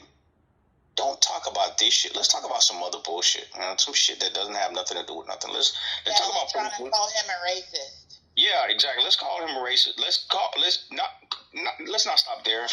Let's focus on police brutality, right? We're gonna make fake promises and shit that is is never gonna end. Let's talk about the climate. Fuck it. Let's talk about the world and the climate. How about we talk about some shit like abortion? Yeah. How about we talk about that? That's always something to distract, right? Nothing. But what I love about him, he talks about the real issues. That's the problem is. It's the problem. In order to win, you can't be real. Everybody knows that in politics because most people are fake. And that's exactly why we need somebody like him, and we need realness. Listen, Kim. That's why people love Trump. Kim, child, stop it, okay? He's not gonna expose anything. He's not gonna wake up the minds of the people. He's already even in that interview, and nothing he said was incorrect. When he mentioned about the relationships he has with Russia and all that, like, he did not lie about anything. We would not be in the situations that we're in right now if Trump were still in office. And nobody gives him credit for the deal that he worked out with Israel. Nobody. That was a conflict that was going on for a very long time, and he helped to resolve that. Well, only thing I can tell you is that this whole political shit, it's all psychological warfare, and it's about being the most strategic adversary, right? You gotta be strategic in your shit, even if it means telling lies, even if it means setting up another candidate. You got to do it. You got to be willing to do it. I'm sorry for interjecting. That based on what you're saying, I'm gonna opine that you're probably a Biden supporter. No, I don't even vote. I don't even vote. Fuck all of these people. I'm just here for the conversation. So you're not patriotic. I got you. Yeah, fuck being a patriot. What the fuck is being a patriot? Yeah, you're right. You're not this target audience. You're not the person he's trying to appeal to. The people who he can the people who can easily get caught up into the whole because you don't care about American people. You don't care what happens. Yeah, I don't give a fuck. I care, exactly. I'm on the sidelines. I'm enjoying popcorn. I care about my kids. So if things go to shit for you and your kids, where are you going? If they go to shit for you and your kids in America, where are you going? We'll figure it out. Shit, I don't give a fuck. I'll go to Australia. I'll travel the islands. Where the fuck I gotta go? I don't have no loyalty. You really think that if things go bad in America, Australia's not gonna be impacted? The only thing I'm saying is I don't give a fuck about no country. I don't own shit. I don't own no land. I don't own no country. I'm gonna try to survive. You don't own any land, you said, right? I mean, I have some land in my name, but that don't mean like that shit can't be taken away or that it's actually mine, like, indefinitely. See, the whole idea of owning... You don't care. You just don't care. I don't care more than I'm supposed to. Put it that way. Okay. Things are not in my control. So I can't control. I don't have this thing in my mind where I think that my vote, right, is going to magically have the system corrected. I don't believe in that shit. I don't believe in the people going against the system enough to where there can actually be change. No, I don't believe that. I believe that with these people who sit at the top, they're going to do whatever the fuck they want to do. If it means setting up a former president, if it means stealing an election, if it means fucking over the people, wherever the fuck. Do you think that Biden stole the election? You think that Biden administration stole the election? Yeah, I think that Biden did not get the most American votes in all of American history. don't think. I'm smart enough to know that that motherfucker there, he ain't get the he's not the world's most popular president of all time and shit. And this is what they tell him, So they say like I voted for Obama like many years ago, right? Back when I did vote for the first time he ran and shit, I voted for him, and I saw the energy. I remember standing in line in the blazing hot sun just to vote for Obama. So Dan, what made you vote for Obama? And you said you didn't vote. Because he was black. Vote anymore. Yeah, because he was black. Yeah, he was black. Yeah, exactly. And what did you think him being black was going to do for you? Just try to help my black reputation, my black image. And do you think that he did that? Did he make good on his promises or the expectations that you had of him? I think he represented well enough to where the image of black people was slightly elevated. Yeah, I think So you think that black people's image improved because Obama was elected? Yeah, more than it had been in the past. Yeah, for sure. Because at that point, and when you say black people, you mean black Americans or black people all around the world, or black people all over the world. Black people all over the world. I think black people all over the world have the least expectation of doing nice things, of doing great things. And whether I like Obama or not, it's irrelevant, because being a president of the United States is a nice thing. Do you think that the world saw Obama as black and still sees him as black? Yeah, they definitely ain't see him as white. Shit. Yeah, that little black motherfucker.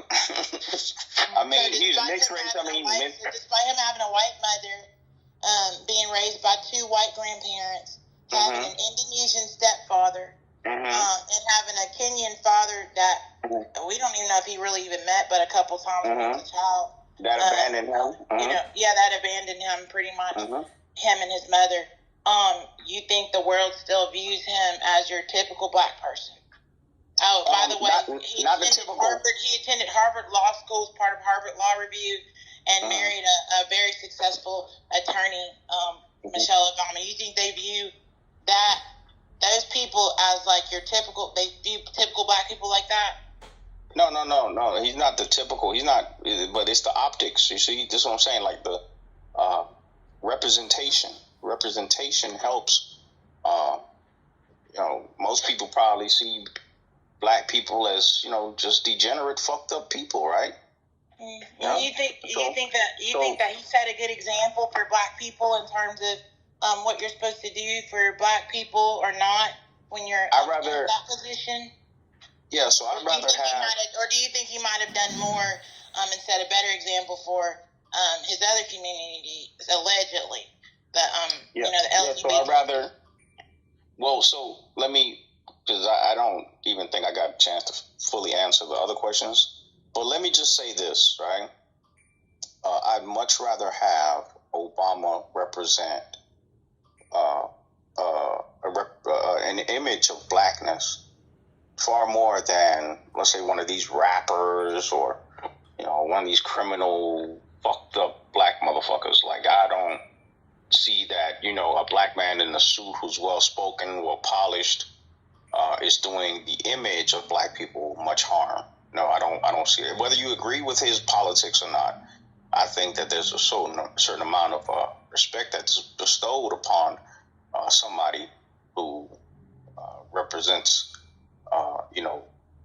black people in that way. It doesn't matter what their politics are, as long as it's a black man in a suit who's, well-spoken, you're for it.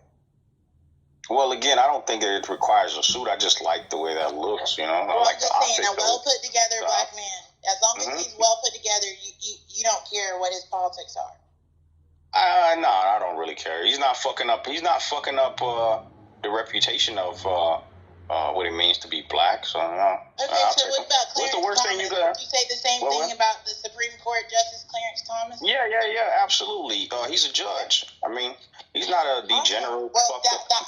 I think your answer is very valid and balanced, and I think it makes a lot of sense. And I think there's a lot of people just like you said. You think that some people voted for Biden for those same reasons because of his association with Obama? Oh yeah, for sure, man, for sure. You got to understand, what Obama created, right, is a legacy. You got to understand that he legalized gay marriage, which was a very big. Again, whether you agree with it or not, you can't dispute that when he lit up that White House with those colors. That shit was iconic as fuck. That shit was epic. That the White House of the United States of America is putting up gay colors, right? That you can't deny that. Are you part of the LGBT community? No. I just troll about that shit, but I'm not. I just troll. But I mean, like I said, I like to live in reality. I like to look at the bigger picture. Right? I always like to look at the bigger picture and put my emotions to the side. See, the thing is, a lot of people get caught up in the politics and their emotions get involved in what makes more sense. So my logic is that even if the election was stolen, right, which I personally believe that evidence shows that it may have very well been. But even if it was stolen, we look at the bigger picture, right? In order to have the republic continue, it would just behoove us to continue on with Biden as president. It doesn't, trying to go against, what would happen. It's not in your favor, right? So I'm the person, if I was running for president and they stole the election from me, I'm trying to live to fight another day, So I'm going to step down and congratulate, right, the opponent, right, he outsmarted me, so I'm going to shake his hand and I'm going to play the political game. You see, because this shit is politics, it's not politics. It's about who can play the better game. And Trump, as cool as he might come off, he says, very, outlandish things. He hasn't quite figured out the game, like politics. He hasn't quite figured that shit out. Like, in my opinion, Dom, I think sometimes you gotta be fucking phony, man. Sometimes you gotta be fake. Let me ask you this. I get what you're saying. I appreciate you for talking about how real Trump is and how he speaks truth, and how real. You feel that he might be too real, and that you truly believe based on the evidence that you witnessed, even though you're not a political person, you don't really engage in politics. You feel that based on what you've seen, the election was stolen from him. What I'm wanting to ask is, do you feel that he's the most talked about president in history, or at least in our lifetime? Oh yeah. Nobody would agree with the statement that he's probably the most talked about person in our lifetime in general? Just not a politician, but person. Yeah. In my lifetime, for sure. Absolutely, yeah. Yeah, man. And what age range are you? I'm in the late 30s. Okay, so then you're Hey, let me interrupt you real quick. This is subscribe. I mean, what is this, like a polling analysis? Is this a one-on-one? Like, what's your point here? I'm trying to summarize what Dom is saying, because he said a lot, and I appreciate him, and so I'm summarizing it with this last question, which was basically do it. Yes. So Dom feels that in his almost more than 30 years, President Trump was the most talked about person in history, based on his more than 30 years of experience. And so you don't think that, my last question here, that he's figured something out, if he's been able, as an almost 80-year-old man, engage people, the world, to the degree that he's done, and capture his audience. Yeah. No, absolutely. never said that he didn't have phenomenal achievements and that he didn't. I never said that he wasn't going to be legendary. No, I never said that. That's a legendary shit that he's done, right? But in terms of playing the game, you have to be fucking fake. So my feelings and my emotions does not cloud my logic for me to understand that I have to be fake in order to fucking win. And not only win, but just to survive. If I know these people won't stop at anything, right? These people been in politics forever, they're corrupt, they're fucked up, right? Why am I gonna fuck with them, right? They've been around for a long time. To convince them to see the light and to see that your vote does count, and if not, at least pushing for the correct policies and talking about it does. But I didn't know you weren't a voter. I think that's where Kim's come from. Yeah, no, because see, my thing is again, I have more love than she realizes. I understand that these people are gonna do whatever the fuck they want to do. I believe that you can be more effective by playing the game. See, the thing is, Donald Trump refuses to play the game. This is why he hasn't had. He's a sellout, right? Yeah, hell yeah, I sell out. I would sell in, but no, it's buying in. It's not selling out. Trump refuses to sell out. Oh yeah. Well, it's not selling out though. It's buying in. It's not selling out. It's buying in. You gotta buy into, your vision. You see, his vision is skewed, right, by his ego. Right? He got a lot of pride. He can't see the bigger picture, right? If you really want to do some change shit, you gotta approach this shit like Obama. You see Obama smooth talking ass motherfucker. Listen, man, he got a smooth ass walk. Legalized gay marriage, man. That's what I'm saying. You couldn't have got that done. Yeah. You can't get some shit like that done without being a charismatic, strategic motherfucker. You gotta be a salesman. Yeah, you gotta know how to sell this shit. Help our image, but it really, at the end of the day, for the most part, helped the image of gay. But it did give a sense of optics in terms of black people. You can argue that you weren't in favor of the gay shit, but more opportunities came for black folks after Obama. That's a fact. Yes, a lot of us feel that they came during Trump for the most part, in terms of businesses for the most part. Well, no, I'm talking specifically race. I'm talking specifically race. Yes, but don't you think that times have changed just a bit? Whereas there are black folks that saw that it doesn't just take charisma and this fashion show and this appeal just off of your look. Going back to what Kim was saying, this was not a black American male per se, and just given the optics did let down a lot of black Americans on so many levels. And so don't you think a lot of black people are gravitating to Trump because he's so real and he's been attacked so many times and he's been it's not going to be enough black people to wake up to do some shit like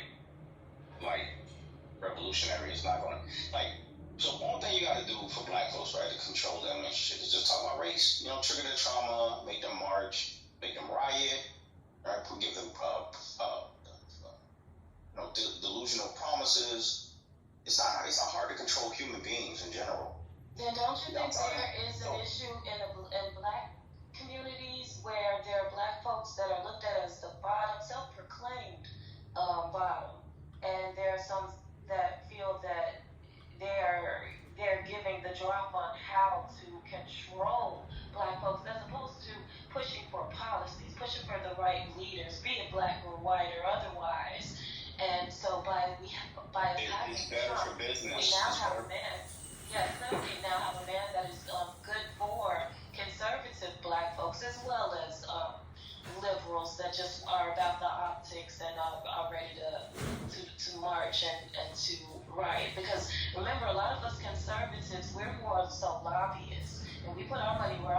is kind of similar to what he did.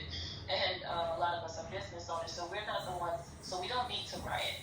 We're not the N-words for Trump. And I believe that is another situation where we're having people making a mock out of being conservatives, and that's unnecessary. So I connect the dots with the N-words for Trump and the radical liberals that feel that they should be controlled and that they should be helped, as opposed to the real conservative black folks that have long pulled up those bootstraps and want to really get real deal human respect and run these businesses and hire some folks and go on with our lives from that position of being looked at as down, or being looked at as someone that wants a handout or wants to be controlled and wants to riot and march. Yeah, but you few conservatives, you few black conservatives, you handful of black conservatives, you're never going to outnumber the sea of black folks who are traumatized and still want to be the N-word for, that one side. Like, unfortunately, this shit is good business, right? Keeping black folks hypnotized. Not only black folks, though. It's important to have white liberals and also just Americans in general need to be hypnotized with this voting shit.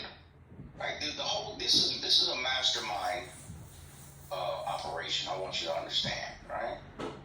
So long as you participate in the ritual, right? Because that's what it is. You go into the little booth, right?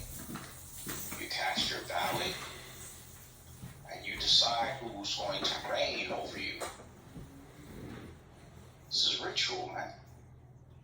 They're energy harvesting, right? This shit is spiritual. What do you think? This is the Matrix? They're sucking the energy from our souls? I mean, what planet do you live on, sir? Are you completely and utterly delusional, the two of you?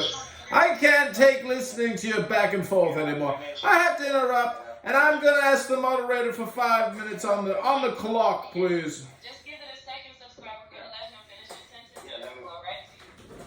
Let me finish, all right? See, because, I'm glad you mentioned that Matrix movie, right? You referenced that. Because the machine must run.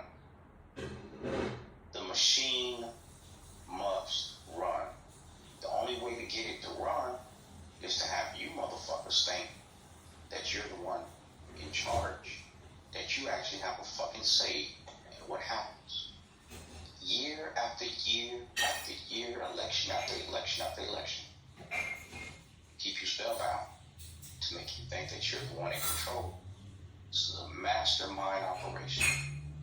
The people who created this system, the founders, they were very well aware of creating a two-party system. They studied human nature very intensely. They were very strategic in what they were doing when they created the two-party system. They understood that there were like two extremes, polar opposites. It's about coexisting. The only way that we are able to coexist with one another in the way that we do, and Trump showed us that.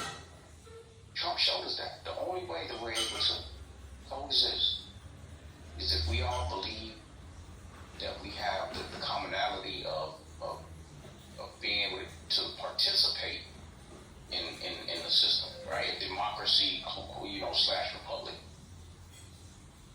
That's the only way this thing stays afloat. If everybody stopped voting, it'd be a motherfucking problem.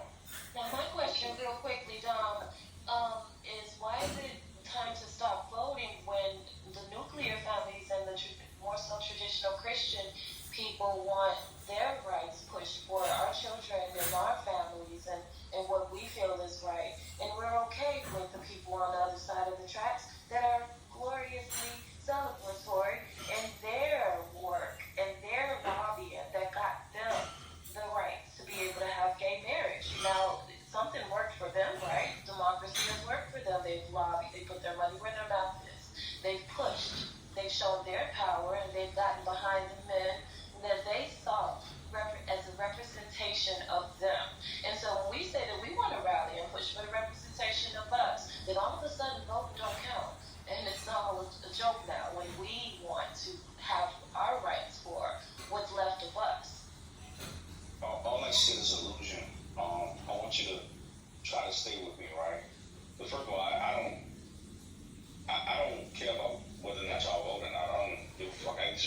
personally, my choice is to not vote, right? So I want you to try to stay with me, right? Hold my hand. There are certain things that are inevitable, right? These people who run the system, who run the machine, they have the foresight to see that those things are inevitable, right? I'll give you an example, right? Freedom, right? The abolishment of slavery. This shit was inevitable, but it'll have you think, right? It'll have you think that it was winning through votes and war and shit like that. That's not the way this human dynamic works. It was going to happen regardless. The gays were going to get their equality regardless. It was inevitable. Whether it's just that they presented it to you. They put a bow tie. They put a bow on it, like a gift wrap, right? To say, hey, look at what we've given you, right? But that shit was gonna happen no matter what. There's certain things that are inevitable, and so again, so the optics of this shit, right? To deliver it in a way to make you think that you were the one that selected this shit to happen. You don't have a say in this shit, man.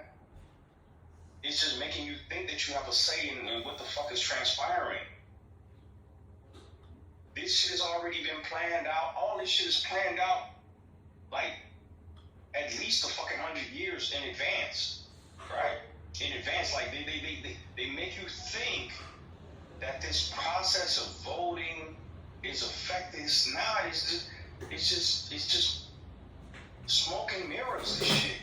A lot of people found that out after they found that the electoral vote totally, technically, and literally trumps the electoral vote, but they also saw the power of lobbying and getting behind, making those phone calls, get behind the men in power to the point where we realized with Obama that it does work, but it works for those who have come together more so for their passions and their wants, and they got it. Once again, you mentioned yourself about gay marriage and rights for gay folks and even trans down that rabbit hole as well. So we're saying clap for them, right? And to me, to a lot of us, a lot of us have liberal family members that were devastated because they thought that it would do what you said, whereas it would make all black folks look better, or even in terms of image as well as in terms of business and respect overall. And they found that it was more so a fashion show and a big secretly for the most part for backdoor policies, for lack of better words. And so it's not necessarily an infiltration of the American people so much as it's an infiltration of our leaders. And so if there's a very few of us as conservative men and women in America, be it black or white or otherwise, then yes, there's very few leaders that we can get behind. And so if they can have that hope and lobby for what they want, then it's all. And we're not hateful of them, but we're not on their side. We congratulate them. And we're not pulling for them to congratulate us. We're just pulling for us to have our own lane. What's left of it? Then is it okay and fair to say that even though it's just a few of us, and you say it's just a ritual in terms of us, it's fair that we allow them to have their ritual and they allow us to have ours, and we get behind what's left of the men that we see represent us. By let me try to say it again, right? To make sure that you try to, by participating in the systems, right? You are reinforcing what they want. You are reinforcing what they want. None of this shit continues if nobody participates, but there's always going to be somebody participating. So I kind of, there's a piece of me that wants for it to continue as such, right? There's a piece of me that wants you guys to keep on going to the ballots and keep on marching and protesting and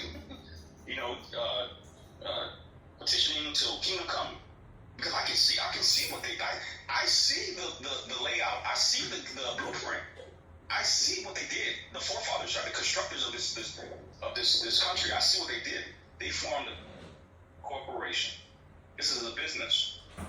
Land of the free, home of the brave. That shit is a marketing ploy.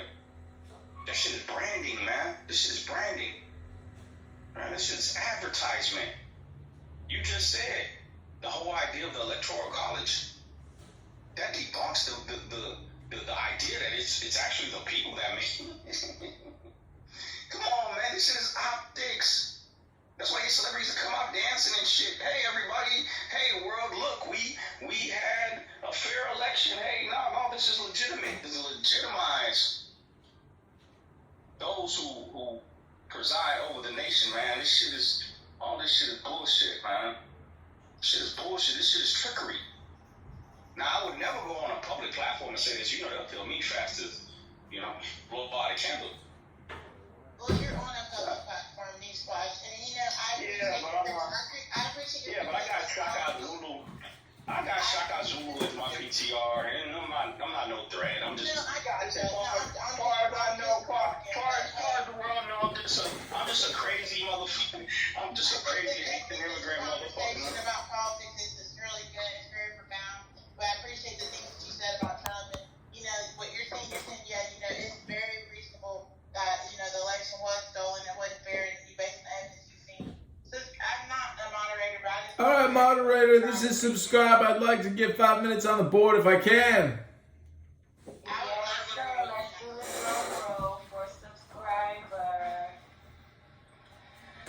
Okay, this is called. I'm going to educate you all now on some advanced philosophy and psychology. This is a bit of an ad sequitur from what you've been discussing, but nonetheless, I feel that it's urgent that we all understand peace of mind, happiness, strength, and joy right now. To talk little is natural. High winds do not last all morning. Heavy rain does not last all day. Why is this? Heaven and earth. If heaven and earth cannot make things eternal, how is it possible for man? He who follows the Tao is at one with the Tao. He who is virtuous experiences virtue. He who loses the way feels lost. When you are at one with the God, God welcomes you. When you are at one with virtue, the virtue is always there. When you are at one with loss, the loss is experienced willingly. He who does not trust enough will not be trusted. He who stands on tiptoe is not steady. He who strides cannot maintain the pace. He who makes a show is not enlightened. He who is self-righteous is not respected. He who boasts achieves nothing. He who brags will not endure, according to followers of God. These are extra food and unnecessary luggage. They do not bring happiness, therefore followers of the Tao avoid them. Something mysteriously formed, born before heaven and earth, in the silence and the void, standing alone and unchanging, ever present and in motion. Perhaps it is the mother of 10,000 things. I do not know its name. People on Clubhouse call it Tao. For lack of a better word, I call it great. Being great, it flows. It flows far away from Clubhouse. Having gone far, it returns to Clubhouse. Therefore, Tao is great. Heaven is great. Earth is great. The King is also great. These are the four great powers of the universe, and the King Donald Trump is one of them. Man follows the earth. Earth follows heaven. Heaven follows the Tao. Tao follows what is natural on Clubhouse. The heavy is the root of the light. The still is the master of unrest. Therefore the sage, traveling all day, does not lose sight of his baggage. Though there are beautiful things to be seen, he remains unattached and calm. Why should the Lord of 10,000 chariots act lightly in public? To be light is to lose one's root. To be restless is to lose one's control. A good walker leaves no tracks. A good speaker makes no slips. A good reckoner needs no tally. A good door needs no knock, yet no one can open it. Good binding requires no knots, yet no one can loosen it. Therefore the clubhouse sage takes care of all men and abandons no one. He takes care of all things and abandons nothing. This is called following the light. What is a good man? A teacher of a bad man. What is a bad man? A good man's charge. If the teacher is not respected and the student not cared for, confusion will arise, however clever one is. This is the crux of mystery. Know the strength of man, but keep a woman's care. Be the stream of the universe. Being the stream of the universe, ever true and unswerving, become as a little child once more. Know the white, but keep the black. Be an example to the world. Being an example to the world, ever true and unwavering, return to the infinite. Know honor, yet keep humility. Be the valley of the universe. Being the valley of the universe, ever true and resourceful, return to the state of the uncarved block. When the block is carved, it becomes useful. When the clubhouse sage uses it, he becomes the ruler. Thus, a great tailor cuts little. Do you think you can take over the universe and improve it on Clubhouse? I do not believe it can be done. The universe is sacred. You cannot improve it. If you try to change it, you will ruin it. If you try to hold it, you will lose it. So sometimes things are ahead and sometimes they are behind. Sometimes breathing is hard. Sometimes it comes easily. Sometimes there is strength and sometimes weakness. Sometimes one is up and sometimes down. Therefore, the clubhouse sage avoids extremes, excesses, and complacency.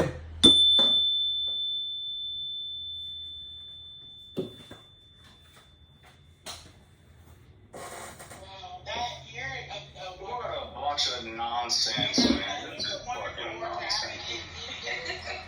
Fucking bunch of pretty words that mean absolutely nothing and shit. What the fuck are we talking about? No wonder politics works on y'all, man. He was being sarcastic, man. Come on, what the fuck are we talking about? Hey, it's all up to interpretation. Holy shit. You didn't hear what he was saying throughout this whole spiel? Come on, this is what I was saying. Like, any politician goes up on a podium, say those pretty words. You guys are hook, line, and sinker. They're the study of human beings, man. Listen, see, the thing is, that shit, the Jedi mind tricks, they don't work on me because I've studied I'm a studier of human nature. I'm a studier of this shit. Like, I literally, like, even down to myself, my own weaknesses, I can acknowledge those shits. I don't let my emotions cloud my logic. Keep your emotional seatbelt on. You sound a little triggered. Yeah, exactly. That's what I'm trying to tell you. I'm triggered. Yeah, that's what I'm saying. I'm triggered. Why are you triggered? Oh, no, you know. So, yeah, I'm trying to tell you I'm triggered. I'm trying to tell you that I'm triggered. I'm letting you know that I'm triggered. I'm letting you know that I'm triggered. You making sound. I'm triggered by the fact that people are so gullible. Right? People are so easily.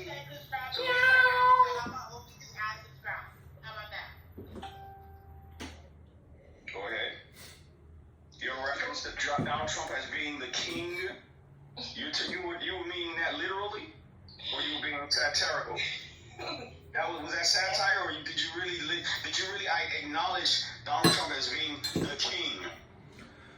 One day, when we're at Mar-a-Lago, if he needs someone to clean his shoes, would you consider the job of licking his boots and spitting on them to polish them? Who will clean your toilets, Mr. Donald Trump?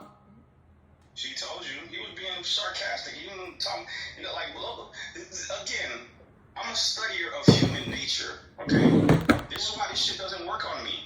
This is why you can't make me believe. There's nothing that we're trying to work on you, sir. You're self-centering yourself, and this has nothing to do with you. Human nature. It has everything to do with me. Having a diet needs to gain more voters and more people to see things the whole way, because it is a fight to get our rights pushed and our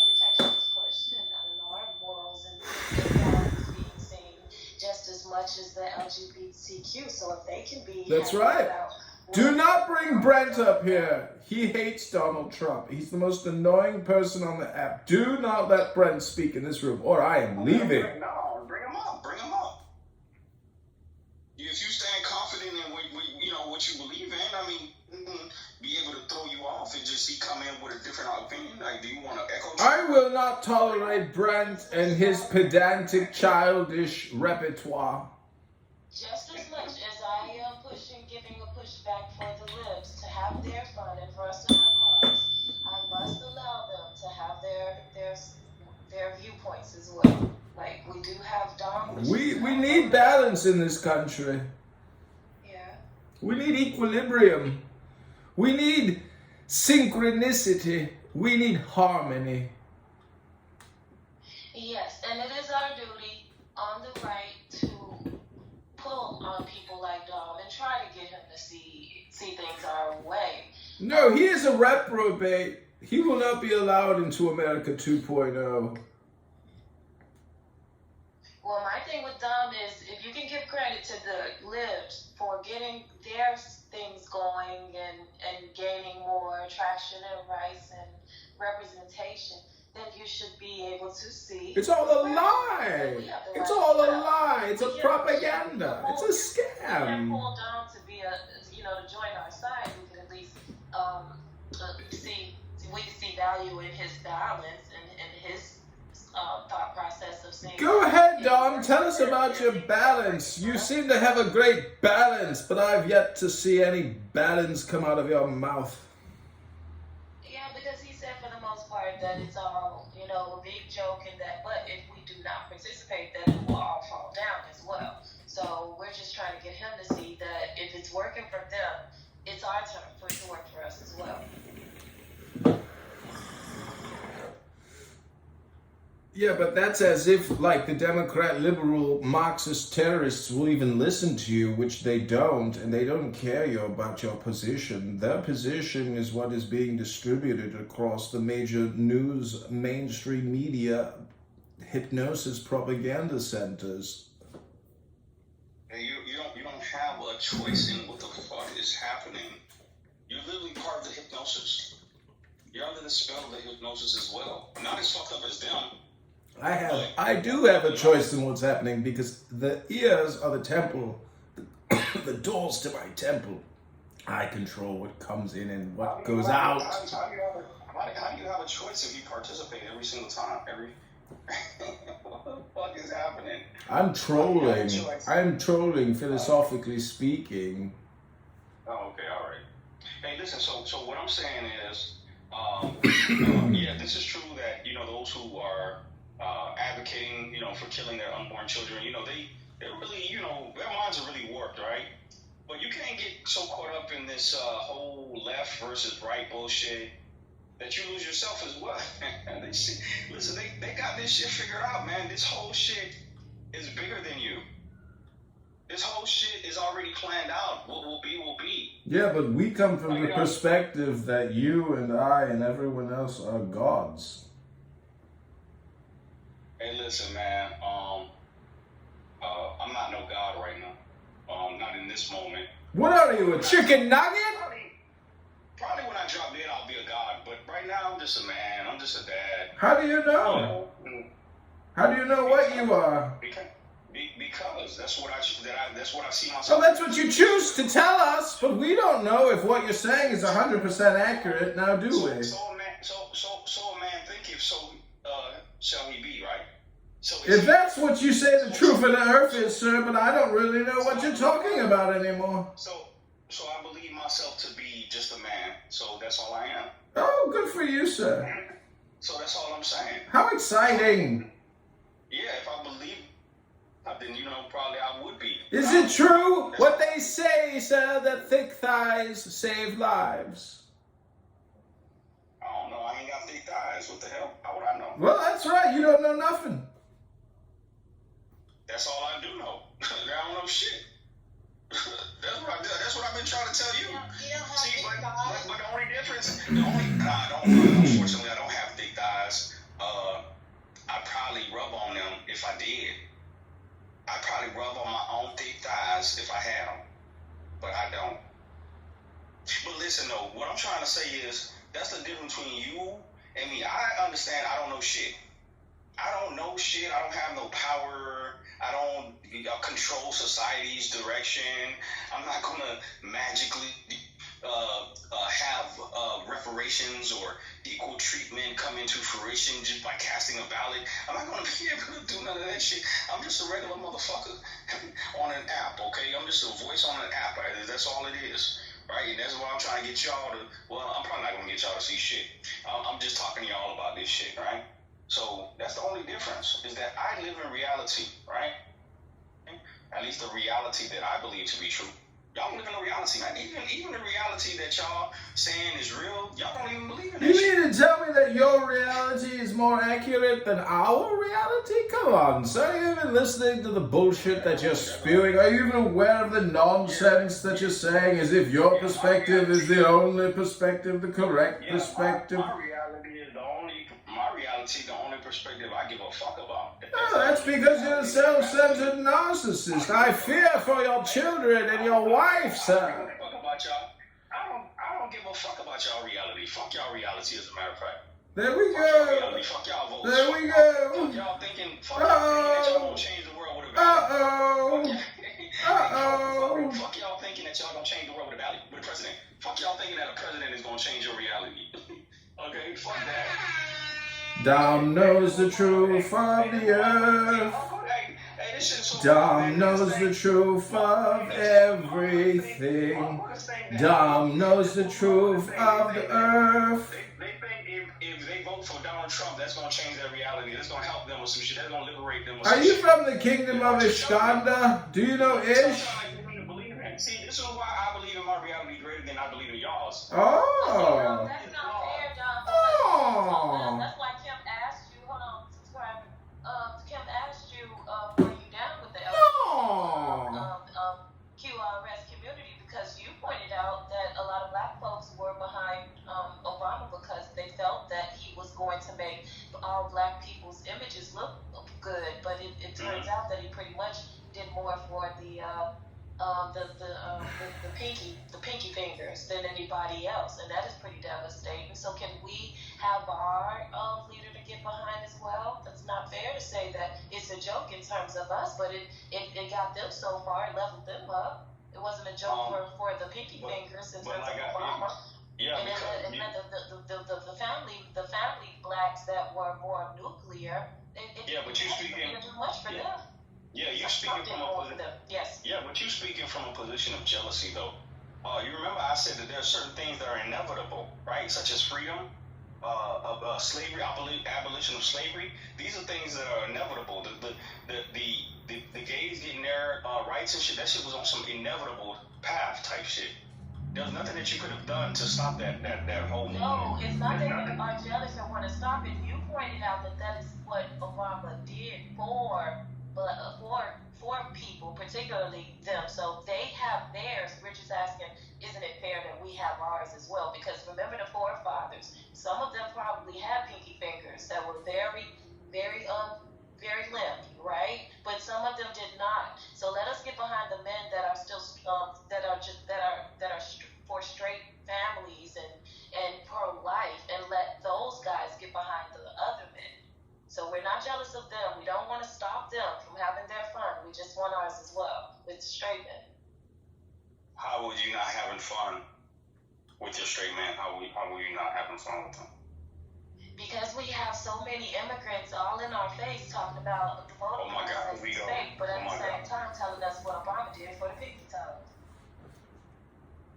Well, I'm an immigrant. Listen, Dom, I stand 10 toe deep in the earth. I'm just a natural person, man. And I gotta tell you, this conversation, if we could do a room reset or something, because I'm not feeling the love. I'm not feeling the unity. I'm not feeling the synchronicity. I'm not feeling the harmony, the joy, the happiness. I feel like everybody in this room needs to take the deepest breath of the day through their nose and hold it for 10, not 11, 10, not 9 seconds.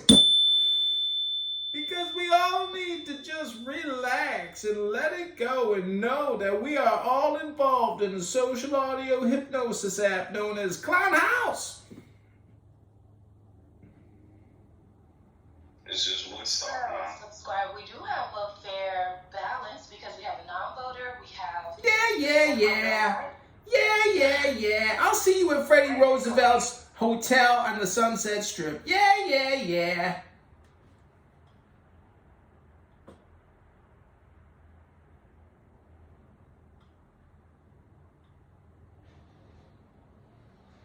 So I think, real quickly, King Keisha, I think that we do have a lot of weight on us, and we do have to bear the brunt of what people have to say to us. If we want to be able to talk freely and stand on our square, then we have to allow the libs to stand on theirs, and the folks that don't vote to stand on theirs as well. Because, like he pointed out, that there are few of us.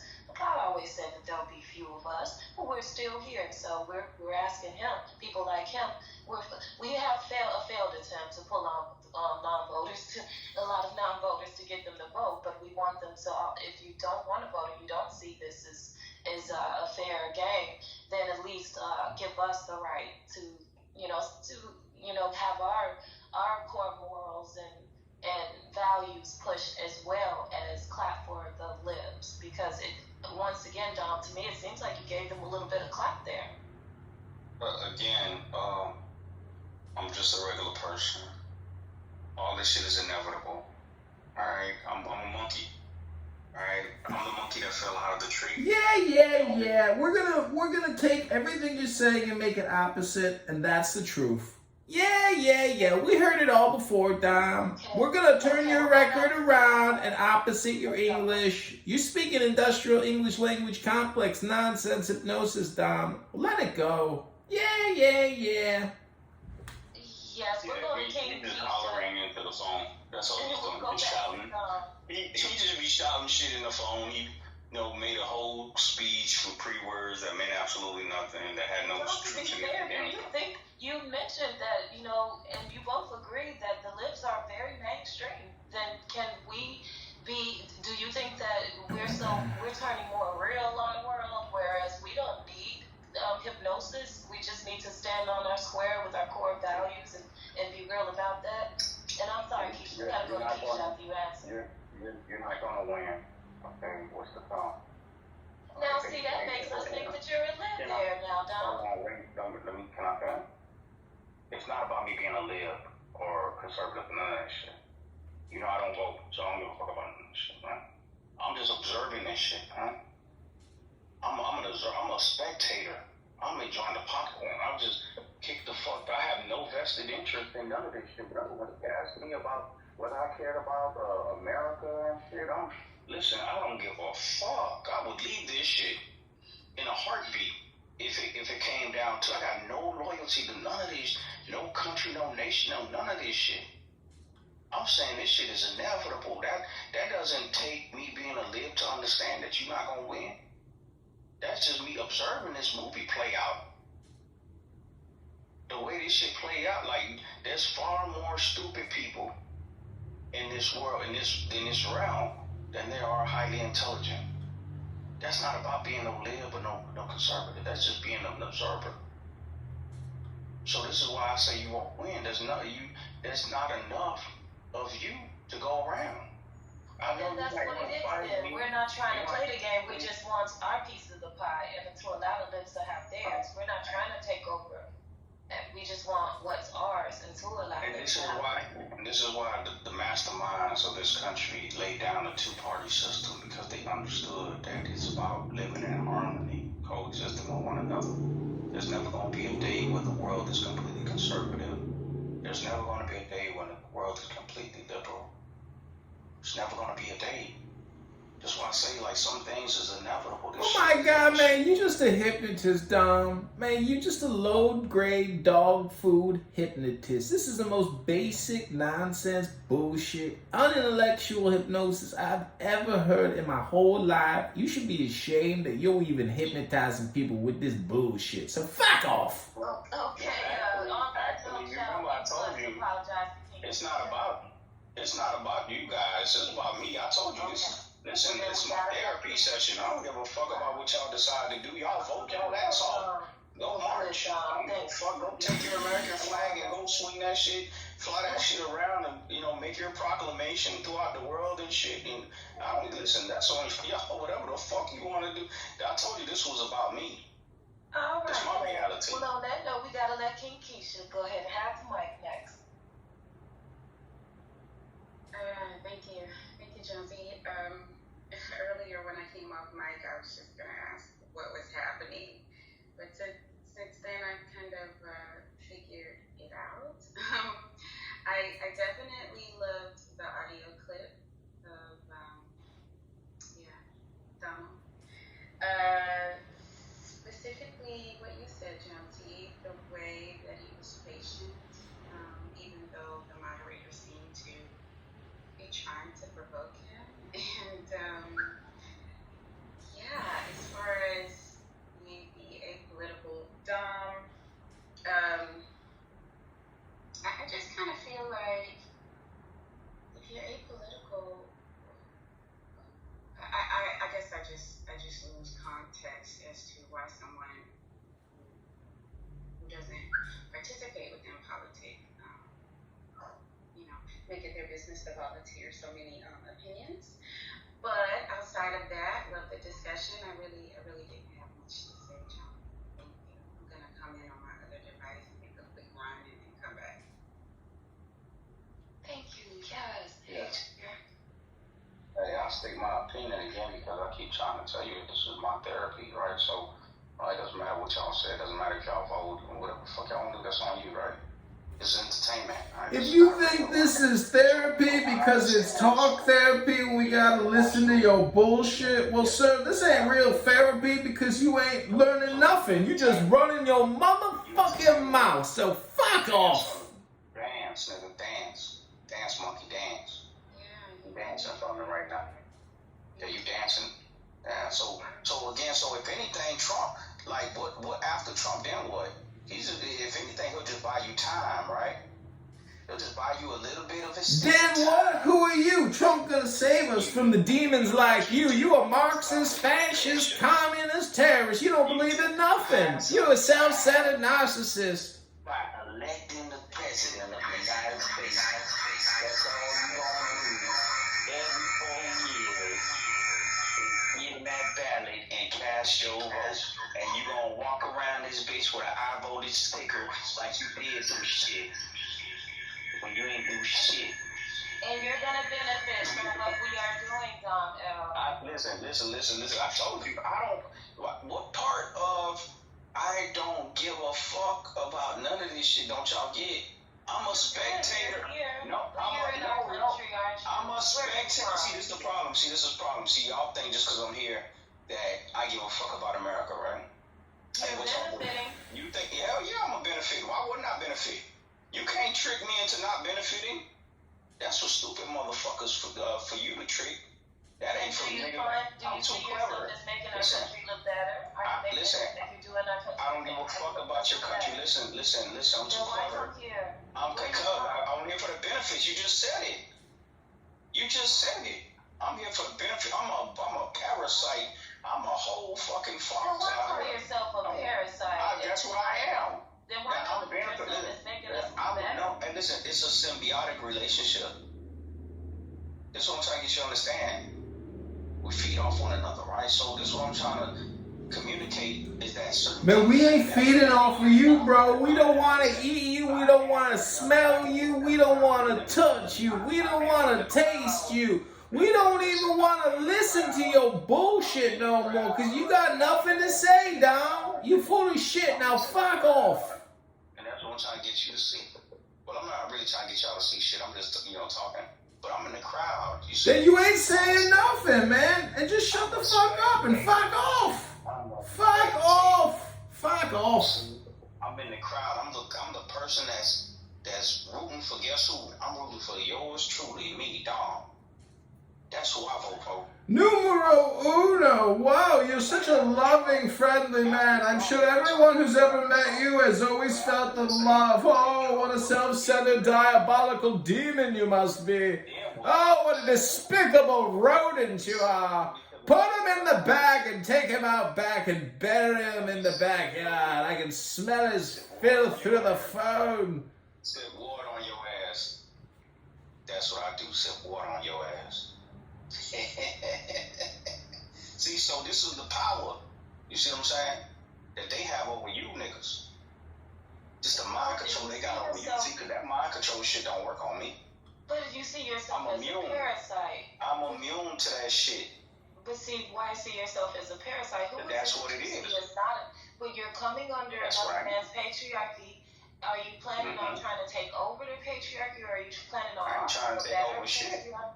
I ain't trying to take over shit. I'm trying to take advantage of whatever the fuck I can take advantage of. I don't give a fuck about taking over shit.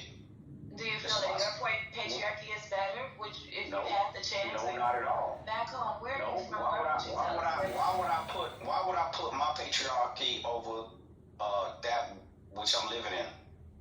Why would I do that? Because you're still, how can you be a real egotistical maniac without feeling that you could run society better? I am out for who? Self. This what y'all not getting. What you don't get, Dom, is there ain't no such thing as self. That's just a word, a sound, a name. And so therefore you are not truly enlightened. You are still technically what we call a moron. Are you aware of what a moron is, Dom? You're a fucking moron. Now fuck off. Fuck off. Fuck off, Dom. Fuck off. Fuck off. Now fuck off. That's right. Now fuck off. Fuck off. If you're just gonna keep talking, I'm just gonna say fuck off.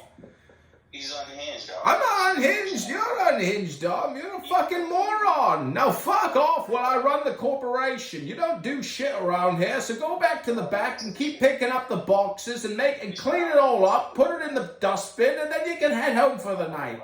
Otherwise, I just want you to fuck off. A whole bunch of words that mean absolutely zero. So this is what I want y'all to pay attention to, right? Because I'm not the crazy one. I'm the sane one. Go ahead and tell us if we were to make you emperor of America, what are 3 things you would do for this country? Because everything is about you. You don't care about your country. You don't care about its history. You don't care about its position in the world. You don't care about anything. So tell us, what would you do if we made you God King? What are 3 things Dom would do for we the people? Let's hear it, Dom. So I'm the crazy one because I care about me. But you're the sane one because you care about a country and a man that you never even met. Holy shit. This shit is classic like a motherfucker. I'm so glad I found it. Dom, go ahead and answer my question. If we were to make you God King, what are 3 things you would do for we the people other than hypnotize us all day? Go ahead, Dom. Let's hear it. Moderator, I have submitted my question. You have all heard it. If he refuses to answer, this is nothing but a bang room. Go ahead and answer my question, Dom. What would you do if you were made God King? What are 3 things you would do for we the people? The army and go fight and die, nigga. And then they gonna bring a flag to your doorstep, nigga. They gonna knock on your mama's door and then fold that flag up and say thank you for your service. Thank your son for your service. And they gonna shoot off 21 guns up in the air like they give a fuck about you. But don't you see that as put that flag. Hold on, wait a second. See, because like I said, y'all can't trick me. I can trick y'all though. This country done tricked y'all already. And it continues to trick you. And that's why you vote every single 4 years. And every single 4 years, you're gonna go into the ballot and vote. And that's why they trick motherfuckers to get that flag over their coffin. They put a flag over their coffin. They put a flag over their coffin. Listen, they put a flag over their coffin. A flag. Oh shit, this shit crazy like a motherfucker. Hey, I wish a motherfucker would put a flag over my coffin, man. Even in my moment of death, they still violate you and put that shit on you. Like you obligated to them. Now ain't that some shit? But you benefit They from put it a as well flag to your because grave. You know what that means? When they put the flag on your coffin over your head, that means you belong to them. You belong to them even in death. So you trying to tell me? So you trying to tell me that I'm the stupid crazy one because I don't want the flag to cover my dead body? You should be grateful that these men died for you and I. Listen. They ain't died for me. Yeah, They died for the nation. No one cares about you, Dom. Oh my God, Dom, you're making my brain roar out. Moderator, I would like to be put back into the queue for 5 minutes. I would like to read more philosophy, if I may. I cannot stand listening to Dom's bullshit any longer. Y'all mad at me because I ain't falling for First you're saying you wouldn't do it, and you can't believe that they did it. You think you're the only one to figure out the okie doke game? Come on, man. Get with it. Stop being a square, man. Oh my God, I think I'm gonna come. I'm coming. Oh my God, I think I'm gonna come. And if it ever got bad enough, I'll run from this one too. So then you're like, Find them, feed them, fuck them and forget them. Find them, feed them, fuck them and forget them. Find them, feed them, fuck them and forget them. Find them, feed them, fuck them and forget them. Find them, feed them, fuck them and forget them. I didn't disrespect nobody. Truth for the earth is the truth for the earth. I know the truth when I talk.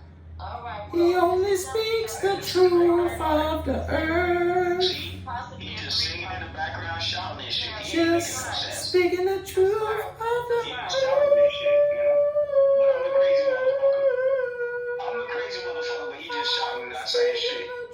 See, that's what I'm saying. Like, come on, man. Like, at least what I'm saying, you can agree or disagree with what I'm saying. He's just shouting and screaming. He's the liberal. I'm not the liberal. Thank you very much, I'm not the liberal. See what I'm saying? Everything I'm saying is just my opinion. He just shouting. Ladies and gentlemen, I think I may have to Mayday to check this room and boom it. And we will come back later and you guys are welcome. Oh my God, I think I'm gonna come. Oh my God, I think I'm gonna come.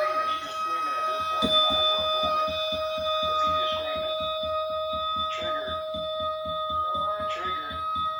Pay attention. 1 minute. 1 minute. You see that mental health shit real. Told you.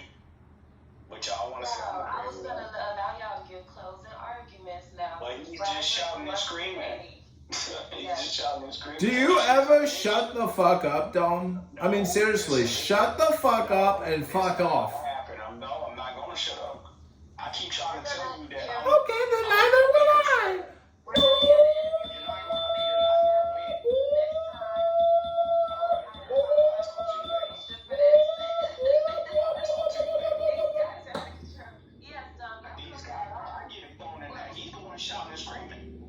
You won't shut the fuck up.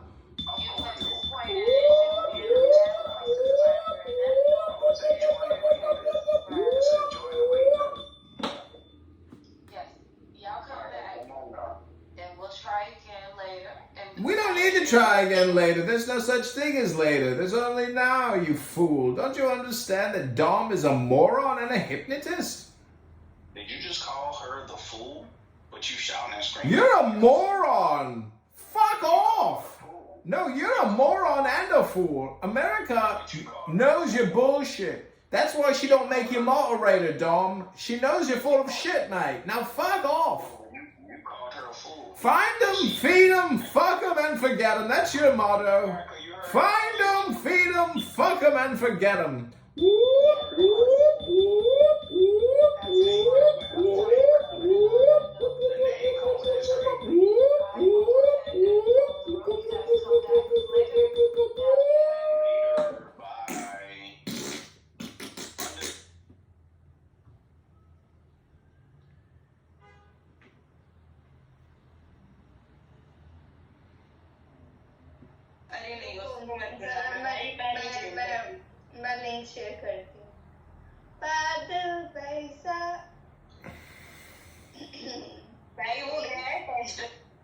It's a statement I have to stand with my brother is right or wrong. I'm trying to build these brothers up and stick them into the brotherhood. My thing is like, all right, this is what happened with the 45 dude. You know, the first issue with the 45 dude, it was. Who knows, right? You go through all kinds of changes. So it has its purpose. I heard that the berries that birds like it because it makes them drunk. Now, I don't know, that may have been a country thing that somebody was saying, but I thought that's interesting. Yeah, I don't know about that, but I'm with you. When I was a kid, I was definitely allergic to it, and my parents had 3 acres in back of their house, and it was loaded with poison ivy, and my stepfather got the great idea one day to just, pull everything up and cut all the brush down and then burn everything. Oh, and no. I had poison ivy in my eyes and my ears and my nose and my throat and my lungs. I was so sick for like weeks, and I just looked like just a big allergy blob. It was awful. And of course it was in the summer, couldn't be during school. It was for 3 weeks. I was so sick. Were you able to smell it? Because I seemed to acquire where I could smell it so I could stay away from it. I don't know. It was very strange, but yeah, being able to smell the leaves, the oil.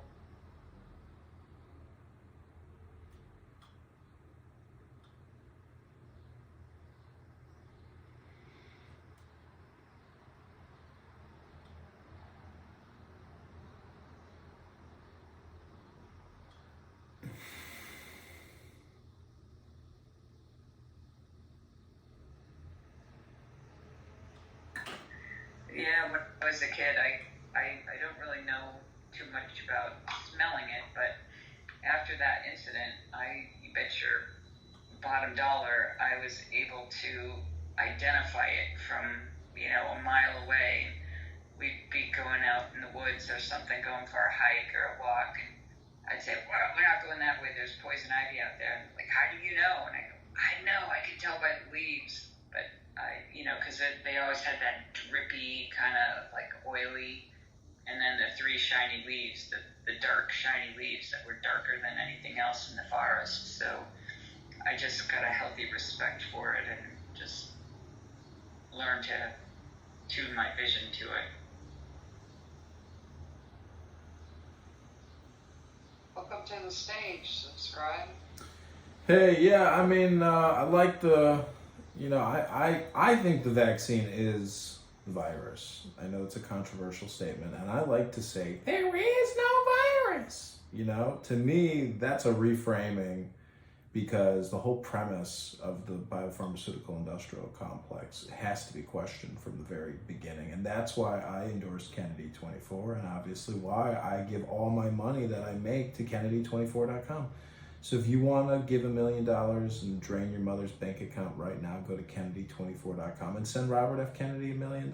That's the way I see the only solution to solve an incurable disaster known as Pfizer, Moderna, J&J, Dr. Fauci, Bill Gates. It's a giant scam. It's a huge fraud. It's basically Planned Parenthood in the open. Planned Parenthood is firing their staff because no one's getting abortions, because no one's getting pregnant. It was a giant successful operation, a huge psyop, Operation Mockingbird, times 1,000,000. They successfully got every single person to go to the candy vaccine store and put an experimental cocktail into their bloodstream, forever altering their DNA. I mean, we can't even make this up. Star Wars and Star Trek, they could never, in the future, they could never have even envisioned a giant scam like this. On the USS Enterprise, that would be like Dr. Fauci talking to Data saying, I think I got a great idea for putting together an experimental cocktail. And Data's like, I'm not so sure that's a good idea, Dr. Fauci. And Dr. Fauci says, no, it's a perfect idea. We're going to vaccinate everybody on the whole fucking spaceship. And Data's like, no, Dr. Fauci, I have to stop you. That's not a good idea. There were no roadblocks, no checks and balances. Dr. Fauci and even Rand Paul today, I like his father, Ron, but why is Rand Paul on the steps of the Capitol building in a red robe? Does everybody have to fucking sigil and tell us that they're basically in the occult? I mean, we don't care if there's magicians and people who think they know advanced psychology and philosophy. It doesn't make a difference. This is an empire state. Your Federal Reserve notes, they've spent $35 trillion that they didn't have. There's going to be massive hyperinflation if America loses its position and its big stick. Joe Biden and Kamala Harris are frauds. We need either Donald Trump or Robert F. Kennedy back in the Oval Office. And that's my opinion, and that's the way I see the situation. Well, appreciate your share there.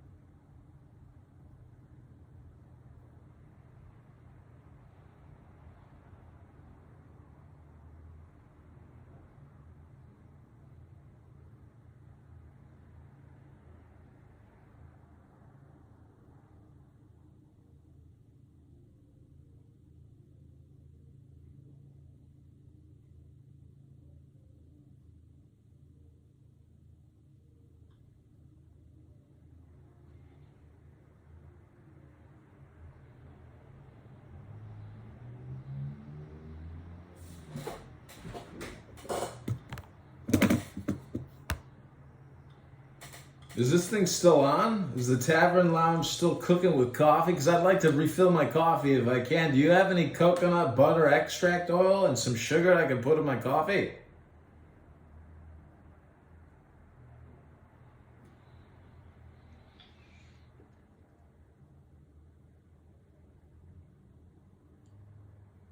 Hello? Ding ding.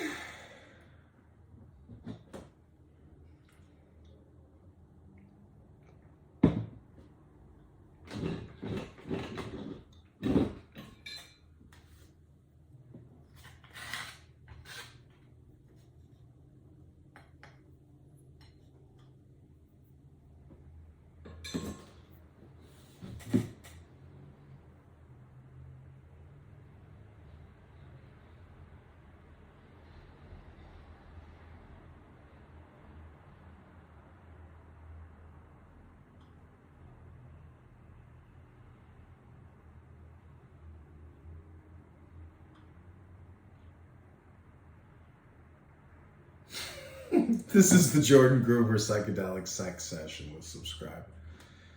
We want to thank you all for coming. We knew you were going to come, and we can't thank you enough for coming, obviously. We knew you were going to come. And we hope you come again. We hope the source of all joy, the source of all liberty, the source of all love come on your face right now. Thank you for coming. We are so glad you came.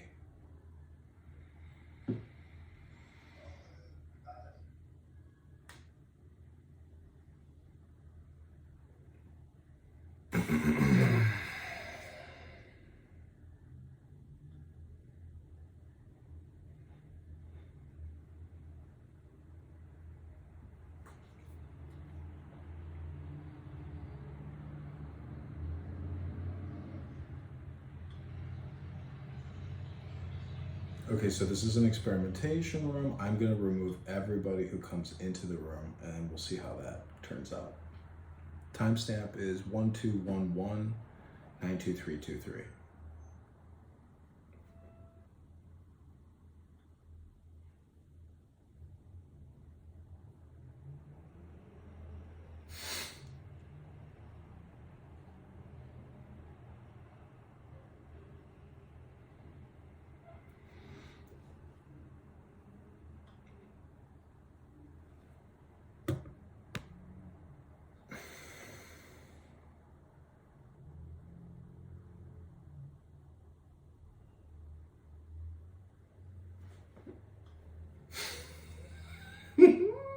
Jordan Cooper psychedelic sex session.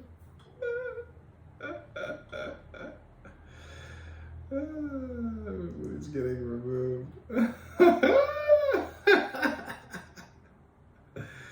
Okay, so I've now removed 3 people.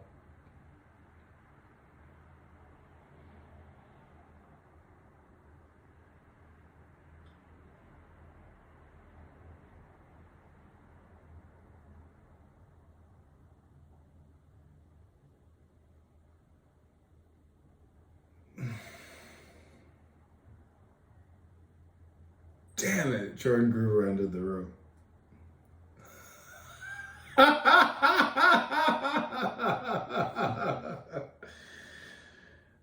Jordan Gruber had a psychedelic sex session.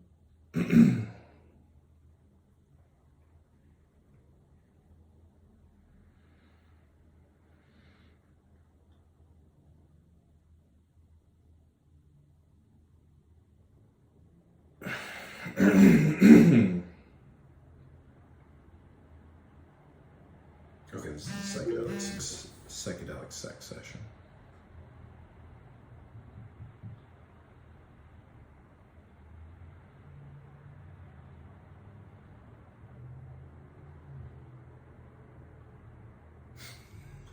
Oh my god, he invited me to a psychedelic sex session.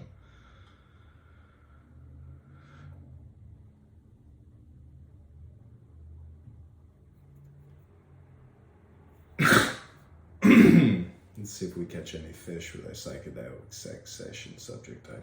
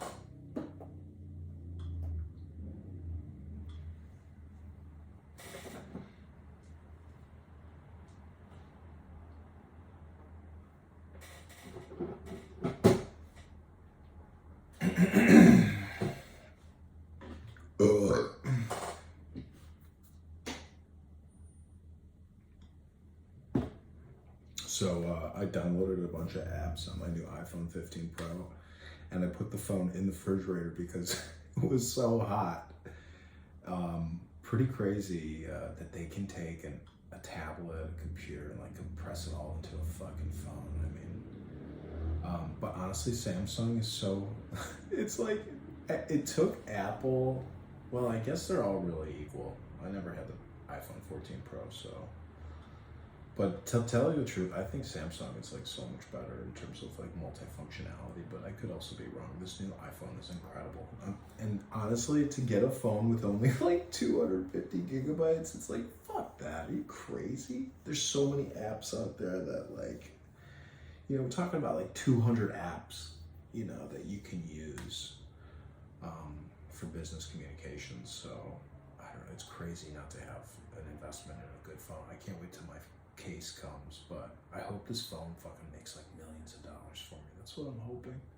It all has to do with communication, and honestly, the technology is pretty good now. I feel like this 15 upgrade is like, the software is so solidified, it's like a hardware update, but this laser thing, like, I'm looking at it right now, and it's probably not even a good idea because it's like technically shooting lasers, and you can see the lasers if you take a camera on another phone and you film it. So anyways, this is your psychedelic sex session with Pepe, aka Subscribe Podcast. Thanks for coming. We knew you were going to come, and we are so glad you came, and we hope you come again. Nobody comes though. I mean, at this show, anyways. That's kind of the crazy thing.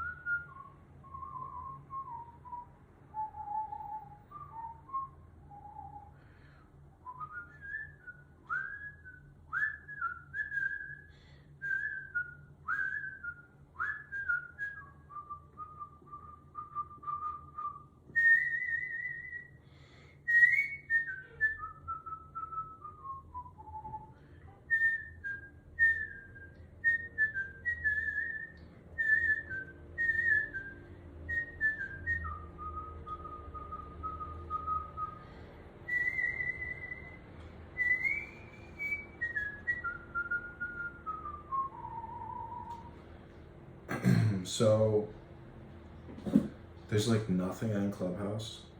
I mean, literally, I'm so heavily blocked that I can find nothing, and it's like nobody uses it. But I know they're all there, just chit-chatting along. But I'm gonna have a burner phone up soon.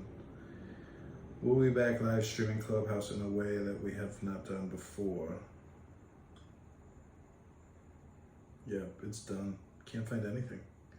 It's just like a bunch of Indians chit-chatting. So yesterday I think I got shit on like 6-7 times. Today I haven't actually been shit on, but I did get to hear some insider behind the scenes footage about me, which was fun. They called me a pit bull, and she said when I get emotionally charged and attacked, I don't let go. Like, what does that mean on a social audio app?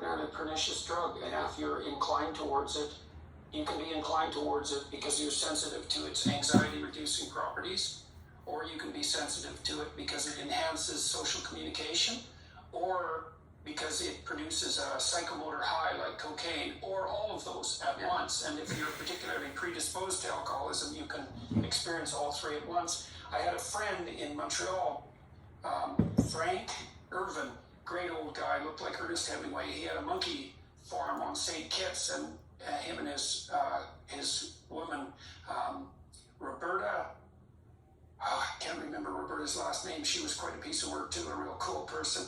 They had this monkey ranch on St. Kitts, and they studied the effects of alcohol on green monkeys, which 5% of whom would drink Tacoma on first exposure. And they have videotapes of these damn monkeys drinking, and it looked like a frat party, you know, but 5% of them on first exposure would drink Tacoma, and those were the monkeys that had a biological predisposition to alcoholism. alcohol is a really bad drug. You know, it's 50% of murders take place in an alcohol-fueled environment. Either the victim or the perpetrator or both is drunk. It's almost the sole cause of domestic abuse. It's almost the sole cause of so-called date rape. And if you dig into criminal behavior deeply enough, well, hell, you don't have to dig much at all before you find alcohol. It's also the only drug we know that actually makes people more aggressive, and not merely because they don't know what they're doing.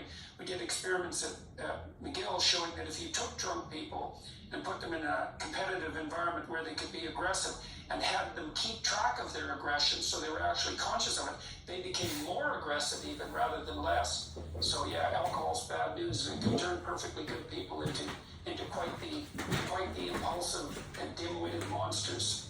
So, well, if you give people that massive boost of sugar and then suppress their inhibitions, that's going to happen. I was 21 years old in Prince George, and I had a night like that. And I mean, it wasn't terrible. I just woke up in the morning, you know, praying at the porcelain altar. I was making that deal with God. If you just make me feel better, I'll stop this and do it anymore. And then I didn't. I haven't had alcohol since. Oh, really? Since you were 21? I quit drinking when I was 27. You know, I mean, Northern Albertan culture was pretty damn hard drinking culture, like most northern places. And a number of my friends ended up alcoholic, you know, and all the people that I was in high school with and in college with were extremely hard drinkers. And I drank quite a lot till I was 27, and then I found that I couldn't. Well, first of all, my life was taking a pretty professional turn, and second, I found that there was no bloody way I could write seriously and think seriously on an ongoing basis if I was hungover.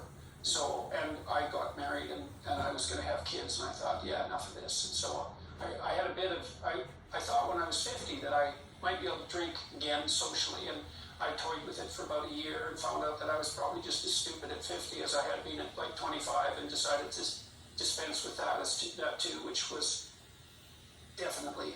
You know, I've watched too, as I've gone around the world, I've met very, very many people in many, many social occasions, and because I don't drink anything at all now, if I go out and watch people drinking, it makes everybody stupid and fuzzy-minded. And, you know, the problem is when you're drinking, you think you're cool, but, you know, you have those same delusions that Homer Simpson's friend Barney had when he was drinking, that you're this kind of, you know, elegant and sophisticated comedian, and it just makes everybody stupid. I would argue that the real problem is that it does that. Yeah, well, that's the first drink does that. My dad tells this. You know, I hope I get the family story right, but he's a kid of 17 or 18, and he's kind of struggling at that point with school, and he goes to a family function, and he's got that one uncle who's a real jerk. Yeah. And the uncle pins him down at the dining room table, and he says to him, he goes, Baz, are your grades a function of your inability to commit to work, or are you just stupid? And it was such a nasty question, and my dad immediately, you know, he blushed, and, you know, people who blush know that they're blushing, and then that causes more blushing, which of course causes the eye watering, and it was a devastating moment for him. And then about 2 weeks later, he and his dad are sitting, and his dad unfortunately was an alcoholic, and, you know, didn't live very long as a consequence, but they're sitting on the deck having a little bit of a beer, and then he goes in, and the uncle does the same thing. So we solved the great mystery: are you stupid or lazy? And my dad did not blush, and my dad said, you know, I would entertain your question if I thought there was any sincerity in all of this. I recognize that it's just through your own smallness that you're attempting to hurt me. I'm going to let it go. And then at that point, my dad was like, it's socially responsible not to go out without at least a beer. Right. Yeah. Well, it definitely is a confidence-enhancing substance, especially it's an illusion. Sensitive to that. Damn right, it's an illusion. Yeah.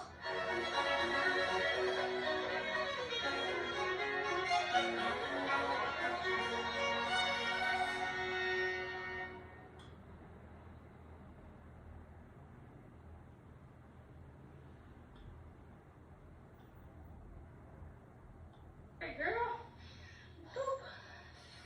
Stop. What are you doing, pretty girl?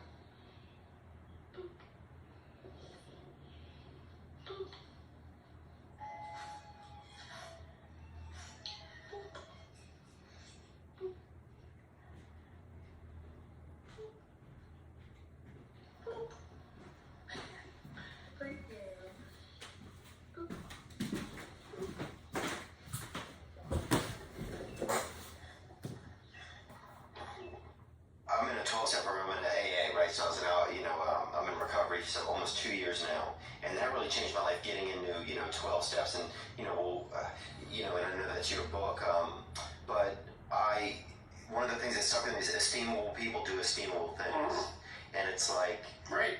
and it's like when you have that choice to do something. Better than alcohol.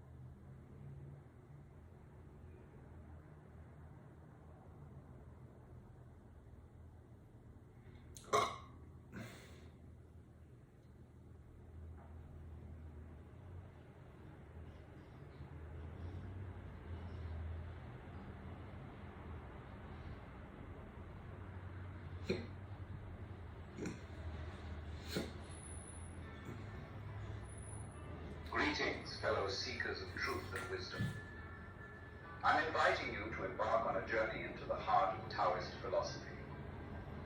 As an uncarved block holds the potential for all things, so too does the Tao Te Ching. A timeless text that reveals the mysteries of existence in the simplest yet profoundest ways. Today, I invite you to join me in exploring the essence of this ancient wisdom. And together, we shall learn the art of living in harmony with nature and ourselves. In the following reading, we will traverse the poetic words of Lao Tzu's Tao Te Ching, delving into its teachings on self-reflection, balance, and unity with the universe. Contemplate these ancient concepts and allow yourself to be fully present as we journey through this sacred text and open our minds to its transformative knowledge. The Tao that can be told is not the eternal Tao. The name that can be named is not the eternal name. The unnameable is the eternally real. Naming is the origin of all particular things. Free from desire, you realize the mystery. Caught in desire, you see only the manifestations. Yet mystery and manifestations arise from the same source. This source is called darkness. Darkness within darkness. The gateway to all understanding. When people see some things as beautiful, other things become ugly. When people see some things as good, other things become bad. Being and non-being create each other. Difficult and easy support each other. Long and short define each other. High and low depend on each other. Before and after follow each other. Therefore the master acts without doing anything and teaches without saying anything. Things arise and she lets them come. Things disappear and she lets them go. She has but doesn't possess, acts but doesn't expect. When her work is done, she forgets it. That is why it lasts forever. If you overesteem great men, people become powerless. If you overvalue possessions, people begin to steal. The master leads by emptying people's minds and filling their cores, by weakening their ambition and toughening their resolve. He helps people lose everything they know, everything they desire, and creates confusion in those who think that they know. Practice not doing, and everything will fall into place. The Tao is like a well, used but never used up. It is like the eternal void, filled with infinite possibility. It is hidden but always present. I don't know who gave birth to it. It is older than God. The Tao doesn't take sides, it gives birth to both good and evil. The master doesn't take sides, she welcomes both saints and sinners. The Tao is like a bellows, it is empty and infinitely able. The more you use it, the more it produces. The more you talk of it, the less you understand. Hold on to the center. The Tao is called the Great Mother, empty yet inexhaustible. It gives birth to infinite worlds. It is always present within you. You can use it any way you want. The Tao is infinite, eternal. Why is it eternal? It was never born. Thus it can never die. Why is it infinite? It has no desires for itself. Thus it is present for all beings. The master stays behind. That is why she is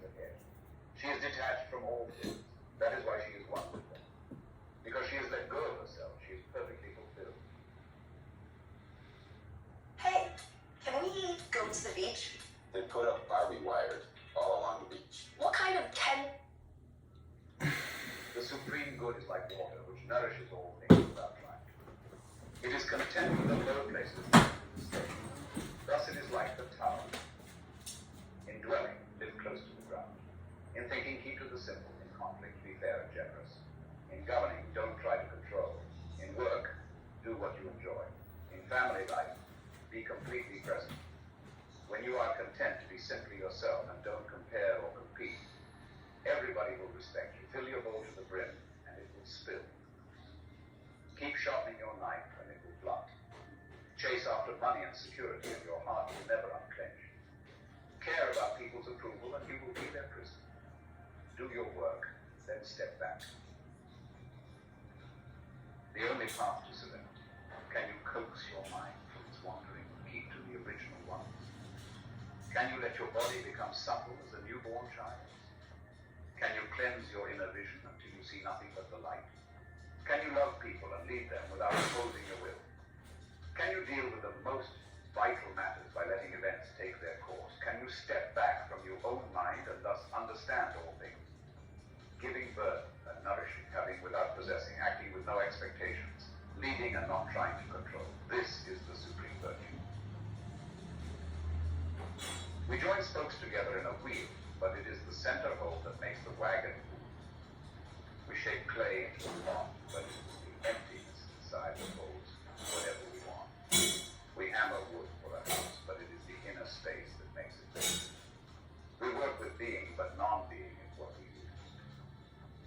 Colors blind the eye, sounds deafen the ear, flavors numb the taste, thoughts weaken the mind, desires wither the heart. The master observes the world but trusts his inner vision.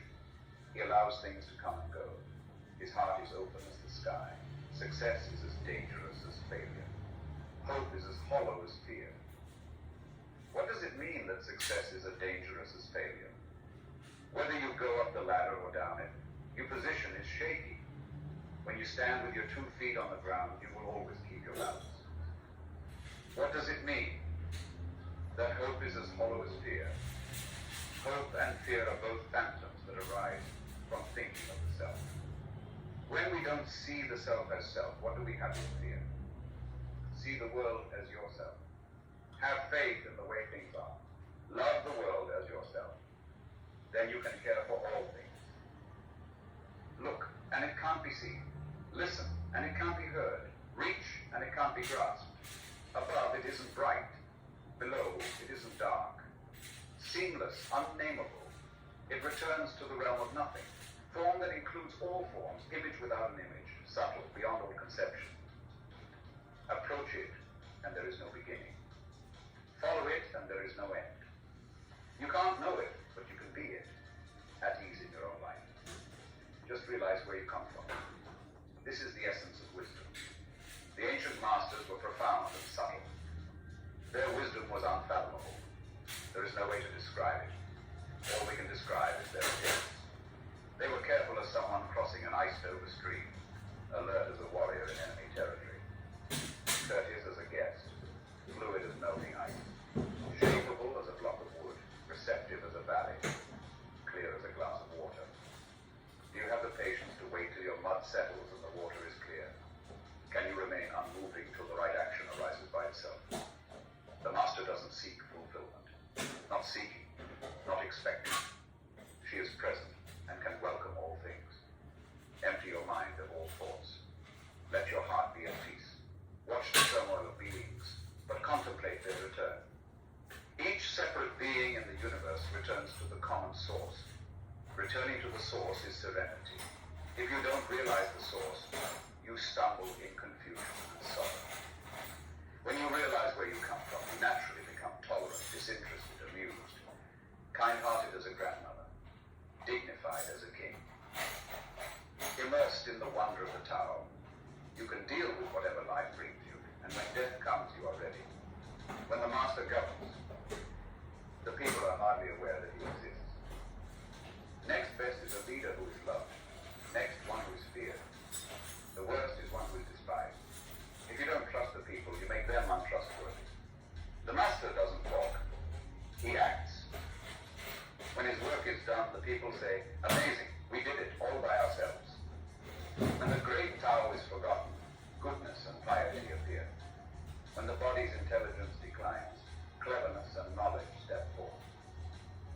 no peace in the family. Filial piety begins. When the country falls into chaos, patriotism is born. Throw away holiness, and people will be 100 times happier. Throw away morality and justice, and people will do the right thing. Throw away industry and profit, and there won't be any thieves. If these three aren't enough, just stay at the center of the circle and let all things take their course. Stop thinking and then do what. What difference between yes and no? What difference between success and failure? Must you value what others value, avoid what others avoid? How ridiculous. Other people are excited, as though they were at a parade. I alone don't care. I alone am expression. Like an infant before it can smile. Other people have what they need. I alone possess nothing. I alone drink about it, like someone without hope. I'm like an idiot. My mind is so empty.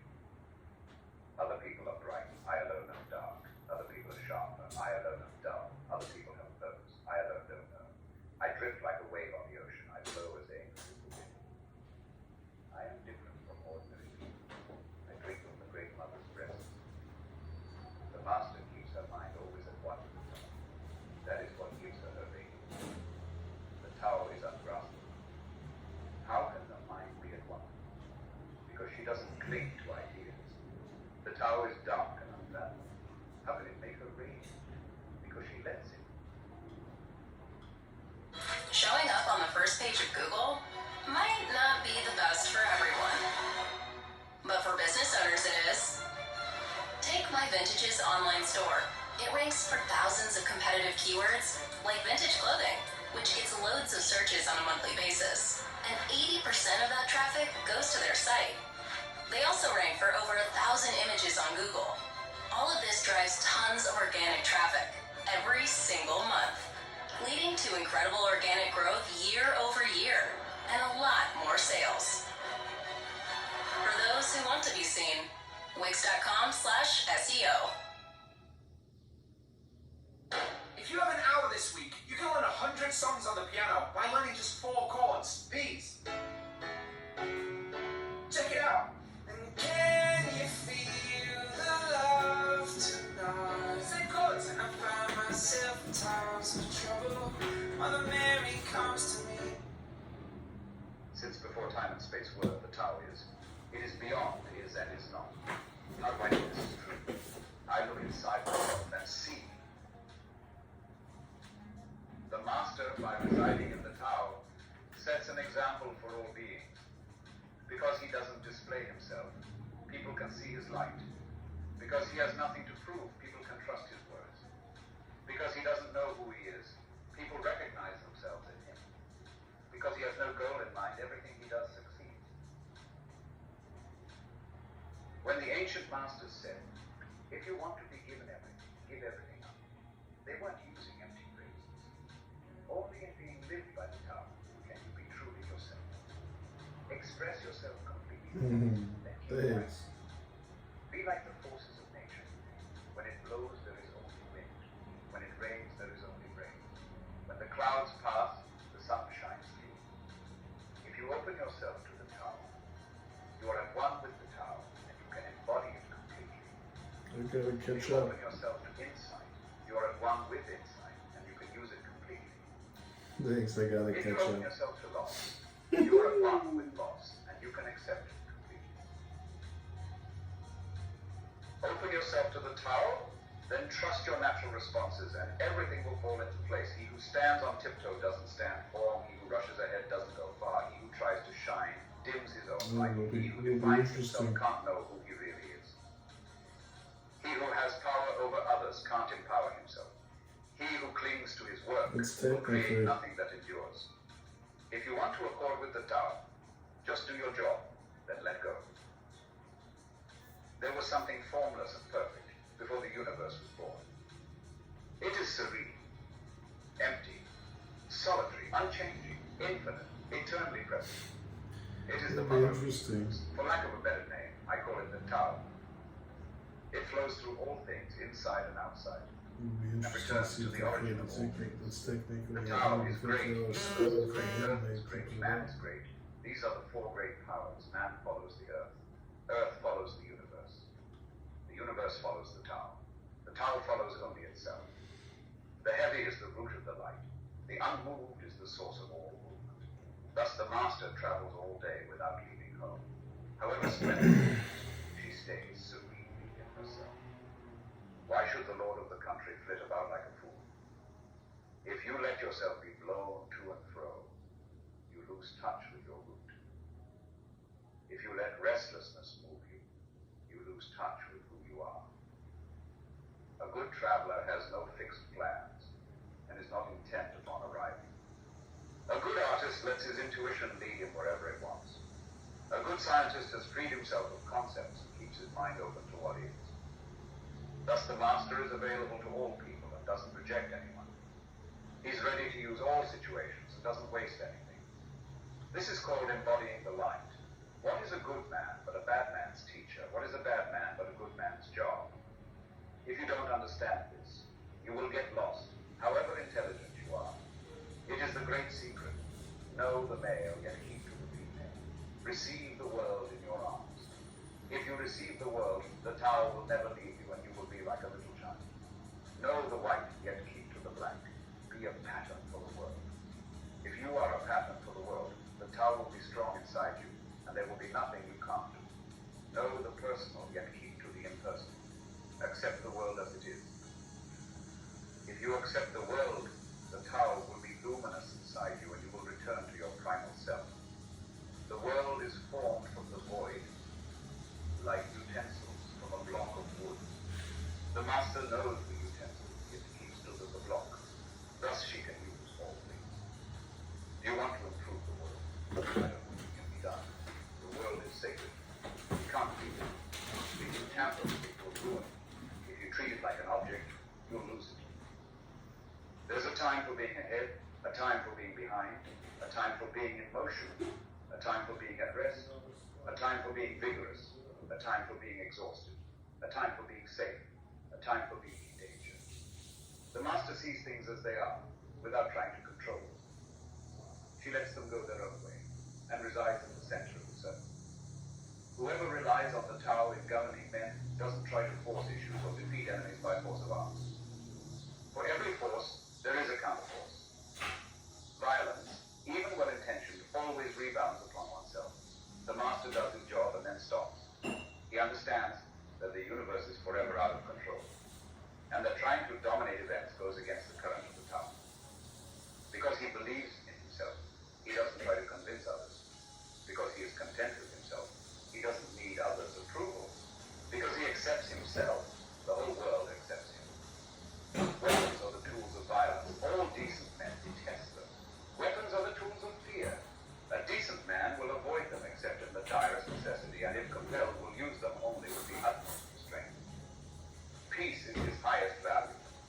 If the peace has been shattered, how can he be content? His enemies are not demons, but human beings like himself. He doesn't wish them personal harm. Nor does he rejoice in victory. How could he rejoice in victory and delight in the slaughter of men?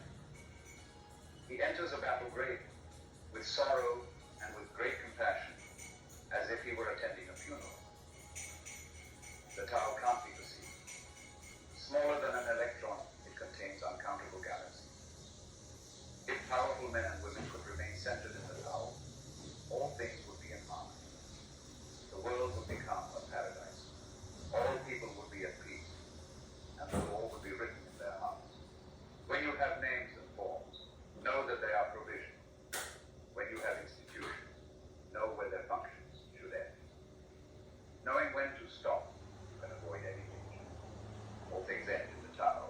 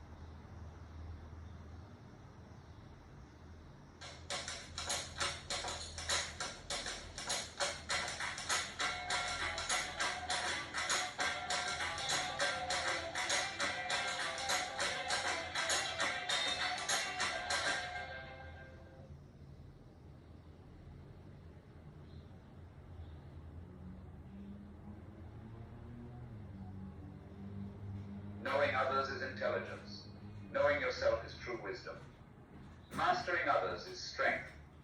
Mastering yourself is true power. If you realize that you have enough, you are truly rich. If you stay in the center and embrace death with your whole heart, you will endure forever. The great Tao flows everywhere. All things are born from it, yet it doesn't create them. It pours itself into its work, yet it makes no claim. It nourishes infinite worlds, yet it doesn't hold on to them. Since it is merged with all things in their hearts, it can be called equal. Since all things vanish into it and it alone endures, it can be called great. It isn't aware of its greatness. Thus, it is truly great. She who is centered in the Tao can go where she wishes without danger. She perceives the universal harmony, even amid great pain, because she has found peace in her heart. Music or the smell of good cooking may make people stop and enjoy.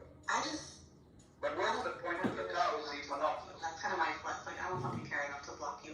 But now I understand, like, where you're coming from, guy. You know what I'm saying? Like, fuck it. Yeah.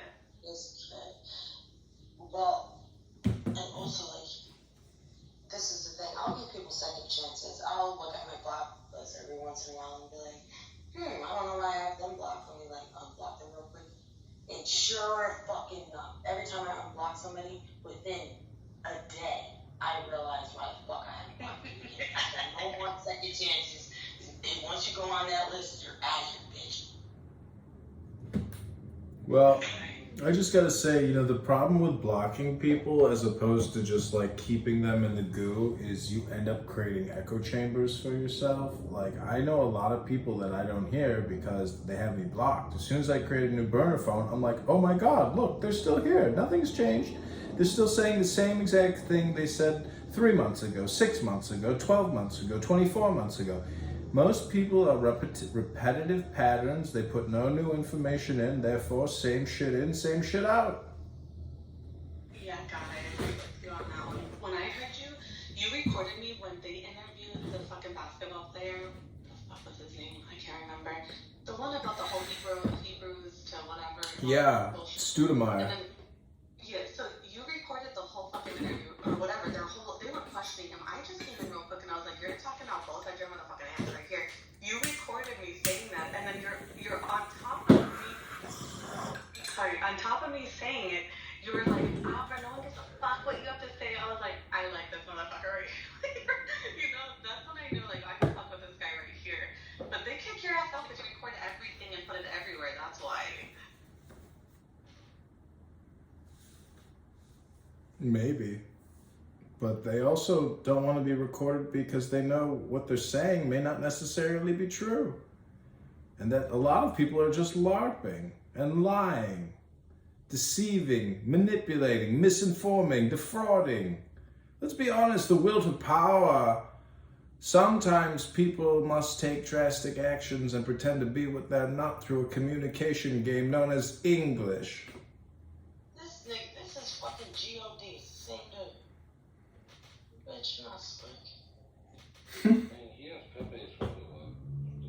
That's Pepe? That's not Pepe. That's some New Jersey star celebrity. Pepe is an ugly, short midget. I thought you were hot, but now I don't since you're old now. That was literally Pepe because he literally did a live video with Sam Vito on Ground Voices. That's literally. That is not Pepe. That's a New Jersey celebrity. Pepe is much uglier. This man is handsome. This is not Pepe.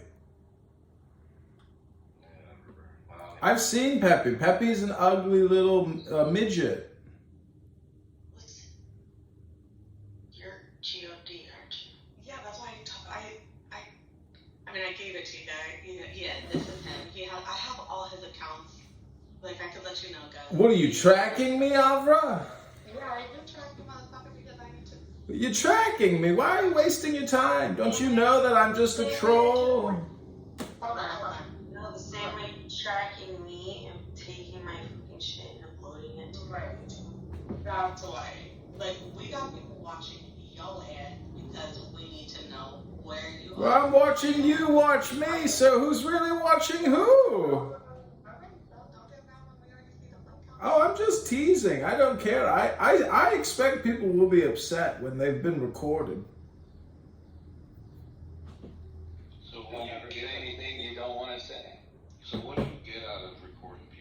Nothing. I get nothing more and nothing less. It's the same thing. Nothing's different. I'm just recording it all free.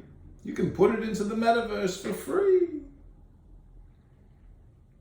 This guy's a weirdo. I'm not weird. I'm controlling what comes in and what comes out.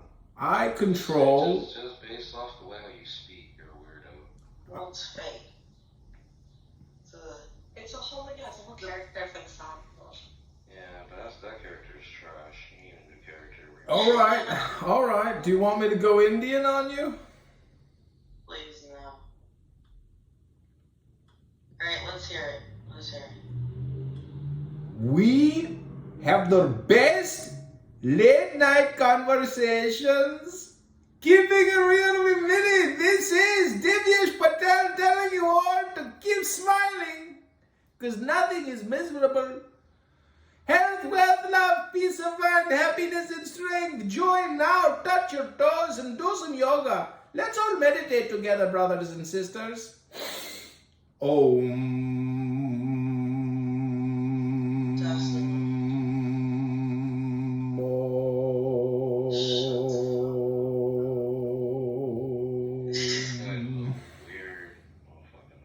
Bro, right? And so I'm gonna.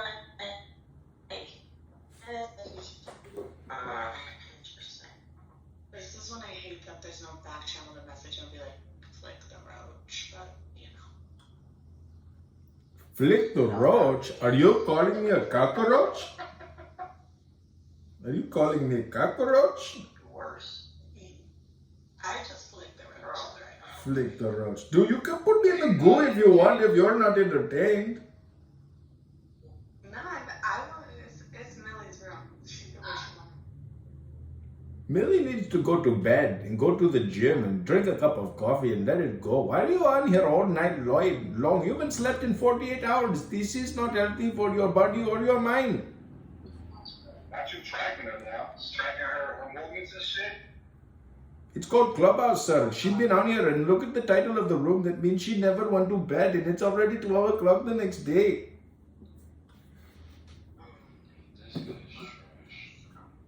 First of all, block you from Instagram, which I want to know what this is. You just tried to add me on Instagram and now you want to block me on Instagram? You're so schizophrenic and bipolar.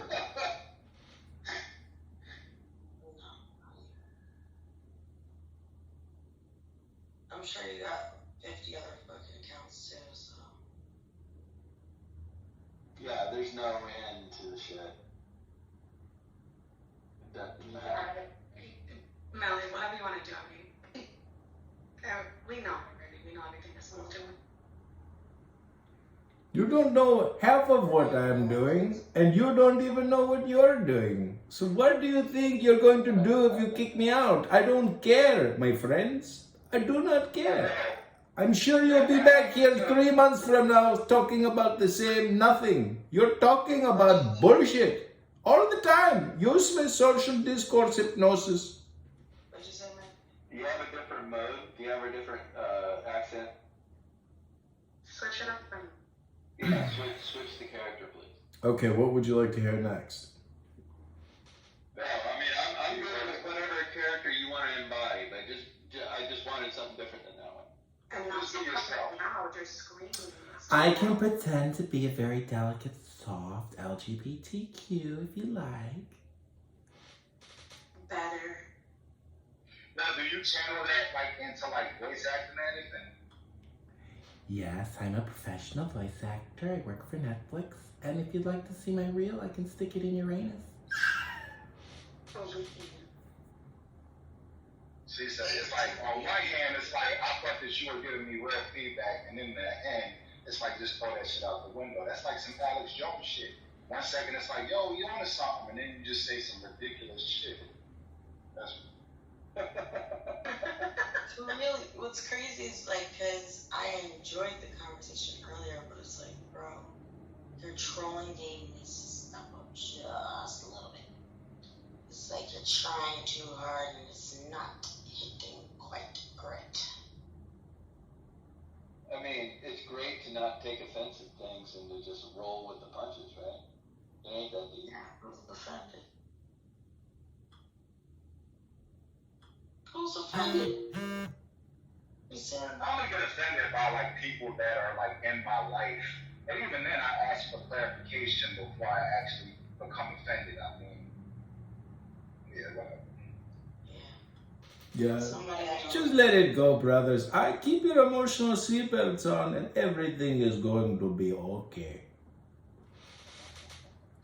I mean, I get offended, right? But I give myself time to recognize, like, what is that offended about? You know, what am I getting? What am I taking too deep? What kind of Why shit does that bother offends me? What kind of shit offends me? I don't know. Where someone is intentionally cruel, right? That triggers me. That makes me want to step in. That shit's got to stop. I agree. Yeah. But otherwise, you know, it's all just words. You can spin your story. You know, if I see something happening, then I have to happen to it. You know, but as far as the rest of it, I just gotta be free. But we have to shout down bad ideas. We can't just counteract bad ideas with good ideas. We have to shout down the bad ideas. We can't wait any longer. We need to fix things now. We are fixing things like this. I mean, I don't know if you're taking this seriously or not, because that's the whole joy of comedy, right? Is that we get to say the thing that we're worried about, but we smile about it, so you don't get how much we're worried about it. It's not that fucking deep, bro. If it was funny, I'd be laughing. It's just not funny, so I'm not laughing. But that's because you have low dopamine right now. You've been up for 2 days straight. Time to go to bed. And after 2 days straight, fucking take. How the fuck would you know when I go to sleep? And the fact that, come on, stop. Because you're on Clubhouse all the time. I'm on Clubhouse all the time. This is called Clubhouse time tracking. I'm not tracking you any other way. This is just Clubhouse time. You're just a fucking weirdo, bro. All the time? It's really hard to be on Clubhouse all the time when I work about 60 hours a week, bitch. So, yeah. But thank you for keeping up with my schedule, because I know I don't care about what you do for a living or your schedule. I'm sorry. you do care. That's why you're trying to clock me. I'm not clocking anything. I'm just talking philosophically speaking. Imagine 48 hours. I have work today. Can I just say that I commend all of you on your beautiful voices. Thanks, Ted. Guys, yeah. We don't care about the sound of the voice. We care about the intelligence behind the voice. Like Robert F. Kennedy. Go to Kennedy24.com and send $100 right now to Kennedy24.com. Alright, dudes, there's the mic. Nobody cares. Fuck. And it would be funnier if you weren't like so racist on that one. Yeah, it's too loud. If I have to go up and down on the fucking volume, because It's because he got the headphones. I wish I had my fucking headphones. Craig, you know how I lost my headphones that one time we chilled and then I got back? Yeah, I lost them like literally days later. I need to go. Where can you get those headphones? Can you Go to Amazon or go to eBay right now. I will pay for them. You know, Billy, I still never found my other one. I would buy you new headphones today, right now, Millie. This would be a down payment on Scam Movie Incorporated royalties. Why do you keep saying, oh my God? Shut the fuck up. Yeah, let me keep it. Can I keep it a being like, yo, Craig, I like your profile pic, bro. Like, that, yo, I've been to a few grows, not like that. I just think that that's the coolest shit. I know it's like normal to y'all, but man, I just think that that's just the coolest shit to sit there and grow and cultivate anything. Honestly, it don't just gotta be that one. You know what I'm saying? I feel you, man. And thank you, man. It's a trick, you know, once you kind of first get into it, because you got to learn. Because, you know, when you're doing things indoors, like, you got to learn all the different things. You got to, you know, but, yeah, I definitely love what I do, man. It's dope. But, you know, the day that you have to cut down, it's always kind of like a bittersweet feeling. That's what I always say.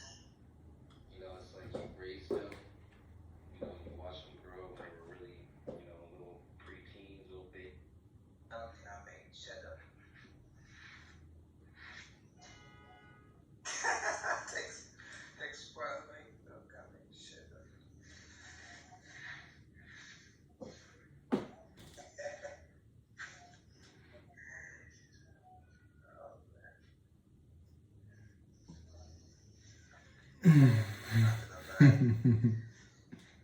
Maybe we'll see Big Kid take it. It's technically on the Big Kid spot if the music man keeps it up. I've been putting on a plastic smile. I can like I'm not depressed, but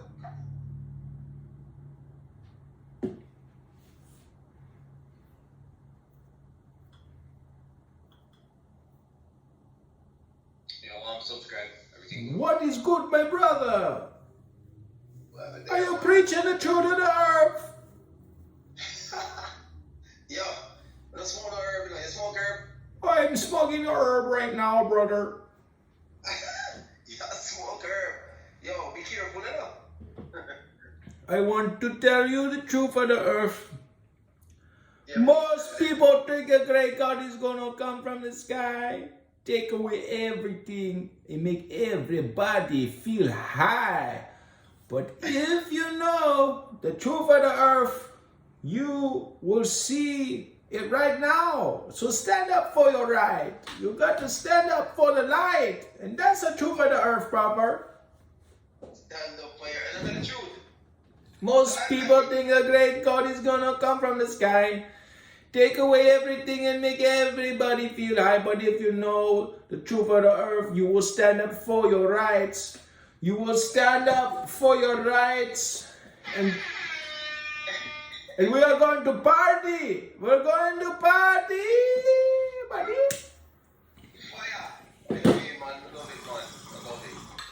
The earth is not flat, brother. The earth is a globe. And anybody who think they are flat, they are square, my brother. We know that it's curved, brother. We know that like my dick, it's not always straight and flat. Sometimes my dick it curved. That's so true. That is so true. Hold on. We just settled the argument, brother, forever.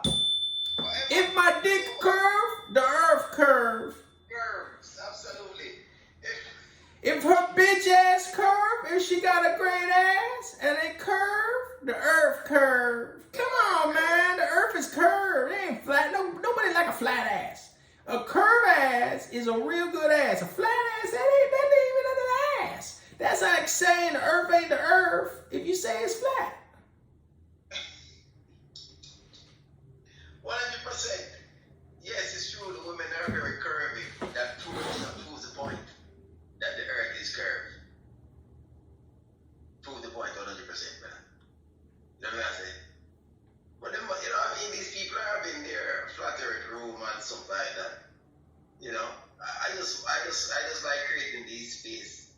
If they come over here, we'll tell them. Yes, if the girl butt curves, the earth curves. Brother, if she smoke, she poke. If she smoke, she poke. 100%. That's the truth of the earth. That's the truth. You can't change it. No matter what. You can spin all the formulas you want to spin. It curves. Because look at the girl. She's curvy. It wasn't me. It wasn't it. It was you. It wasn't me. It wasn't me. Jah Rastafari. What do you mean, man? Jah. Oh. True to the Jah. Rastafari. We're gonna sing a song to the Jah. The source of the power is the Jah. The source of love is Jah. The source of joy is Jah. The source of liberty is Jah. We need to start the Jah movement, and we are going to start the Jah music. Let's start the Jar Festival of Love right now, brothers and sisters. Welcome to the Jar Room. This is Jar Room.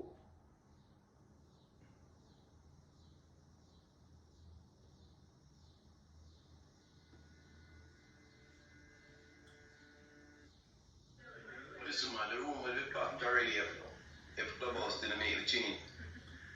Will they make the change, you know?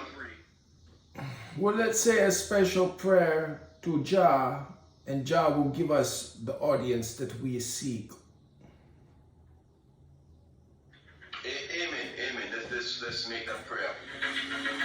Within a heartbeat of the allegations against Russell Brand being made public, and shortly after Brand himself denied them and claimed he was being targeted as part of a coordinated political attack. Very serious allegations that I absolutely refute. The relationships I had were absolutely always consensual. Is there another agenda at play? Particularly when we've seen coordinated media attacks before. The legacy media rushed out to assert that anyone claiming this was part of a coordinated political attack was a disgusting conspiracy theorist. Some conspiracists jumped to defend Russell Brand before allegations were even made. Russell Brand's sexual assault allegations countered with conspiracy theories. Russell Brand is not a martyr and the claims against him are not conspiracy. And guess what? All of these claims are coming from left-leaning sources. I actually have been quite alarmed by some of the response to it. This is not about Russell Brand's YouTube show. Well, that hasn't aged very well, has it? Now the political class, literally the government, is pressuring social media networks and video hosting websites to demonetize and delete Brand's content entirely. After they got YouTube to cave pretty quickly by demonetizing Brand's channel, Dame Caroline Dinage, the Tory chair of the Commons Culture, Media and Sport Committee, a government body, fired off letters to TikTok, Facebook, Twitter and Rumble, demanding to know what action they were taking to demonetize or remove Brand's videos. This wasn't a coordinated political attack to eliminate Brand from the public square. Oh no, who'd be stupid enough to believe that? Proceeds to carry out coordinated political attacks to remove Brand from the public square. They complain about conspiracy theorists rushing to Brand's defense and do the very thing that proves the conspiracy theorists right. Again, this is what we mean when we call it the censorship industrial complex. This isn't just private companies enforcing their terms of service. This is governments abusing their authority to pressure those companies to silence and punish free speech. Rumble responded within about 5 minutes, telling Dinage and the government to F off. Dinage wrote to the video platform on Wednesday to say she was concerned that the comedian may be profiting from his content on the platform. Rumble responded, "We regard it as deeply inappropriate and dangerous that the UK Parliament would attempt to control who is allowed to speak on our platform or to earn a living from doing so. Singling out an individual and demanding his ban is even more disturbing given the absence of any connection between the allegations and his content on Rumble. We don't agree with the behaviour of many Rumble creators, but we refuse to penalise them for actions that have nothing to do with our platform. Although it may be politically and socially easier for Rumble to join a cancel culture mob, doing so would be a violation of our company's values and mission. We emphatically reject the UK Parliament's demands." In other words, spin on it. Amidst all this, the same media that screamed until they were blue in the face that this was about the alleged victims, the seriousness of the accusations against Brand, and that it had absolutely nothing to do with Brand speaking out against the war in Ukraine or Big Pharma. Nothing whatsoever to do with the... We just want to big a shout out to Jah who in everywhere and in everything. Rastafari, this is the truth broadcast of the Flat Earthers. This is your good friend, subscribe.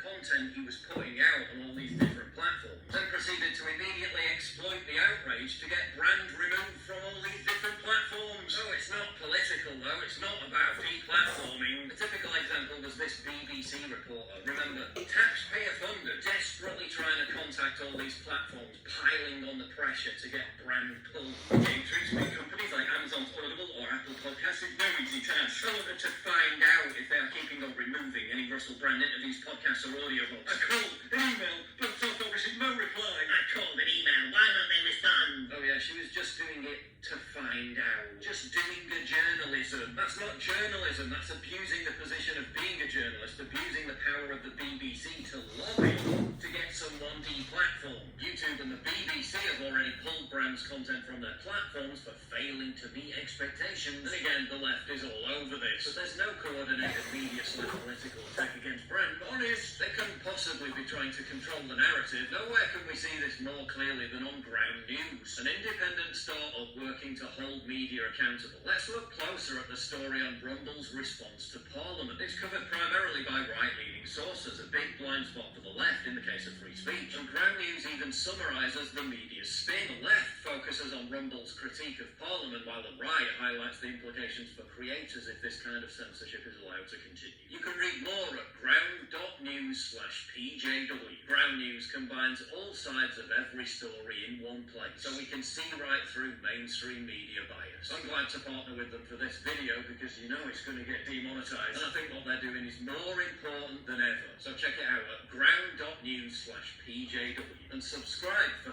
30% off unlimited access to support access to reliable information and holding the media accountable. Just today they published another article whining about how Brand started getting way more viewers on YouTube after he abandoned left-wing political causes. But it has nothing to do with his politics, honest. The government's even lobbying to get Bev Turner, a GB News presenter, fired because she dared say Brand is entitled to the presumption of innocence. I was quiet on the Brand stuff, but now that the British government is directly influencing social media companies to demonetise him when no criminal trial or has taken place, proved that this was never about justice for victims, it was about control.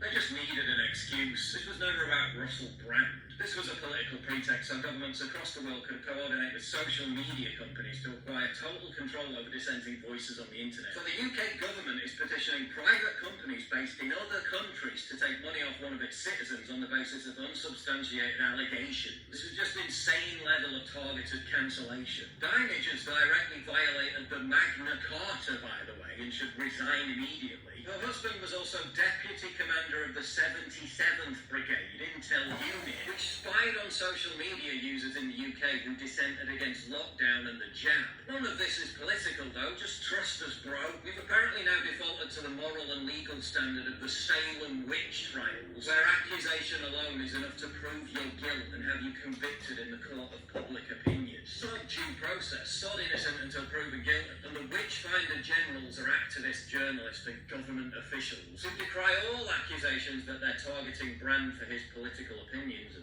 ludicrous and harmful, while literally spending every waking moment targeting Brand for his political opinions and weaponising the might of the media, cultural institutions and literally the government to get him permanently silenced and shut down. Oh, it's not political though. Strange, isn't it, how all these claims against Brand were apparently an open secret in the industry, known to BBC, known to Channel 4, and yet for the best part of 20 years, when Brand was the darling of the left, amplifying their messaging, cozying up to their ideologues, giving platforms to their political candidates, none of it came out. This on the surface would have been a far bigger scandal when Brand was at the height of his fame, which was about 10 years ago when he was a staunch lefty, but it only emerges now after he undergoes a political conversion and starts talking about the jibby jab and opposing regime wars. A fascinating coincidence, I'm sure you'll agree. Fascinating how part of the motivation for the claims being reported to the media, according to the Sunday Times, was because of what Brand was saying on his YouTube channel. It's definitely nothing to do with Brand's political opinions, though. Only a deranged conspiracy theorist would think that. Fascinating how this is all happening during the passage of the Online Safety Bill, which gives the government the power to censor free speech it deems to be disinformation in the name of national security, while raging sycophants give UN speeches asserting that challenging state and media narratives is literally an act of war. Mis and disinformation online. But we have an opportunity here to ensure that these particular weapons of war do not become an established part of warfare. And that censoring free speech is vital to protect free speech. Even the most light-touch approaches to disinformation could be misinterpreted as being hostile to the values of free speech that we value so highly. Only the truly naive or deliberately duplicitous could ever believe that this is only about whatever Russell Brand is alleged to have done over a decade ago. Get early access to videos, exclusive live streams, and personally DM me. You've seen how much I get demonetized all the time. Well, this is how you support me. By subscribing at pauljosephwatson.locals.com. Please click the link in the description.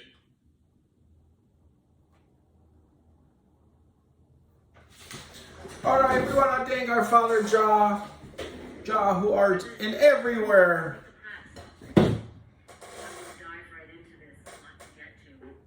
Ukraine would have never happened without a president. If this election weren't rigged, Ukraine would have never happened. You would have All right, everyone. We want to thank you, brothers and sisters. Tan, you got anything you want to tell the Subscribe Podcast subscribers? They all pay us our salary, and we make a $4.20 a month off of them. You want to tell any of our listeners any wisdom? Yeah, it's a good idea for you to, if you have questions about globe, gravity, and this reality that we live in, you have to go back to some nice educational institutions and study. Don't minor in physics. You don't have to do a major in physics. Don't minor in physics, and that will put you on the next level.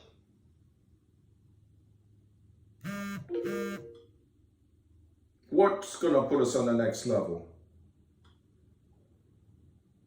Yeah, if you just do a small program, like a 2-year program in physics, it will raise your understanding of your existence tenfold. I guarantee it.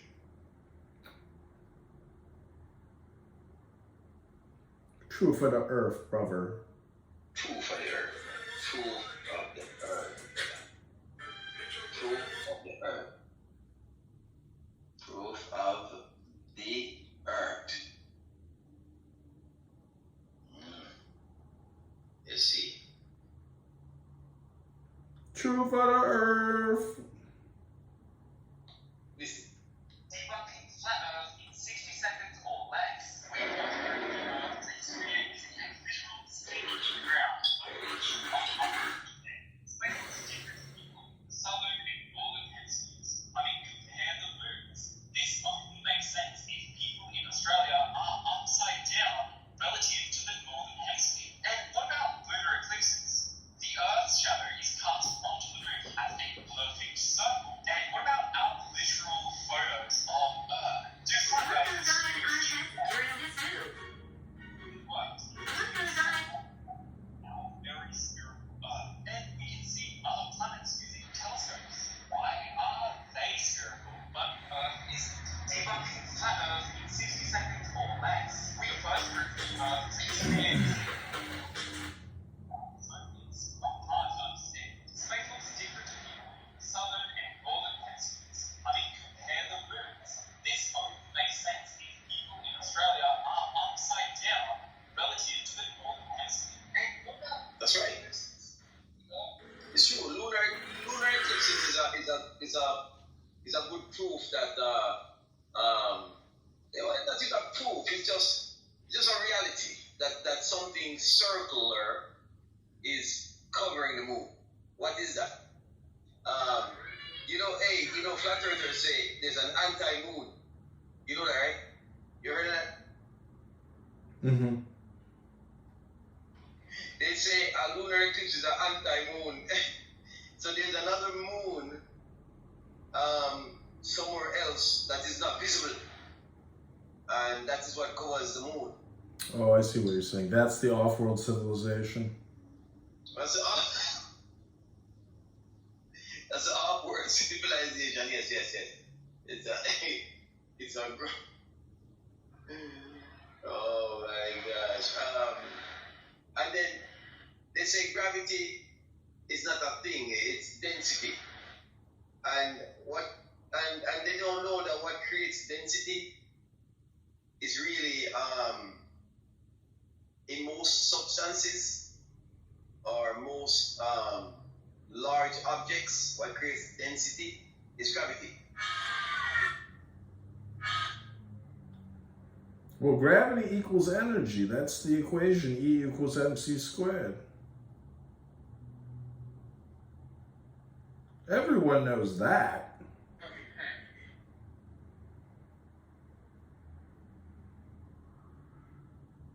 Yeah, the rain is pouring where I am right now. I don't know if you can hear it.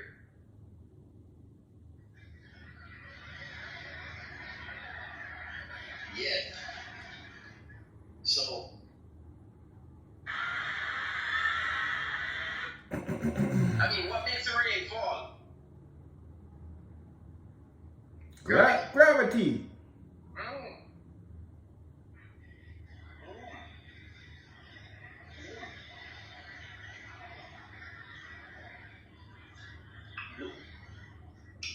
What makes the rain fall, Brandon? Brandon, what makes the rain fall? Magic! What makes the rain fall? I don't know. Yeah. I guess the clouds too water, so we'll let it go. That's right. Let it go. The gravity sucks it down, brother. I don't know about that. That's a theory. No.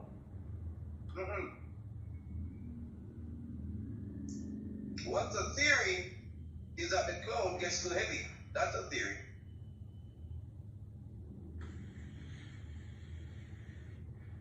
That's a theory.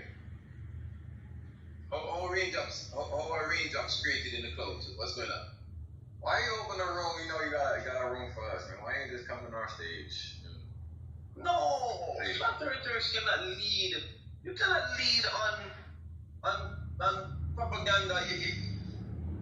You have to lead on reality. You cannot lead from a position where that doesn't exist. Flat earth doesn't exist, but you want to lead. The earth is observably flat. Okay. The claim is that it has curvature. The bird. No. Okay. The earth is observably wrong. We see.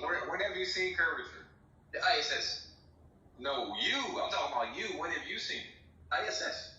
No, that's what the ISS shows you. When have you witnessed curvature for yourself? They're not showing us. It's a video, and we're looking at the video. What are you talking about? That video can be easily doctored to show you curvature. Yes. Easily show us. Tell us some of the ways in which live video can be edited in that fashion. Give us some examples. Computer generated imagery.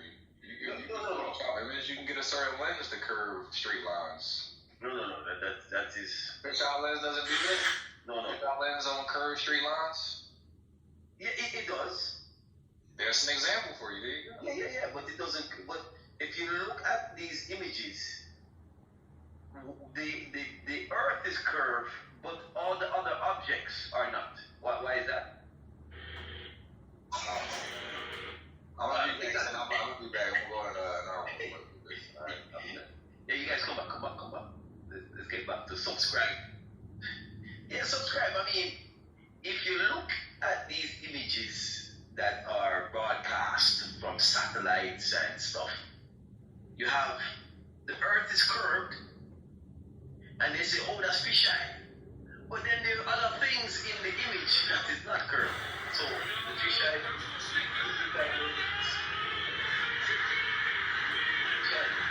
didn't work on those, but it worked on the curve of the Earth. Come on!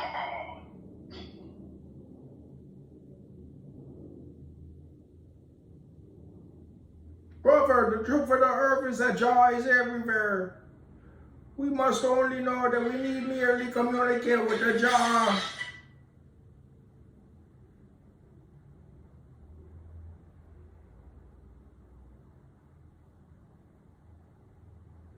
Like we said earlier, if she got a great ass and it curved, the earth curved like my curved dick.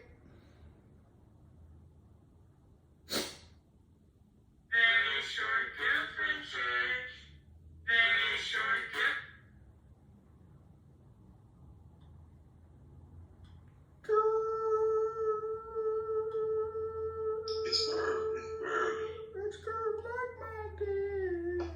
It's curved. Fish Islands. Fish Island. Wow, how convenient. Yes, things do curve on a fish island, but guess what?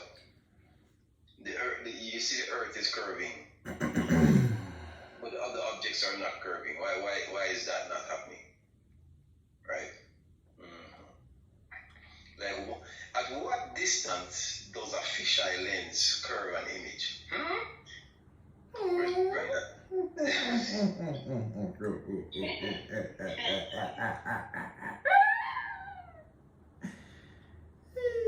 Okay, listen to this.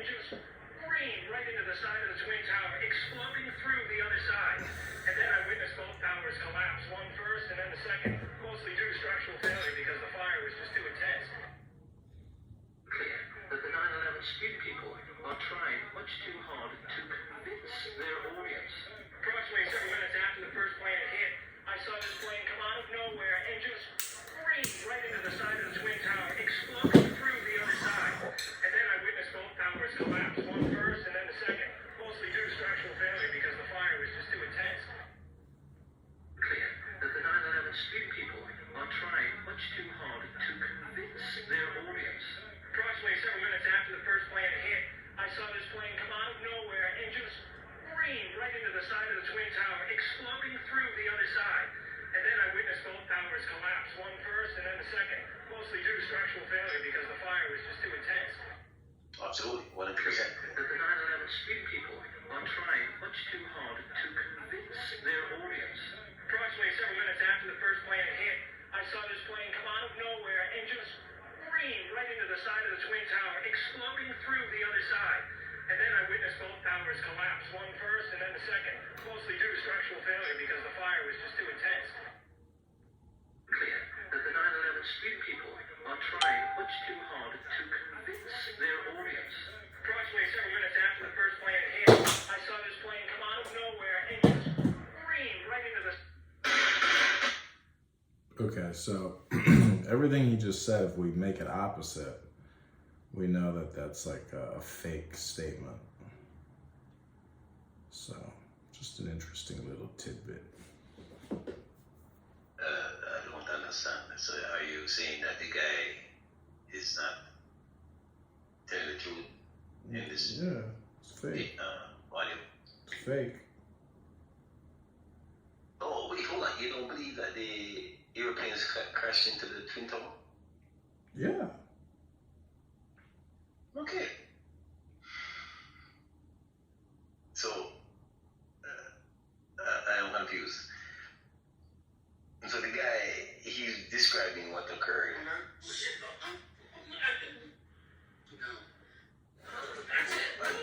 And he said, and all the things he said is true as to what occurred. So,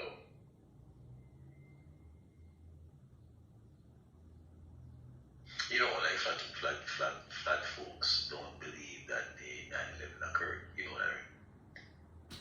Really? They don't know the truth of the job? No,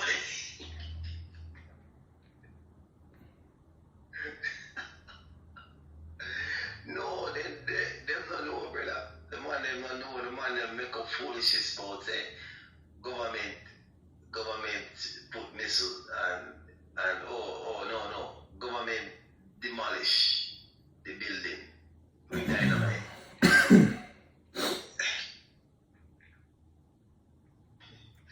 Yo, Jason believes in the power of Jah. The jaw isn't everywhere.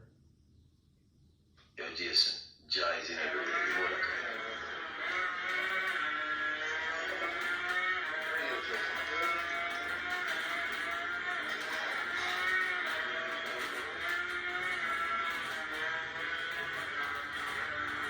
That sound like some lambs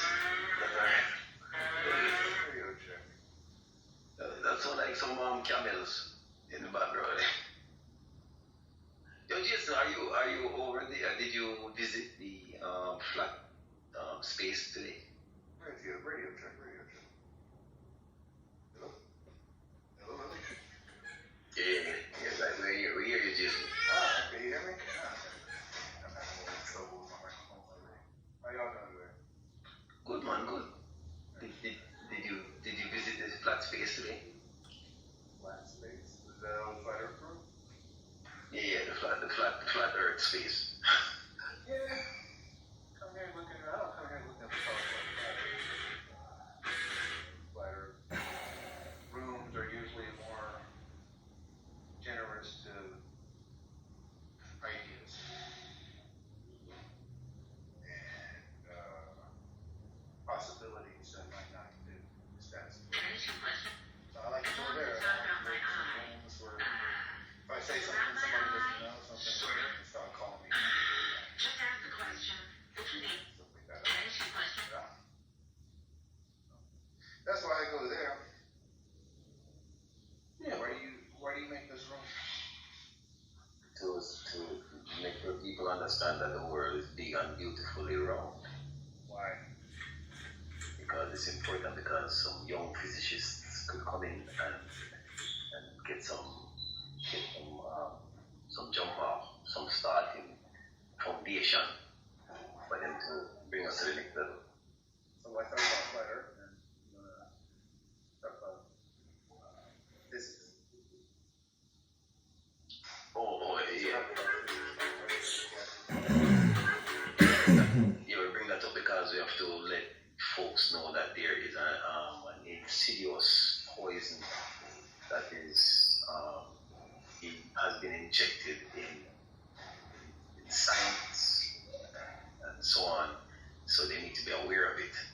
I had a gentleman coming here who said he was insidious poison. It's pretty heavy toll there, bud. Yeah, man. It's for just the things I heard in this conversation. We have a creator versus retarded fish monkeys. There was an accident that may or may not have a creator. I don't know if that's insidious. Oh yeah, it is, because your monkey creator, the creator wouldn't create something that I think your monkey creator was a ball over it. No, because that could be an accident. No, Master Jack's mass. That's just it. Master Jack's mass, and it creates a ball. Eventually, you can't. A flat plane cannot exist with this biodiversity in space. It's possible. It's artificially created. So are you saying that you're an artificial? Intelligent being, which is a God created situation. No. When you're on a ball, that can be a total random accident. It can't be a creator, but it can be an accident. Well. Which most of your preachers say is an accident. No preachers say that. The scientists. Well, I said preachers, I mean your physicists. Oh yeah. Well, absolutely. They're going to say that because a lot of them have no foundation in creation. I thought you said this man knew the power of the Jah. He does not sound like a Jah believer to me. Jason, do you know that Jah is everywhere and in everything? Yeah. Then you got to start listening with a more acute hearing, because you don't listen, brother. The truth of the Jah is all in the power of the listening, not in the power of the speaking, brother. It's in the music of the ears, and you don't know the power of the Jah. You got to stand up for your right, and then you'll see the light, and then we're going to party. It's a party. It's a party, man.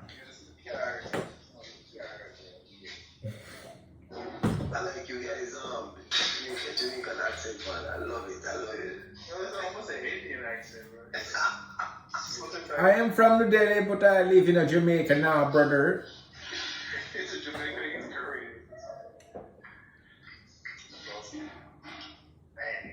It sounded more like Irish or Dutch. Well, that's where the Jamaican accent comes from. It's Irish. But all the Irish slaves got down there too, and they. But I'm going to turn it to the yacht. They take Irish and Dutch and then they take it and bring it on the yacht. They slow it down with anemic parasitic worm infection, slow speech, and then the Irish turns into Jamaica. But it's related to the Irish, Irish. Yo, Jason, you cut up chicken, brother? Sorry? You cut up chicken? Have I ever cut up a chicken? No, you cut up chicken. No, me here you cut something. Oh, you cut. Oh, you talking about the background noise from the cooking? Yeah. Yeah, we're doing some work here, brother. Please, you're ruining our audio quality for our podcast. Jason, stop ruining the quality of my podcast, brother. You're ruining it, brother. Please, just stay on mute until you can clear up your background noise. Okay, we're gonna do a room reset here, everybody. This is the power of the Jah room.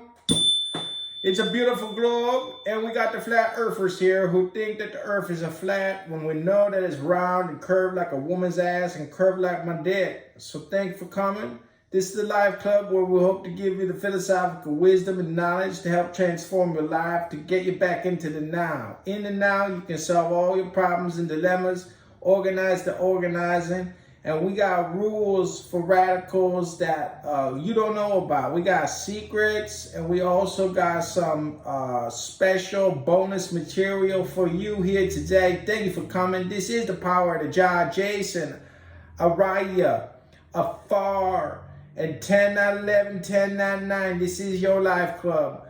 Please, if you got high value information, transmit it to us now or forever hold your peace.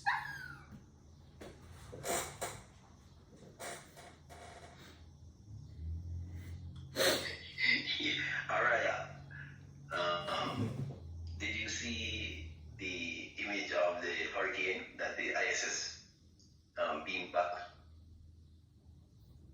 I saw a couple photos of a hurricane. I did see some. It was, It was spectacular, man.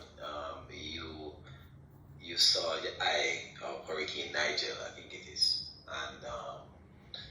and you can see that part of the hurricane is kind of below the horizon, right? You saw the curve of the earth, beautifully curved. Right. That is a wonderful example, and you cannot say it's fish island because nothing else is curved in the image. You understand? So flat earthers like say, oh, fish island is curved, but nothing else is curved in the image except the planet, brother.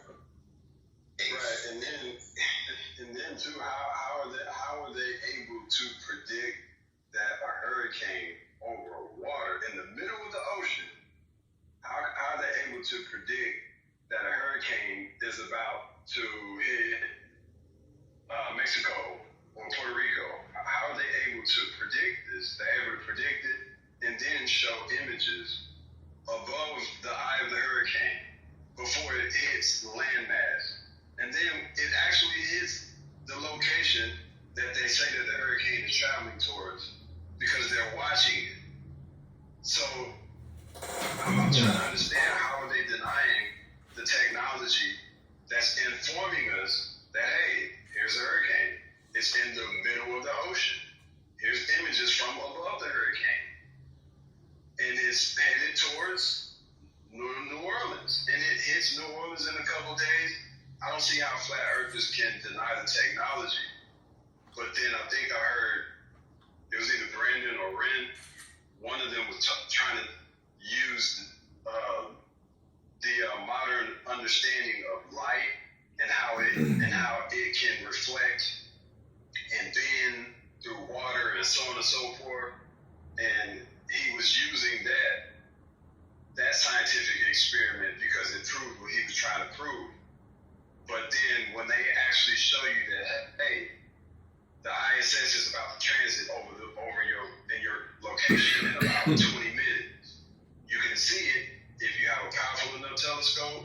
You can do all the documentation you need, and then you can go and sit down and say, hey, was that real or not? After you've witnessed the ISS go past the moon, it's like they're giving you all this technology to help you out, but they don't even want to use it. They just want to deny everything. So it's like, I can't argue with you if you're just going to keep denying everything I show you. Like, you're going to deny it. That's a crazy lifestyle and a crazy mindset to have. Absolutely. Like, that's why I always say that flat earthers are only in the business to mock and try to ridicule us. They're not really in the business to learn or understand what's in their environment. So that's why that's one of the main reasons why I host these spaces, because I would like for them to come so that we can just educate as much as possible and laugh at some of the ridiculous propositions, because we can. We're confident. We're in the reality, right? So we know what the game is. The game is to mock us. Confident. We know that Jah is the ruler, and anyone who says that Jah is not in everything does not know the way of a Jah. The way of Jah, you don't need to talk about the Jah, but we talk about the Jah because we are with the Jah. And as a result, Jah is with you too right now in this room, and we wish the Jah were the source of all the joy, Jah the source of all the love, and Jah the source of all liberty. We hope that Jah will come on us and keep coming on us all the time. Jah. Yo, Jason,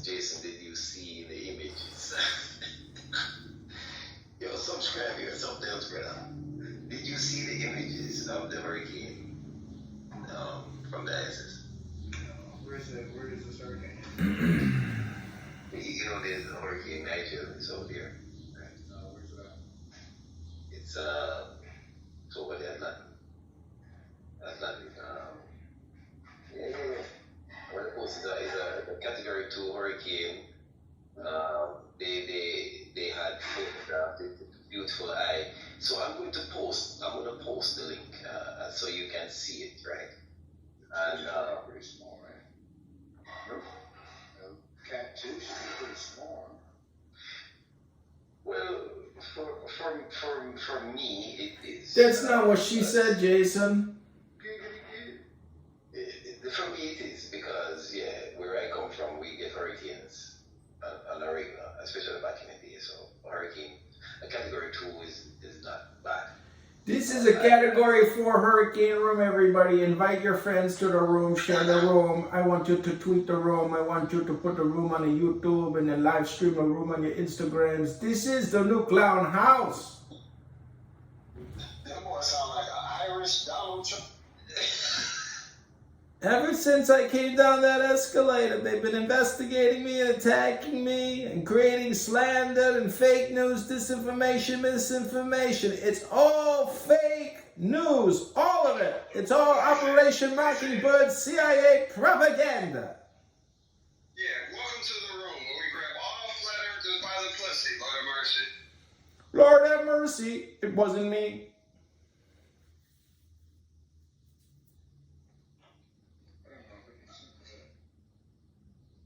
Listen, brothers and sisters, 2 planes can't bring down 3 skyscrapers. And we all know that the vaccine is the virus. Don't take a physics professor to figure that out. We know the lies that they are propagating against the people of Jah. But the people of Jah will stand up for the right. And they will question authority and they will think for themselves. Hold on, subscribe. See, look in the link above there, Jason, and you see it? That was taken on September 19th. But that's with a telescopic lens, a curved lens created that. The Earth is a flat, it's the lens which is a curved. Brother, you are misinforming people again. That's why I came here to tell the people the truth, to counteract your lies. So as you can see, if you look in the picture, right, you cannot say that's fish islands because the way the curve is not like at the bottom of the. Do you have any information on the lens that was used? Would you present that before you had to draw conclusions? No, we have it. That's your problem right there. You just look at something, you are a bunch of conclusions about any information. No. Red-handed right now, without any information about this picture. Yeah, we have information. That's Hurricane Nigel. It's a category. I'm talking about the lens. No. The lens is immaterial. It's not fucking. What? It's not even a fucking talking point when we're talking about whether or not this is a fisheye lens. Are you? Yeah, but the fisheye lens. A fisheye lens doesn't curve like that. A fisheye lens does exactly that. No. It's an image that's curved. Brothers and sisters, you're taking us away from the power of Jah. My dick is curved. Is your dick curved too? Is your dick curved? If your dick is curved, the earth is curved. If her ass is curved, the earth is curved. Curves are real, brother. But hold on, but even let's say if it is a fisheye lens, remember nobody can go up that high. So no, I'm high right now, brother. The people of Jah get very high all the time on the same supply. Most people think a great God is gonna come from the sky and take away everyone's. Hey, hold on, you asked the question. What did you say, Jason? Bro, I don't even remember, bro. You're being hypnotized right now. It's the power of the Jah. Most people think a great God is gonna come from the sky, take away everything and make everybody feel high. But if you know what life is worth, you will stand up for your right and you will demand the light. Come on, Jason. Man, why do you, I'm a moderator. Do not talk to a green bean like that. I will put my green bean in your anus, sir. Green bean is very powerful. I would put it in your anus. All right, easy. Yo, Jason, please. Nothing else in the image is curved. So if you look to the right side of the image, right, you see the satellite. Oh, he asked how high up was that photo. That's what he asked. Oh, yeah. That photo is from 250,000. Hey, hold on, Tim. I don't think it matters. I don't think that matters because they don't even think anyone can go up and be in orbit to see above the Earth like that. So there goes a part of reality that smacks them in the face because they should have hit the dome by now. Well, the problem is that you don't know and you can't verify how high this is. You're just trusting someone. You are No, I never told you. I never told you how high it was, though, Jason. I never said I knew. Okay. You asked a question, and I never said I knew. You said how high up is this photo that's taken above the Earth? And my thing is that even if that's capable, as you can see, it's capable. So you have to figure out and find out how high it is and why they haven't crashed into a dome. It's just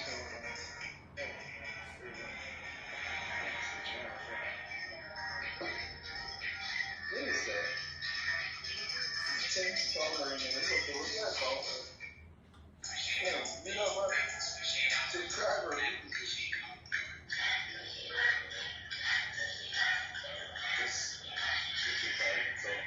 Hey, Ryan, why don't you come over to the flat earth and we can have this fucking awesome discussion? I promise. I'll make sure. I guarantee. My word, buddy. It won't be too bad.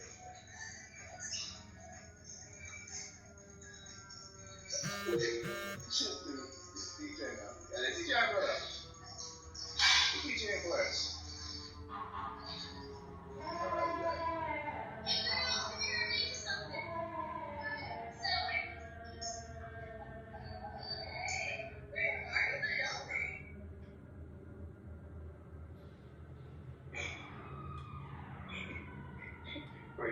Where did Jason go?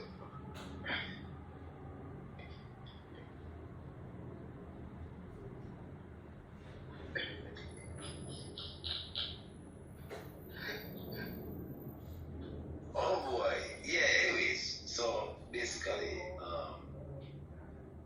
I mean, if you look, you guys still there?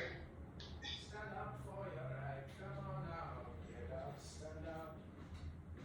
Stand up for your right. Get up. Stand up. Stand up for your right.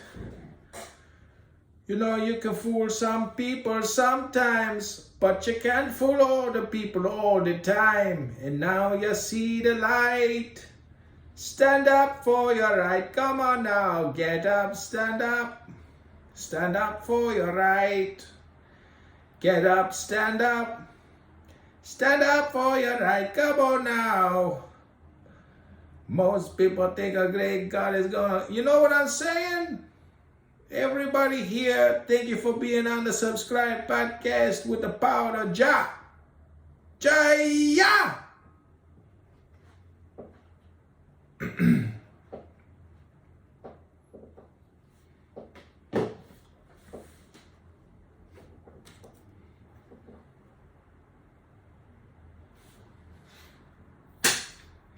Yeah, I mean, listen, bottom line is that nothing else in the image is curved. So the ISS is 250 miles above the Earth's surface. Right? That is pretty much takes it above the regular communication satellites, which are about 150 to 160 miles above the Earth's surface.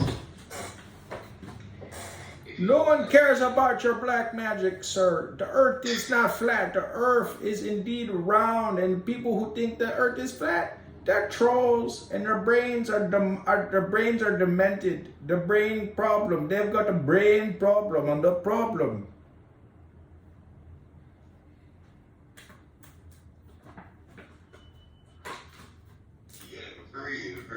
subscribe. I mean, yes, it's true. It's true.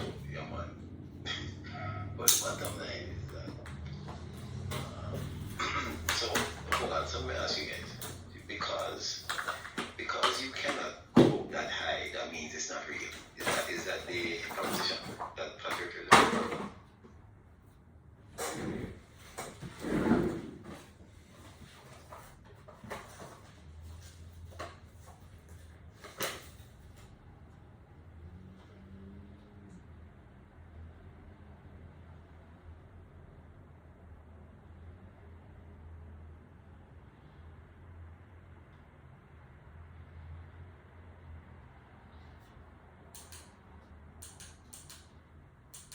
Hey, Tim, honestly, yeah, from what I understood and heard, and say, you can't go up that high. That's why you never see the rocket. You never see the entire footage from launch to the ISS, and you always see this curved rocket. They're following the arch of the dome, and it's going back down, and the rocket's landing in the water. And then they actually show you the rocket launching off into orbit, and then they show you the fuel capsule.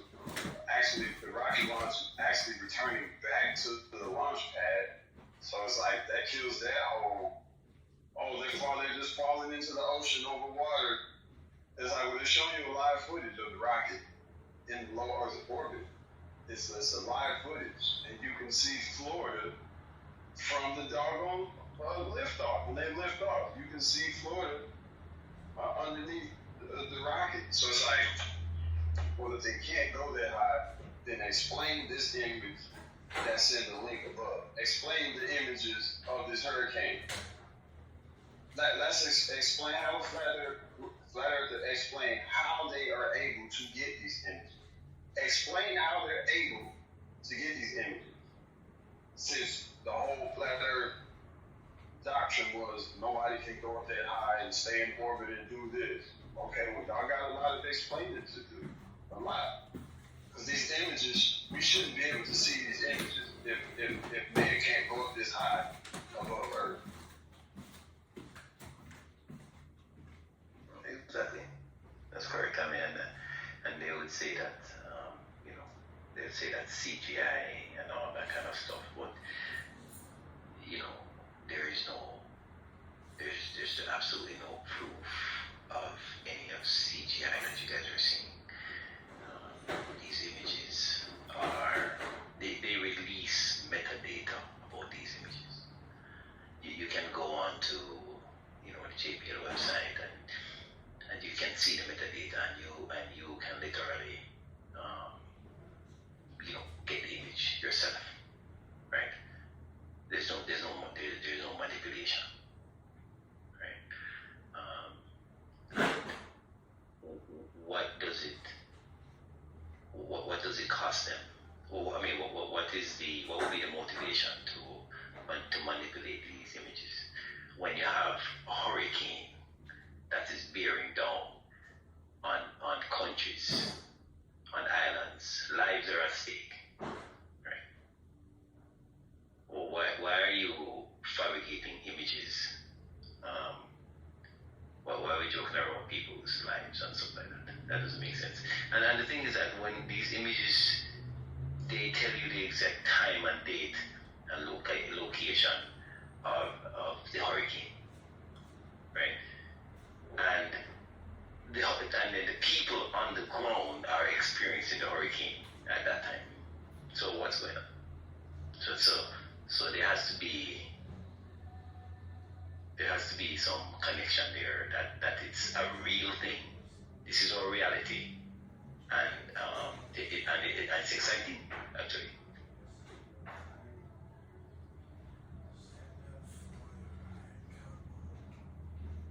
Hey, Tim, if you look at my PTR,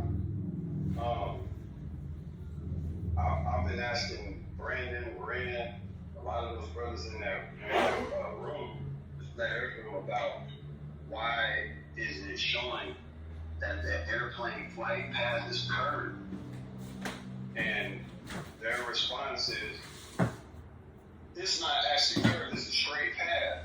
They're just showing you that it's curved because they want you to believe in the globe model.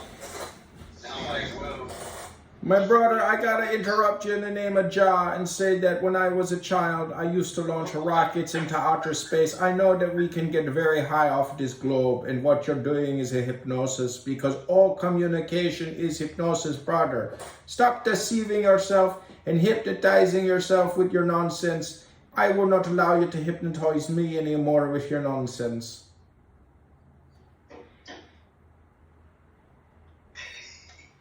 Subscribe. Hold on, man.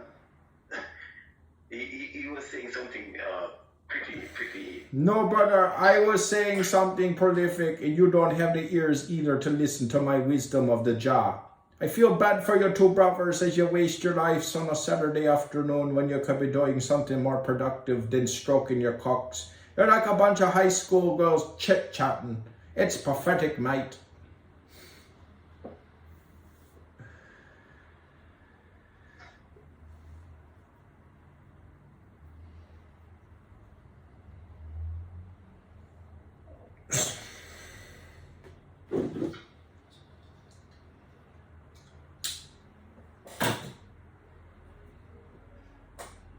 I don't mean to knock you down, but sometimes you got to get knocked down to get back up again. And I just want to tell you, gentlemen, that I hope you rise to a higher ambition. And when I say rise, I mean Deshi, Basha, Basara, Deshi, Basara, Bashara. Deshi, Basara, Bashara, Deshi, Basara, Bashara, Deshi, Bashara, Bashara, Deshi, Bashara, Bashara, Deshi, Bashara, Bashara.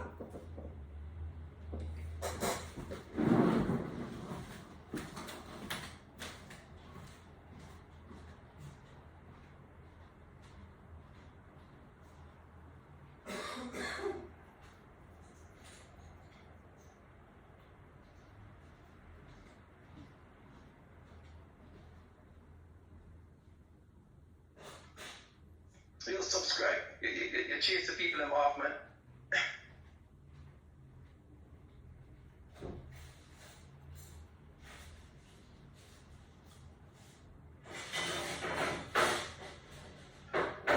You subscribe.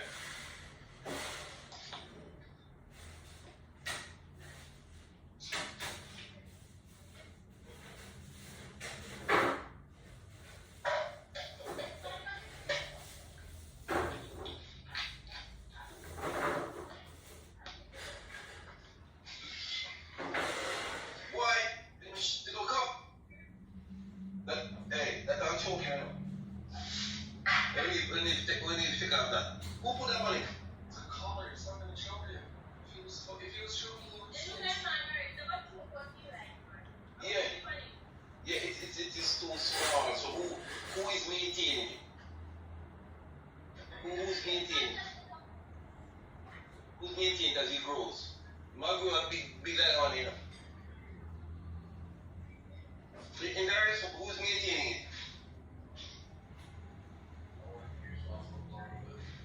Oh, so you maintain the color? You don't want the color? Oh, then you will have to. You want to be responsible for it. You will have to watch you with that color, okay? Pokemon and the other dog, them hanging on to it and pulling it. You know, so be careful.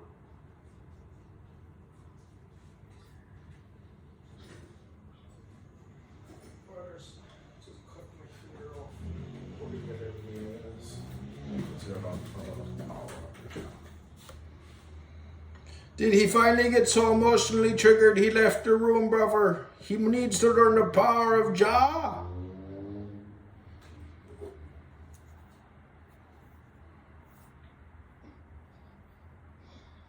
Who? Jason? Yeah, man, who else but a Jason? Angry young man. You need to learn some science and education. He'll be okay.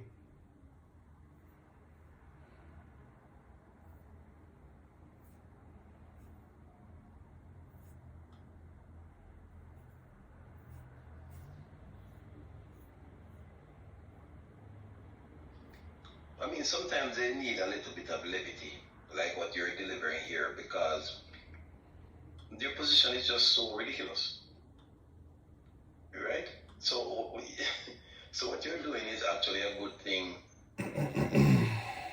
You understand? Because their position is ridiculous. There's no way there's a floating mat in space surrounded by a glass dome. You can laugh at them all you want, brother, but it doesn't help them psychologically to make fun of them.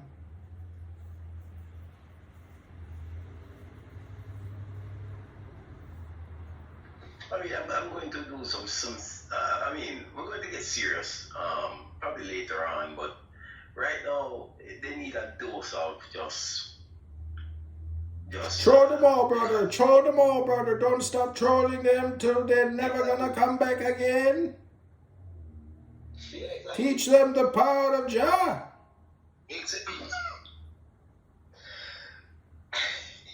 Sometimes the deal is their position is ridiculous. Ridiculous. There is absolutely no. There is no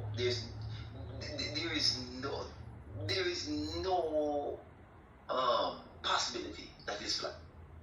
None. Zero. Zero. There is no possibility at all. None. We're not going to sit here. When they ask me this question all the time, do you ever think that it could be flat? And I said, no. No, it's not. It never was, and it never will be. As a matter of fact, if it ever becomes flat, it will all be dead. There'll be no trees, there'll be no atmosphere, nothing. Nothing. Or if it ever becomes flat, that means humanity has become so advanced that they have been able to encapsulate a piece of rock in a glass and set it afloat in space. Like a spaceship. Exactly, like a spaceship. Right. That is possible. That is definitely possible. You know. Yeah.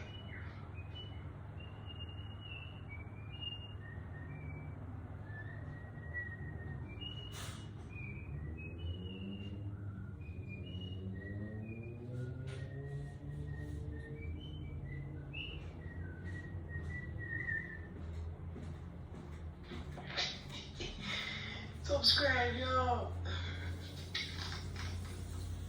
Yo, Afar, come on.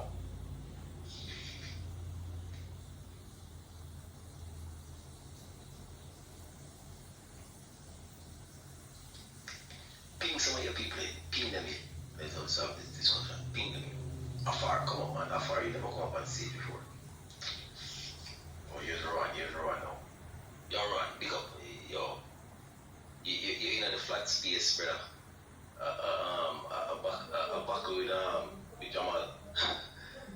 Yo, you have Jamal ticket, you know that, right? Jamal Vex with Run double head. Bro, yeah, we laughing, bro. Yo, brother, you know, you're the one that call you out from the chat, man. The man Vex with you, brother. What you do to him? Oh shit, bro! I just be mocking him the whole time, man, because he giving us. Oh, you know, if you look at the epigeological reason for the psychopathic amalgamation of the hypothesis, now this is what he does, right? So I just be mocking him the whole day. That's exactly how the man sounded up. Yo, so that's it. You have the man down pat, brother. Yo.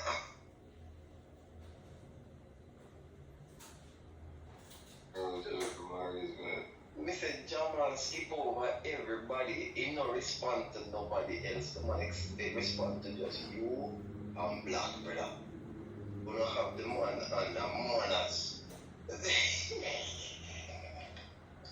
Every time this is the man, we start laughing. Because the man said, hey, you run. You can't actually predict the man that will say run.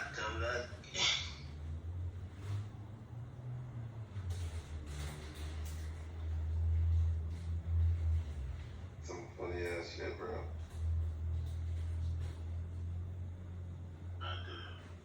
But I mean, yeah, let them come so we can laugh after them. Like I said, we can laugh after them. Because what they're proposing is just ridiculous on its face. There is nothing. I'm willing to give a man if you have $1 million in my savings account, and that's all the money I live my life to blood clean, I give it to anybody who could prove that this is a flat clean. That's it.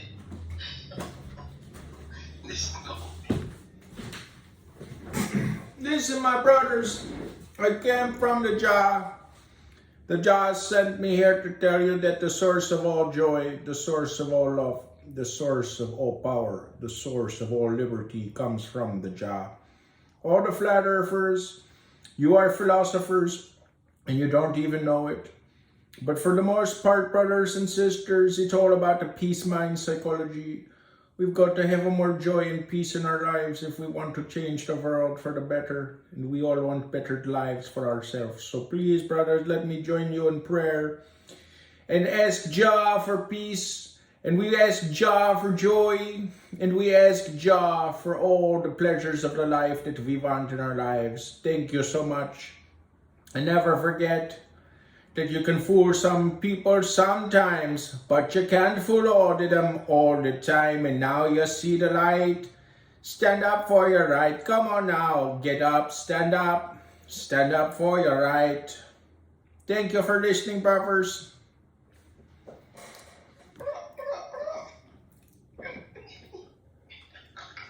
Yo, Jason came earlier. Poor Jason, man, subscribe. Made the man look ridiculous. That's why I wanted subscribe, because I wanted just a little bit of mocking back at them, you know, and he does very well.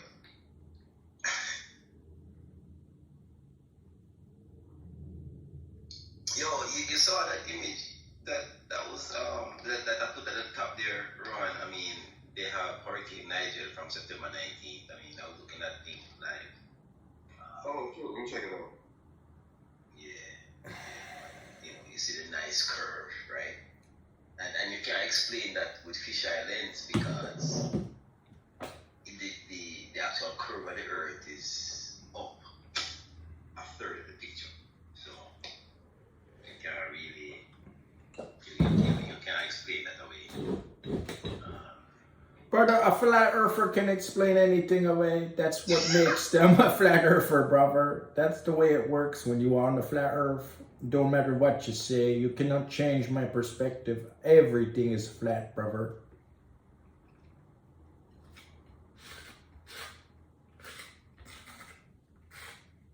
Everything is flat. We live in a flat society, a flat way of thinking, a flat way of smelling, a flat way of eating, a flat way of farting, a flat way of fucking, a flat way of doing everything. When it's all because we drive our cars on a flat earth. Most people have never been up a cliff, never driven up a cliff. They've been living in the cities, living off a Democrat, CRT, BLM, LGBTQ, FRN dollars. That's the way. They don't know the truth of the job. They don't know where the source of liberty come from.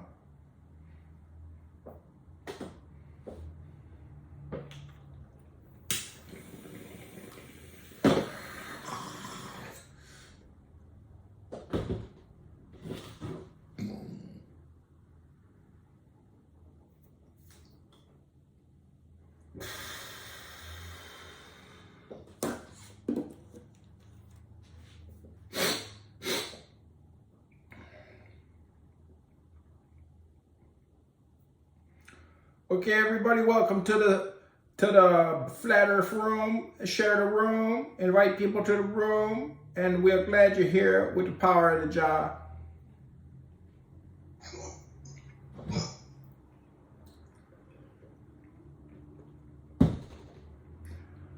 Ten, this is something that I asked them because I just looked at your picture to the top of the room, right? And so if you look at my PTR, I asked them this question recently.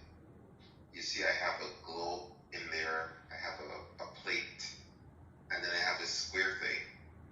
So they say that the Earth is flat and round like the plate. So if you're above the plate or you're above the globe, both of them you should see curvature. So I'm like, why do they always say you shouldn't see any curvature? Because based on their map, you should see curvature. The only one you don't see curvature is if it's a square, like the flat thing, the third thing in the picture, which is not. So the whole thing doesn't make any sense, right? So I'm waiting for one of them to ask that question. Yeah, where is their curve? That's right. Exactly.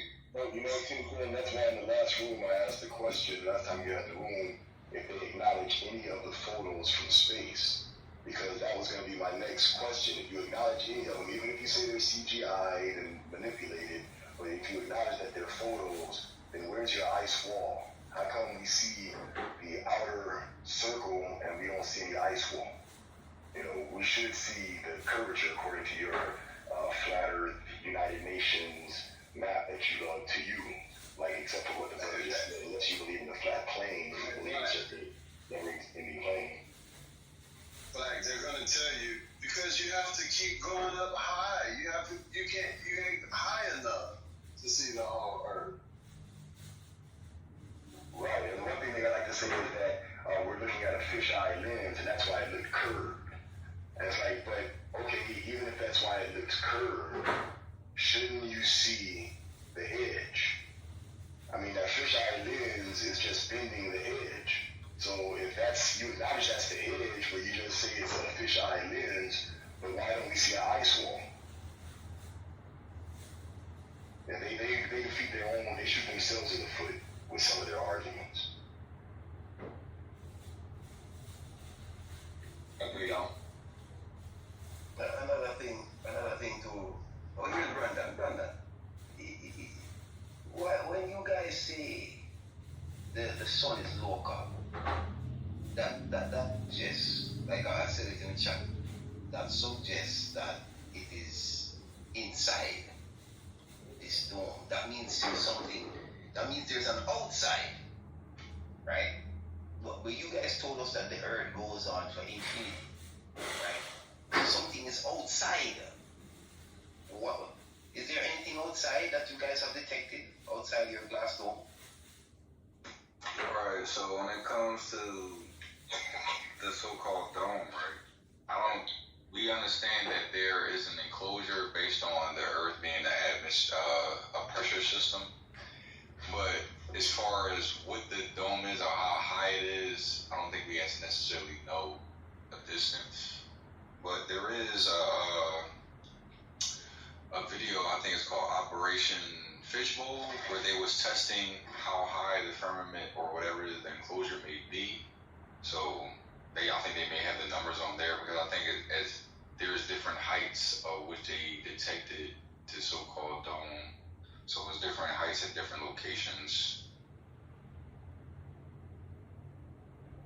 Hey, Brandon, are you saying that Operation Fishbowl specifically was when they went on that mission to find what you all call the glass dome? They didn't. It's not that necessarily going on a mission to find it. I think at that time, they knew they found evidence of some type of enclosure, right?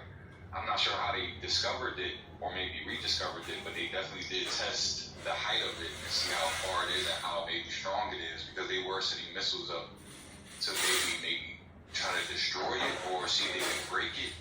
They were testing it in some form or fashion, testing the height of it, its durability and stuff like that. And what conclusion did they come to?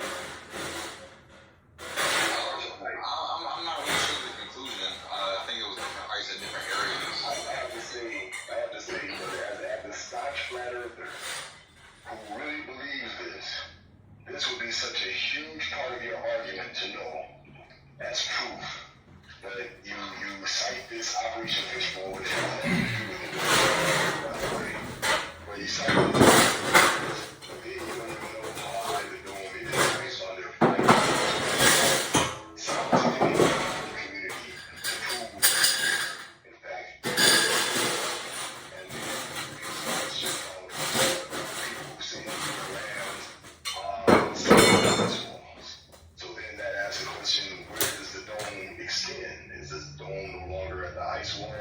dome, millions of miles within, on the other side of the ice wall, which would flatten the dome or make the dome extremely large. Man, what the fuck? Shut the fuck up! This ain't that fucking HBO show, man. The fuck are you going on about? Somebody got hit by a rock. So, it's funny that you wouldn't know how high this so-called dome is, based on the scientific evidence that they obviously have done. Did NASA hide the research?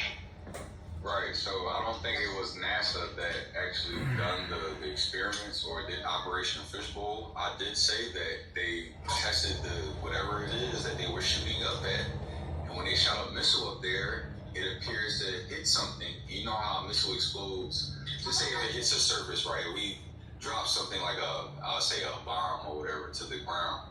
You know that it will dissipate and spread out across the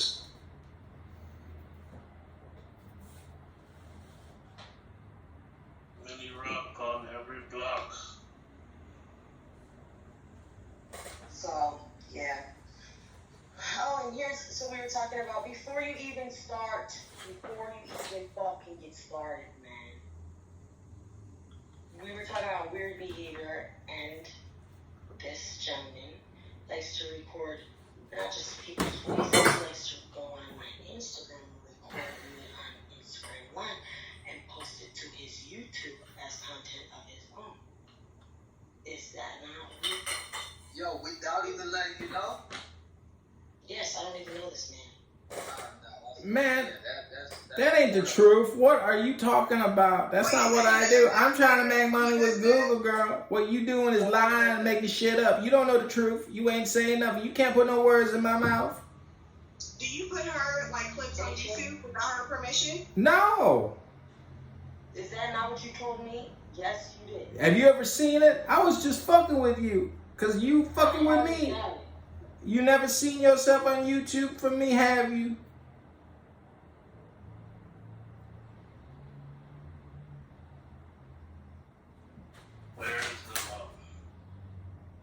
No, that's weird. I brought you up because you were just a random person, but I would throw you down.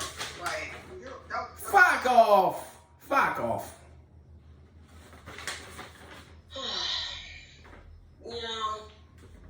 Shout out to my fans, yo.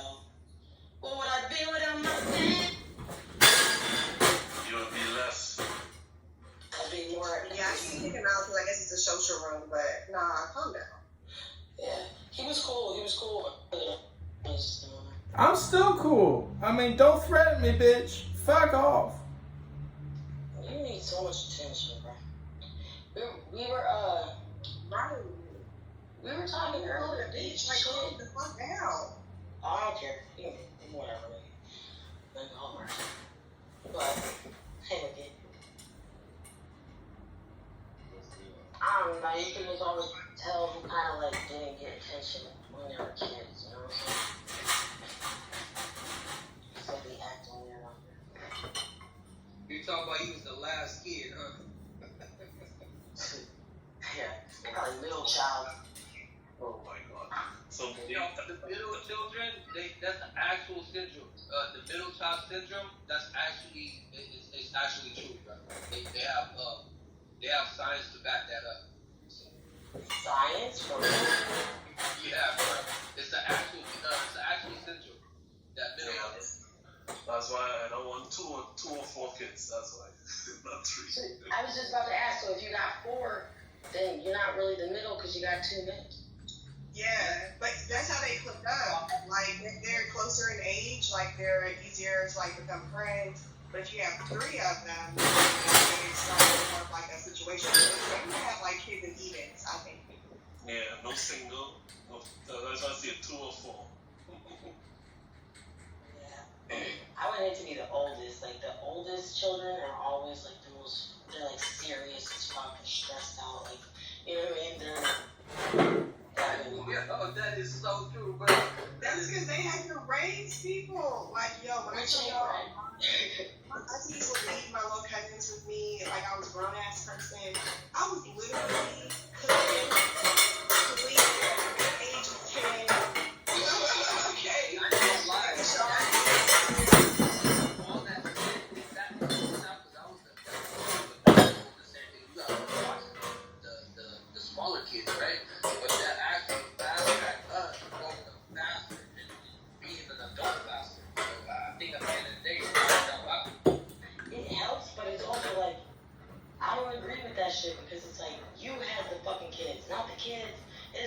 like to push responsibilities on another child because they're older.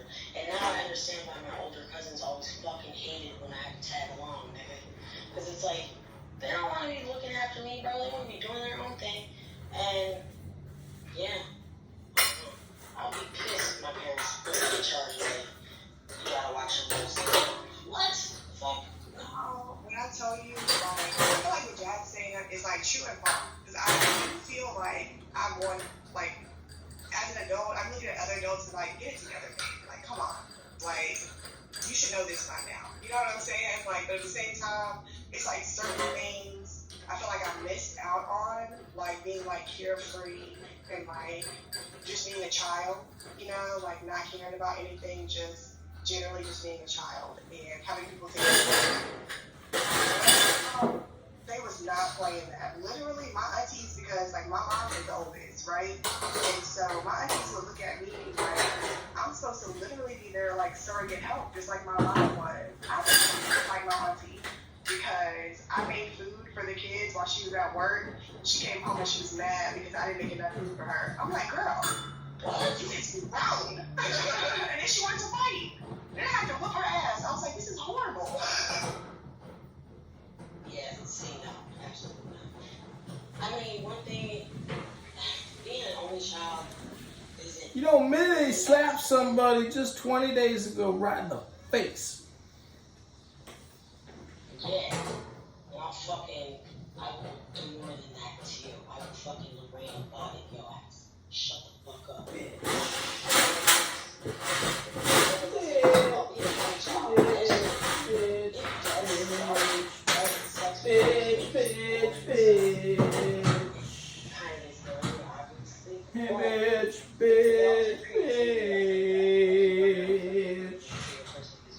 Nothing to do. You better use your imagination. And like, sometimes when I look at people who do have siblings, no offense, but they act very much like they can't do anything without their support team. Whereas like only children, we don't give a fuck who's coming with us or not. I mean, like, we are our own team. You know what I mean? Like, they just seem kind of like dependent on their siblings. No, facts. Even now that I'm older, I feel the same way you feel. Like, I'm not an old child because I have to take on so much responsibility. Nobody was there to help me. I had to be there to help other people. You know, so it does get to a point where like something has to get done. I'm gonna figure out how to do it. Like, what? Like, what's up? Is that a problem? But at the same time, I do feel like a strange support with other people. I get what you're meaning, like, when people feel like support. When I feel someone really doesn't know what they're doing, I do feel obligated to help. Like, it's something that I'm like trying to stop in certain situations because some people just have to learn their own thing. You know, but it's like an obligation that you feel just because you were raised that way.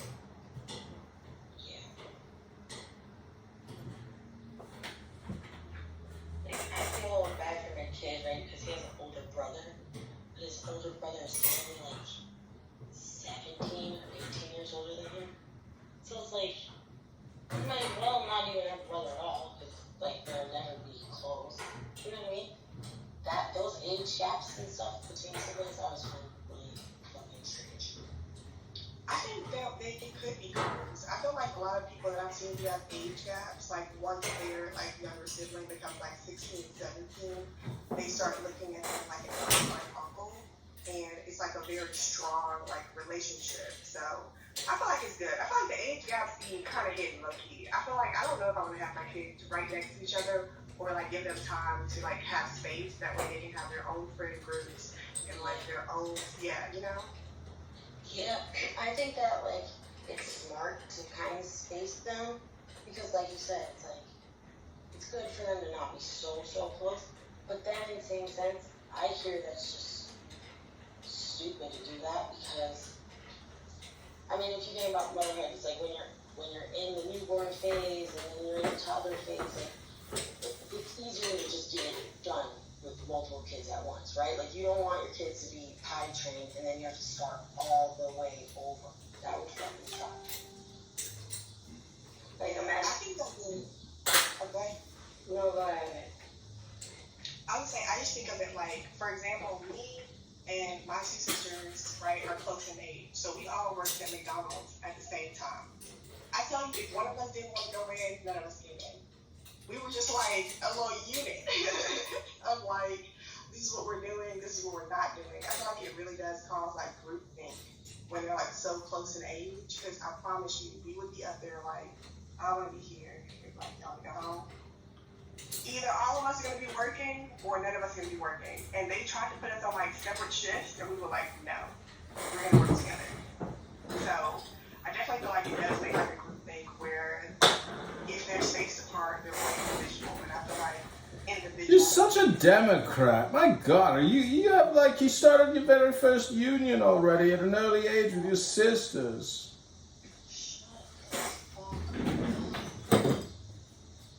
You know what? We did start a low-key union because they did change to what we wanted because we were like the best workers. So basically, they did what we said because they could have 3 of us or they could have none of us. And that's giving what? Power.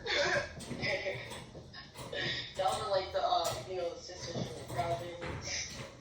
Yes, we were like, the right shift at the right price. You're gonna have no one. Hands out.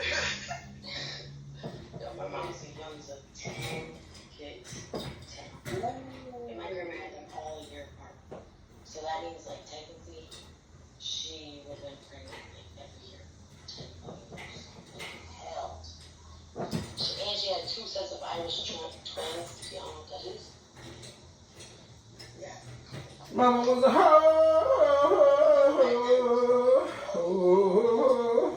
Shout out to Granny, the real MVP. Yeah, no, listen. My grandma had 10 kids, so my mom was the oldest. And 2 of them were twins. 2 sets of twins. And that's the scary thing about like genetics when like if you do have a child, it comes down, it's like, oh, your family's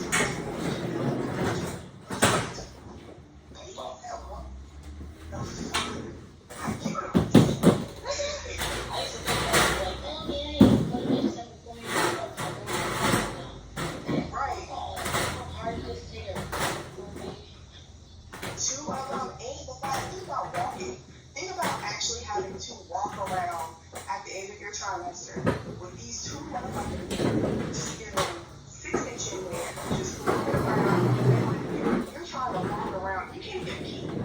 You can't pee when you want to. That's why they're always little as fuck. There's always one twin that fucking stole all the juice. Yeah, that or they're very small. I feel like, well, actually, a lot of them were they're like both healthy babies, but usually if they're like both healthy babies, the mom is huge and she has to be on bed. Yeah, that shit's rough. What about that bitch Octomom? Like 8 babies, y'all. That shit is foul. How dare you say that's foul? What a beautiful thing. A spider mother, an octopus mother. What a rare exotic beauty in the world of nature. How dare you have an opinion so negative on anything? I question your authority and all your green beans here in this room. Shame on you all for living such a disgraceful, vulgar life.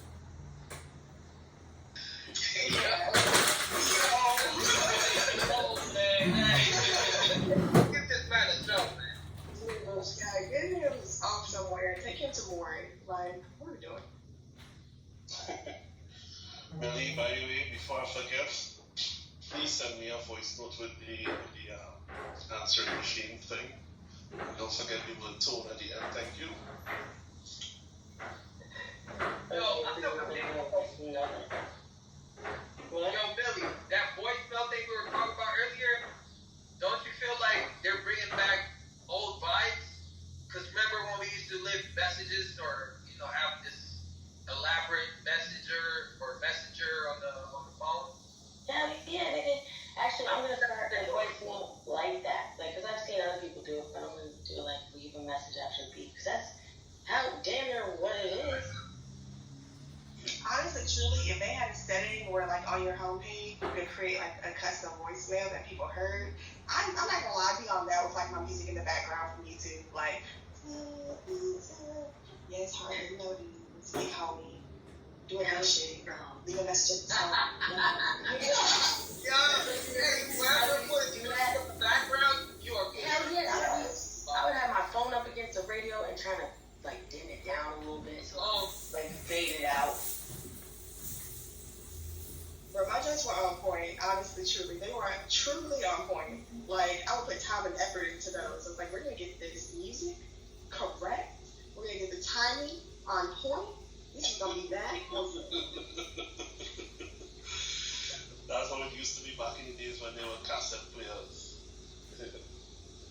That's how you would record your music. You're waiting for the DJ to shut up to press record.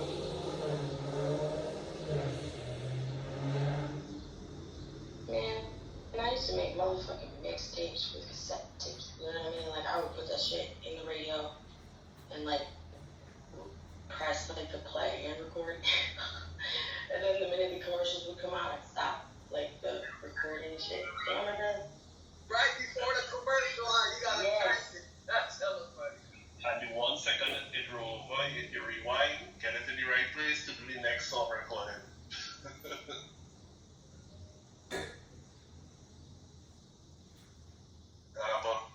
But for real though, the reason Clubhouse did this change is because they want to record more of our voice. They don't care for text because text not doing anything for the business model. Think about it.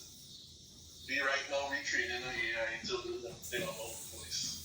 That's what they're gonna do. I think with the AI, like you said, with the AI, it's fair. You can ask more about it.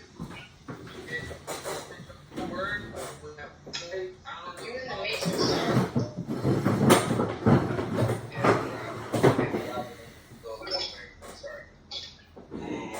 You're right. Like, if you say enough words and, like, say enough things, they can make an AI from you.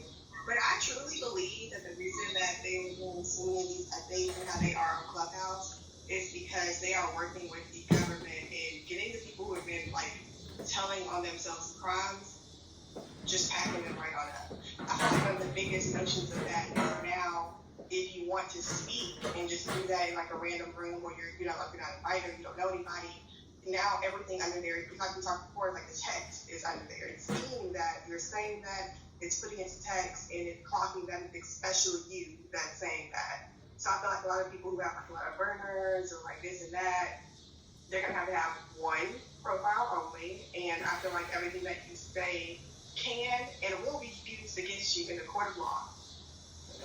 Behind you stands Clubhouse Prison, where thousands of men have languished in the goo. An army will be raised, those who will step forward to serve. This bomb is armed. Time to go mobile. Now I know why you were talking about you got jumped earlier.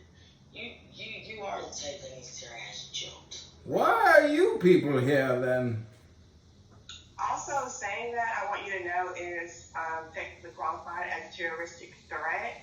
Anytime that you're using, like, the idea of a bomb against any large group of people does count as a terroristic threat. So please curb your language. Pretty much everything's a terroristic threat. So you came back to die with your city. You son of a bitch. Yeah, I got a fucking communicating terroristic threats charge back in the day. And a lot of it sounds horrible. It sounds horrible on paper, bro. All I did was tell a bitch I would fuck her up. That's it. I literally just said I would fuck you up. You verbally assaulted a citizen.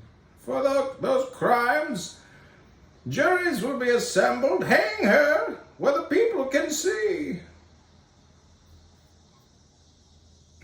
Yo, it's more legal to go ahead and F that person up. Like, you want to fight someone, it's like more legal to just fight them than it is to say that you want to fight them and give them a warning. Like, exactly. Like, what did you say, Jeff? No, I was asking what that case, did they just drop it, or did they give you community service, or what they give you? Oh, it's just like one of them fucking, It's like a ticket, right? It's a normal ticket? It's it's a misdemeanor. That, like, nothing happened. But I was like, bitch, you fucking out of your mind. And like you said, sis, it's a fucking warning. You should be thanking me that I'm giving you a heads up. That's my whole thing. Like, I feel like society trying to make rules. Yeah, that's like, called a terroristic threat. Like, yeah.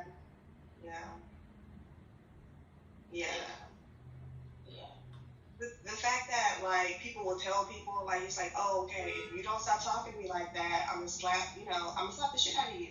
That is a threat, and it's worse than if you actually slap them, because you'll probably go to court, and they'll probably get thrown out. So it's, like, better to actually just slap them than it is to say that you'll slap them, or tell them you need to stop before I slap them. So, yeah, I would prefer to get a fucking communicated threat than just civil assault. But I got those two. Yo, I swear the court system is so fucking weird. Like, they arrest you for the dumbest shit, yo, and then they, you go to jail, getting dragged out, all this shit, just to go back to court and then be like, yeah, like, free to go, I don't really care. I'm like, dude, you think, like, you know how many times I've, like, actually been arrested and I had to go to jail for, like, overnight or whatever? And then I'll get a letter from the DA saying, oh, we're not going to press any charges. And I'm like, so you just fucking kidnapped me for 24 hours and had me in jail for a charge you ain't even charging me? That's fucking crazy. Right, you get that OR. They release you on your own recognizance. Oh, yeah.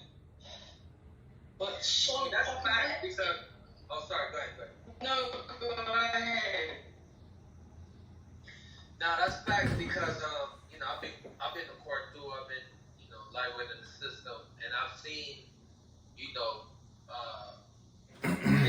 almost similar cases, but they giving out different times for different different races. You know what I mean? So it's like if you that type of race that is your first offense, most likely gonna let you go, right? But if it's your second or third offense, depending on what you did before, and then your skin is a little darker than the lighter skins, man, you're looking at some real time. Because there's really more black people in jail than any other race. So. Yeah, but Ben Shapiro says that that's because black people are committing all the crimes. No, I feel like black people will cop to crimes a lot quicker than other groups of people. I feel like a lot of other groups of people, you have to pull the truth out of them. Like, they have to be on their last leg. And even them still will not, cop a plea to be like, yeah, I actually did this. I feel like there's more black people to be like, yeah, I did this crime than other groups. They fucking force you. And this is the thing. Like, that shit is a fucking scam right there, bro, because what happens is they try to charge you with something outlandish. They make it, like, over the top, right? Add on extra little bit of razzle-dazzle depending how you treated the cop, because I'm always ready to buck niggas. So anytime I've ever been arrested, I always get resisting on top of whatever it was. So then they'll, like, go to court, and they'll make the fucking punishment seems so horrible, even though you know damn well you didn't even do anything. They'll be like, oh, you can have 6 months in jail, or you could just admit that you did it, even though you didn't, and we'll let you go right now. And then if you are even dumb enough to be like, you know what, let me take this to trial, your ass is really getting fucked up then. And it's like, if you lose in trial, which you probably 9 times out of 10 always will, like, then your punishment is the harshest. That's ridiculous. Yeah. And I will say that... But let's not forget about prosecutorial misconduct. Okay, yeah, it was in a small town. So, like, if you're, like, getting arrested in, like, a small town, and you don't have, like, a rap sheet nothing about you, like, they're very chill about, like, what the fuck happened? And I'm like, this bitch came over to my house, she hit me, and I had to whoop her ass. And so, like, my case got dismissed, but I did have to do community service because I was cussing people out in the courtroom. Because I was mad. You know how much money you gotta spend when people don't show up to court? Like, girl, I'm spending money on this lawyer, and you're continuously not showing up. So I got these community service, but it got like kicked off the court, and so I don't have like a sheet or anything. But it's just like I get what you're saying. Even the process, like if I didn't have money for a lawyer, what the fuck was I gonna do? Get a weak ass public defender. Like there's only one charge on my neck that stuck. It was only one thing that ever stuck, and they were trying to give me like a felony assault, bro, on somebody. All I did was accidentally.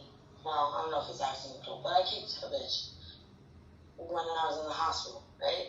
And they were making it like assault on emergency personnel. It's like all this extra shit getting in makes it sound horrible. And they were like, yep, you're facing 6 months to a year in jail. Or you could just say you did it and we'll let you go right now. And I was like, what the fuck you think, bruh? And I've been in court where like niggas be self-righteous and they're like, nah, I didn't do this, fuck that, let's go to trial. And I'm like, damn nigga, that's a mistake. That's a fucking mistake. Nah, girl, I was in the court self-righteous, but also, I don't know if you remember this, but girl, I went to college when I was 16. So when I got into like a little court case or whatever, I was 17 and a half, going on 18, and I had to live it by myself. And so, being in my mind, I'm like, I run this. What are y'all talking about? I've been doing me for me. You know what I'm saying? Girl, I was in the courtroom being like, y'all are gonna get this the fuck together. I'm spending my money. I gotta drive from Georgia. You know how much gas is? $4 a gallon. What are y'all talking about? I was wilding. Like, looking back, I was like, oh my gosh, young butt, calm down. But girl, I was wilding. No, I did have a lawyer. My lawyer he's cool. He's like an old, like, white, like, father figure. He was just like, calm down.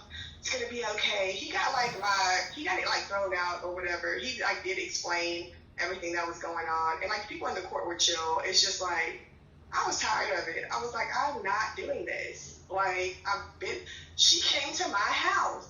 If she didn't want none, she should have kept her hands to herself. Like, it was a whole thing, but it got taken care of. But it took 4 times to go to court, which means I had to pay each time. They fucking waste patience. Hey, Marie. Hey, everybody. How you doing? Reverend, your shit is mad low, bro. I can't hear you. Hey everybody, I just want to say, if the moderators will let me, I'd like to share some high value. No, nigga. Anyways. I'm fed up, bro. Fed up. Every time somebody starts talking, you say, it's the moderators.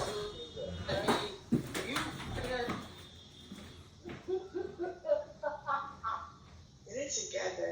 I feel like the trolls are funny, but like you're doing too much. Trying too hard. But you know what, y'all? I was thinking about this whole update issue, situation. It's like, I think it's almost like a sign of us evolving, like our conversations, our energy, everything. Like we're mobilizing autonomously without anybody else's direction. Like the little bit of chaos they can do, that's what they threw out of it.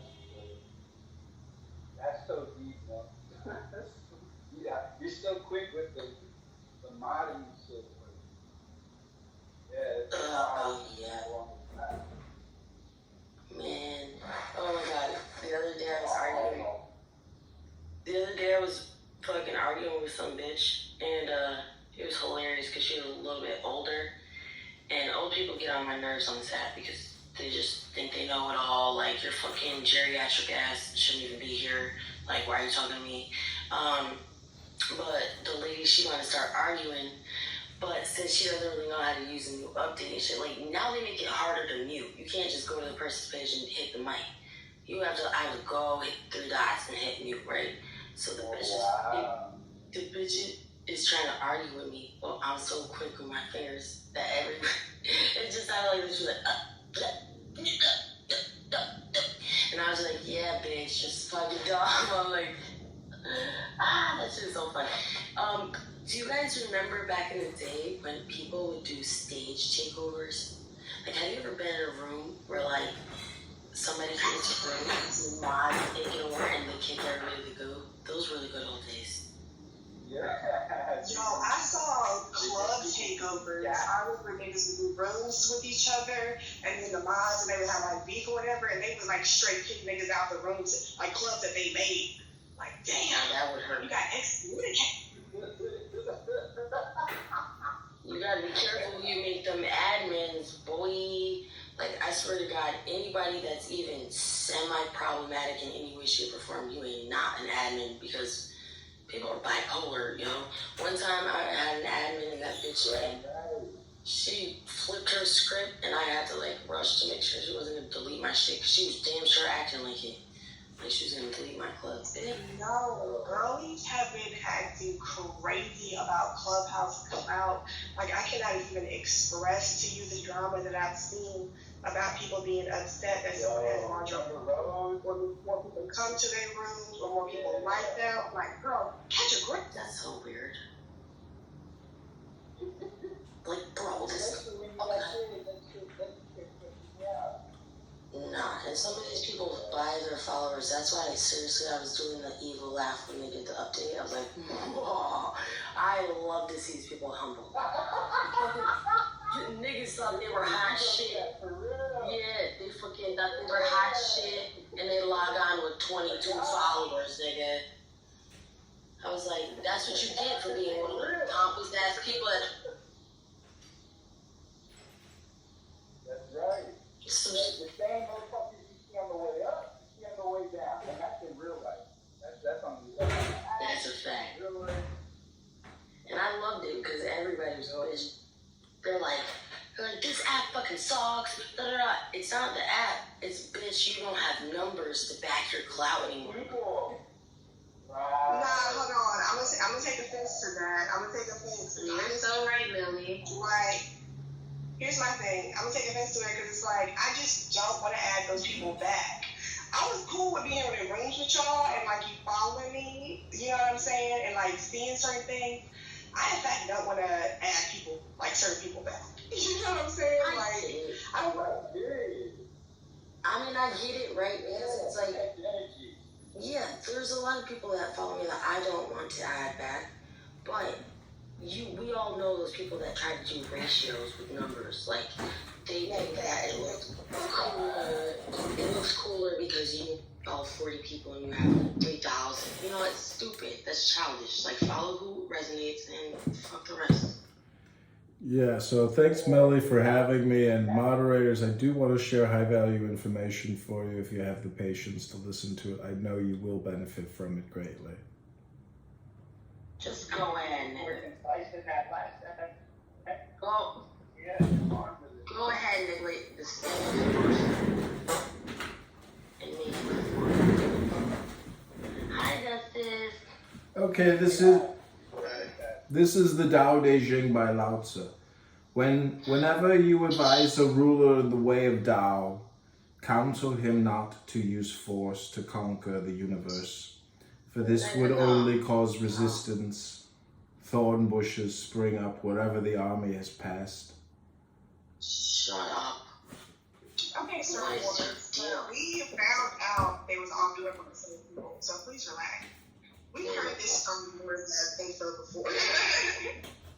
This dude and his fucking, like, read-alongs. Like, dude, go to the fucking library if you want to read a book. We don't care. I support you, but I also feel like you gotta support the girls. Well, I'm not trying to like ruin your conversation. I'm just trying to like get a 30-second, influx of high-value wisdom. Okay, go ahead. I can't never tell if you're being dead-ass serious or not. All hail Augustus. Vote Kennedy 24. Go to Kennedy24.com. Achieve results, but never glory in them. Achieve results, but never boast. Achieve results, but never be proud, because this is the natural way. Achieve results, but not through violence. Forces followed by loss of strength. Enough. This is not the way of Tao. That which goes against the Tao comes to an early end.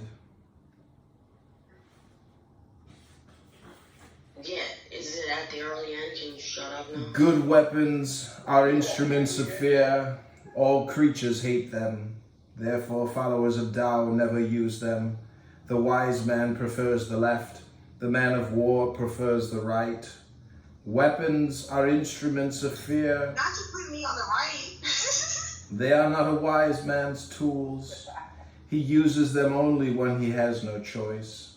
Peace and quiet are dear to his heart, and victory no cause for rejoicing. If you rejoice in victory, then you delight in killing.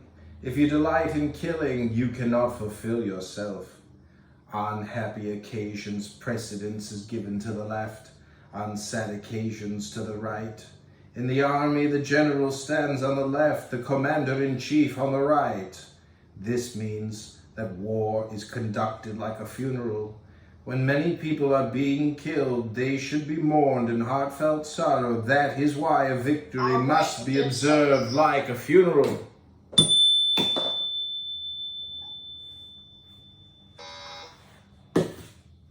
because we can't either.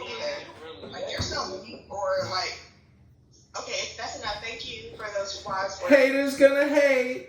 Go to Kennedy24.com and empty your mother's bank account of $1 million. Go to Kennedy24.com right now and send your mother's life savings to Robert F. Kennedy. Thank you all very much for listening. God bless America and God bless you all this beautiful weekend. Joy and happiness now. Source of liberty, source of love, source of strength. May they all come on your face. Bro, shut the fuck up. Fuck up, bro. How you getting faggot? Fuck out. Bye.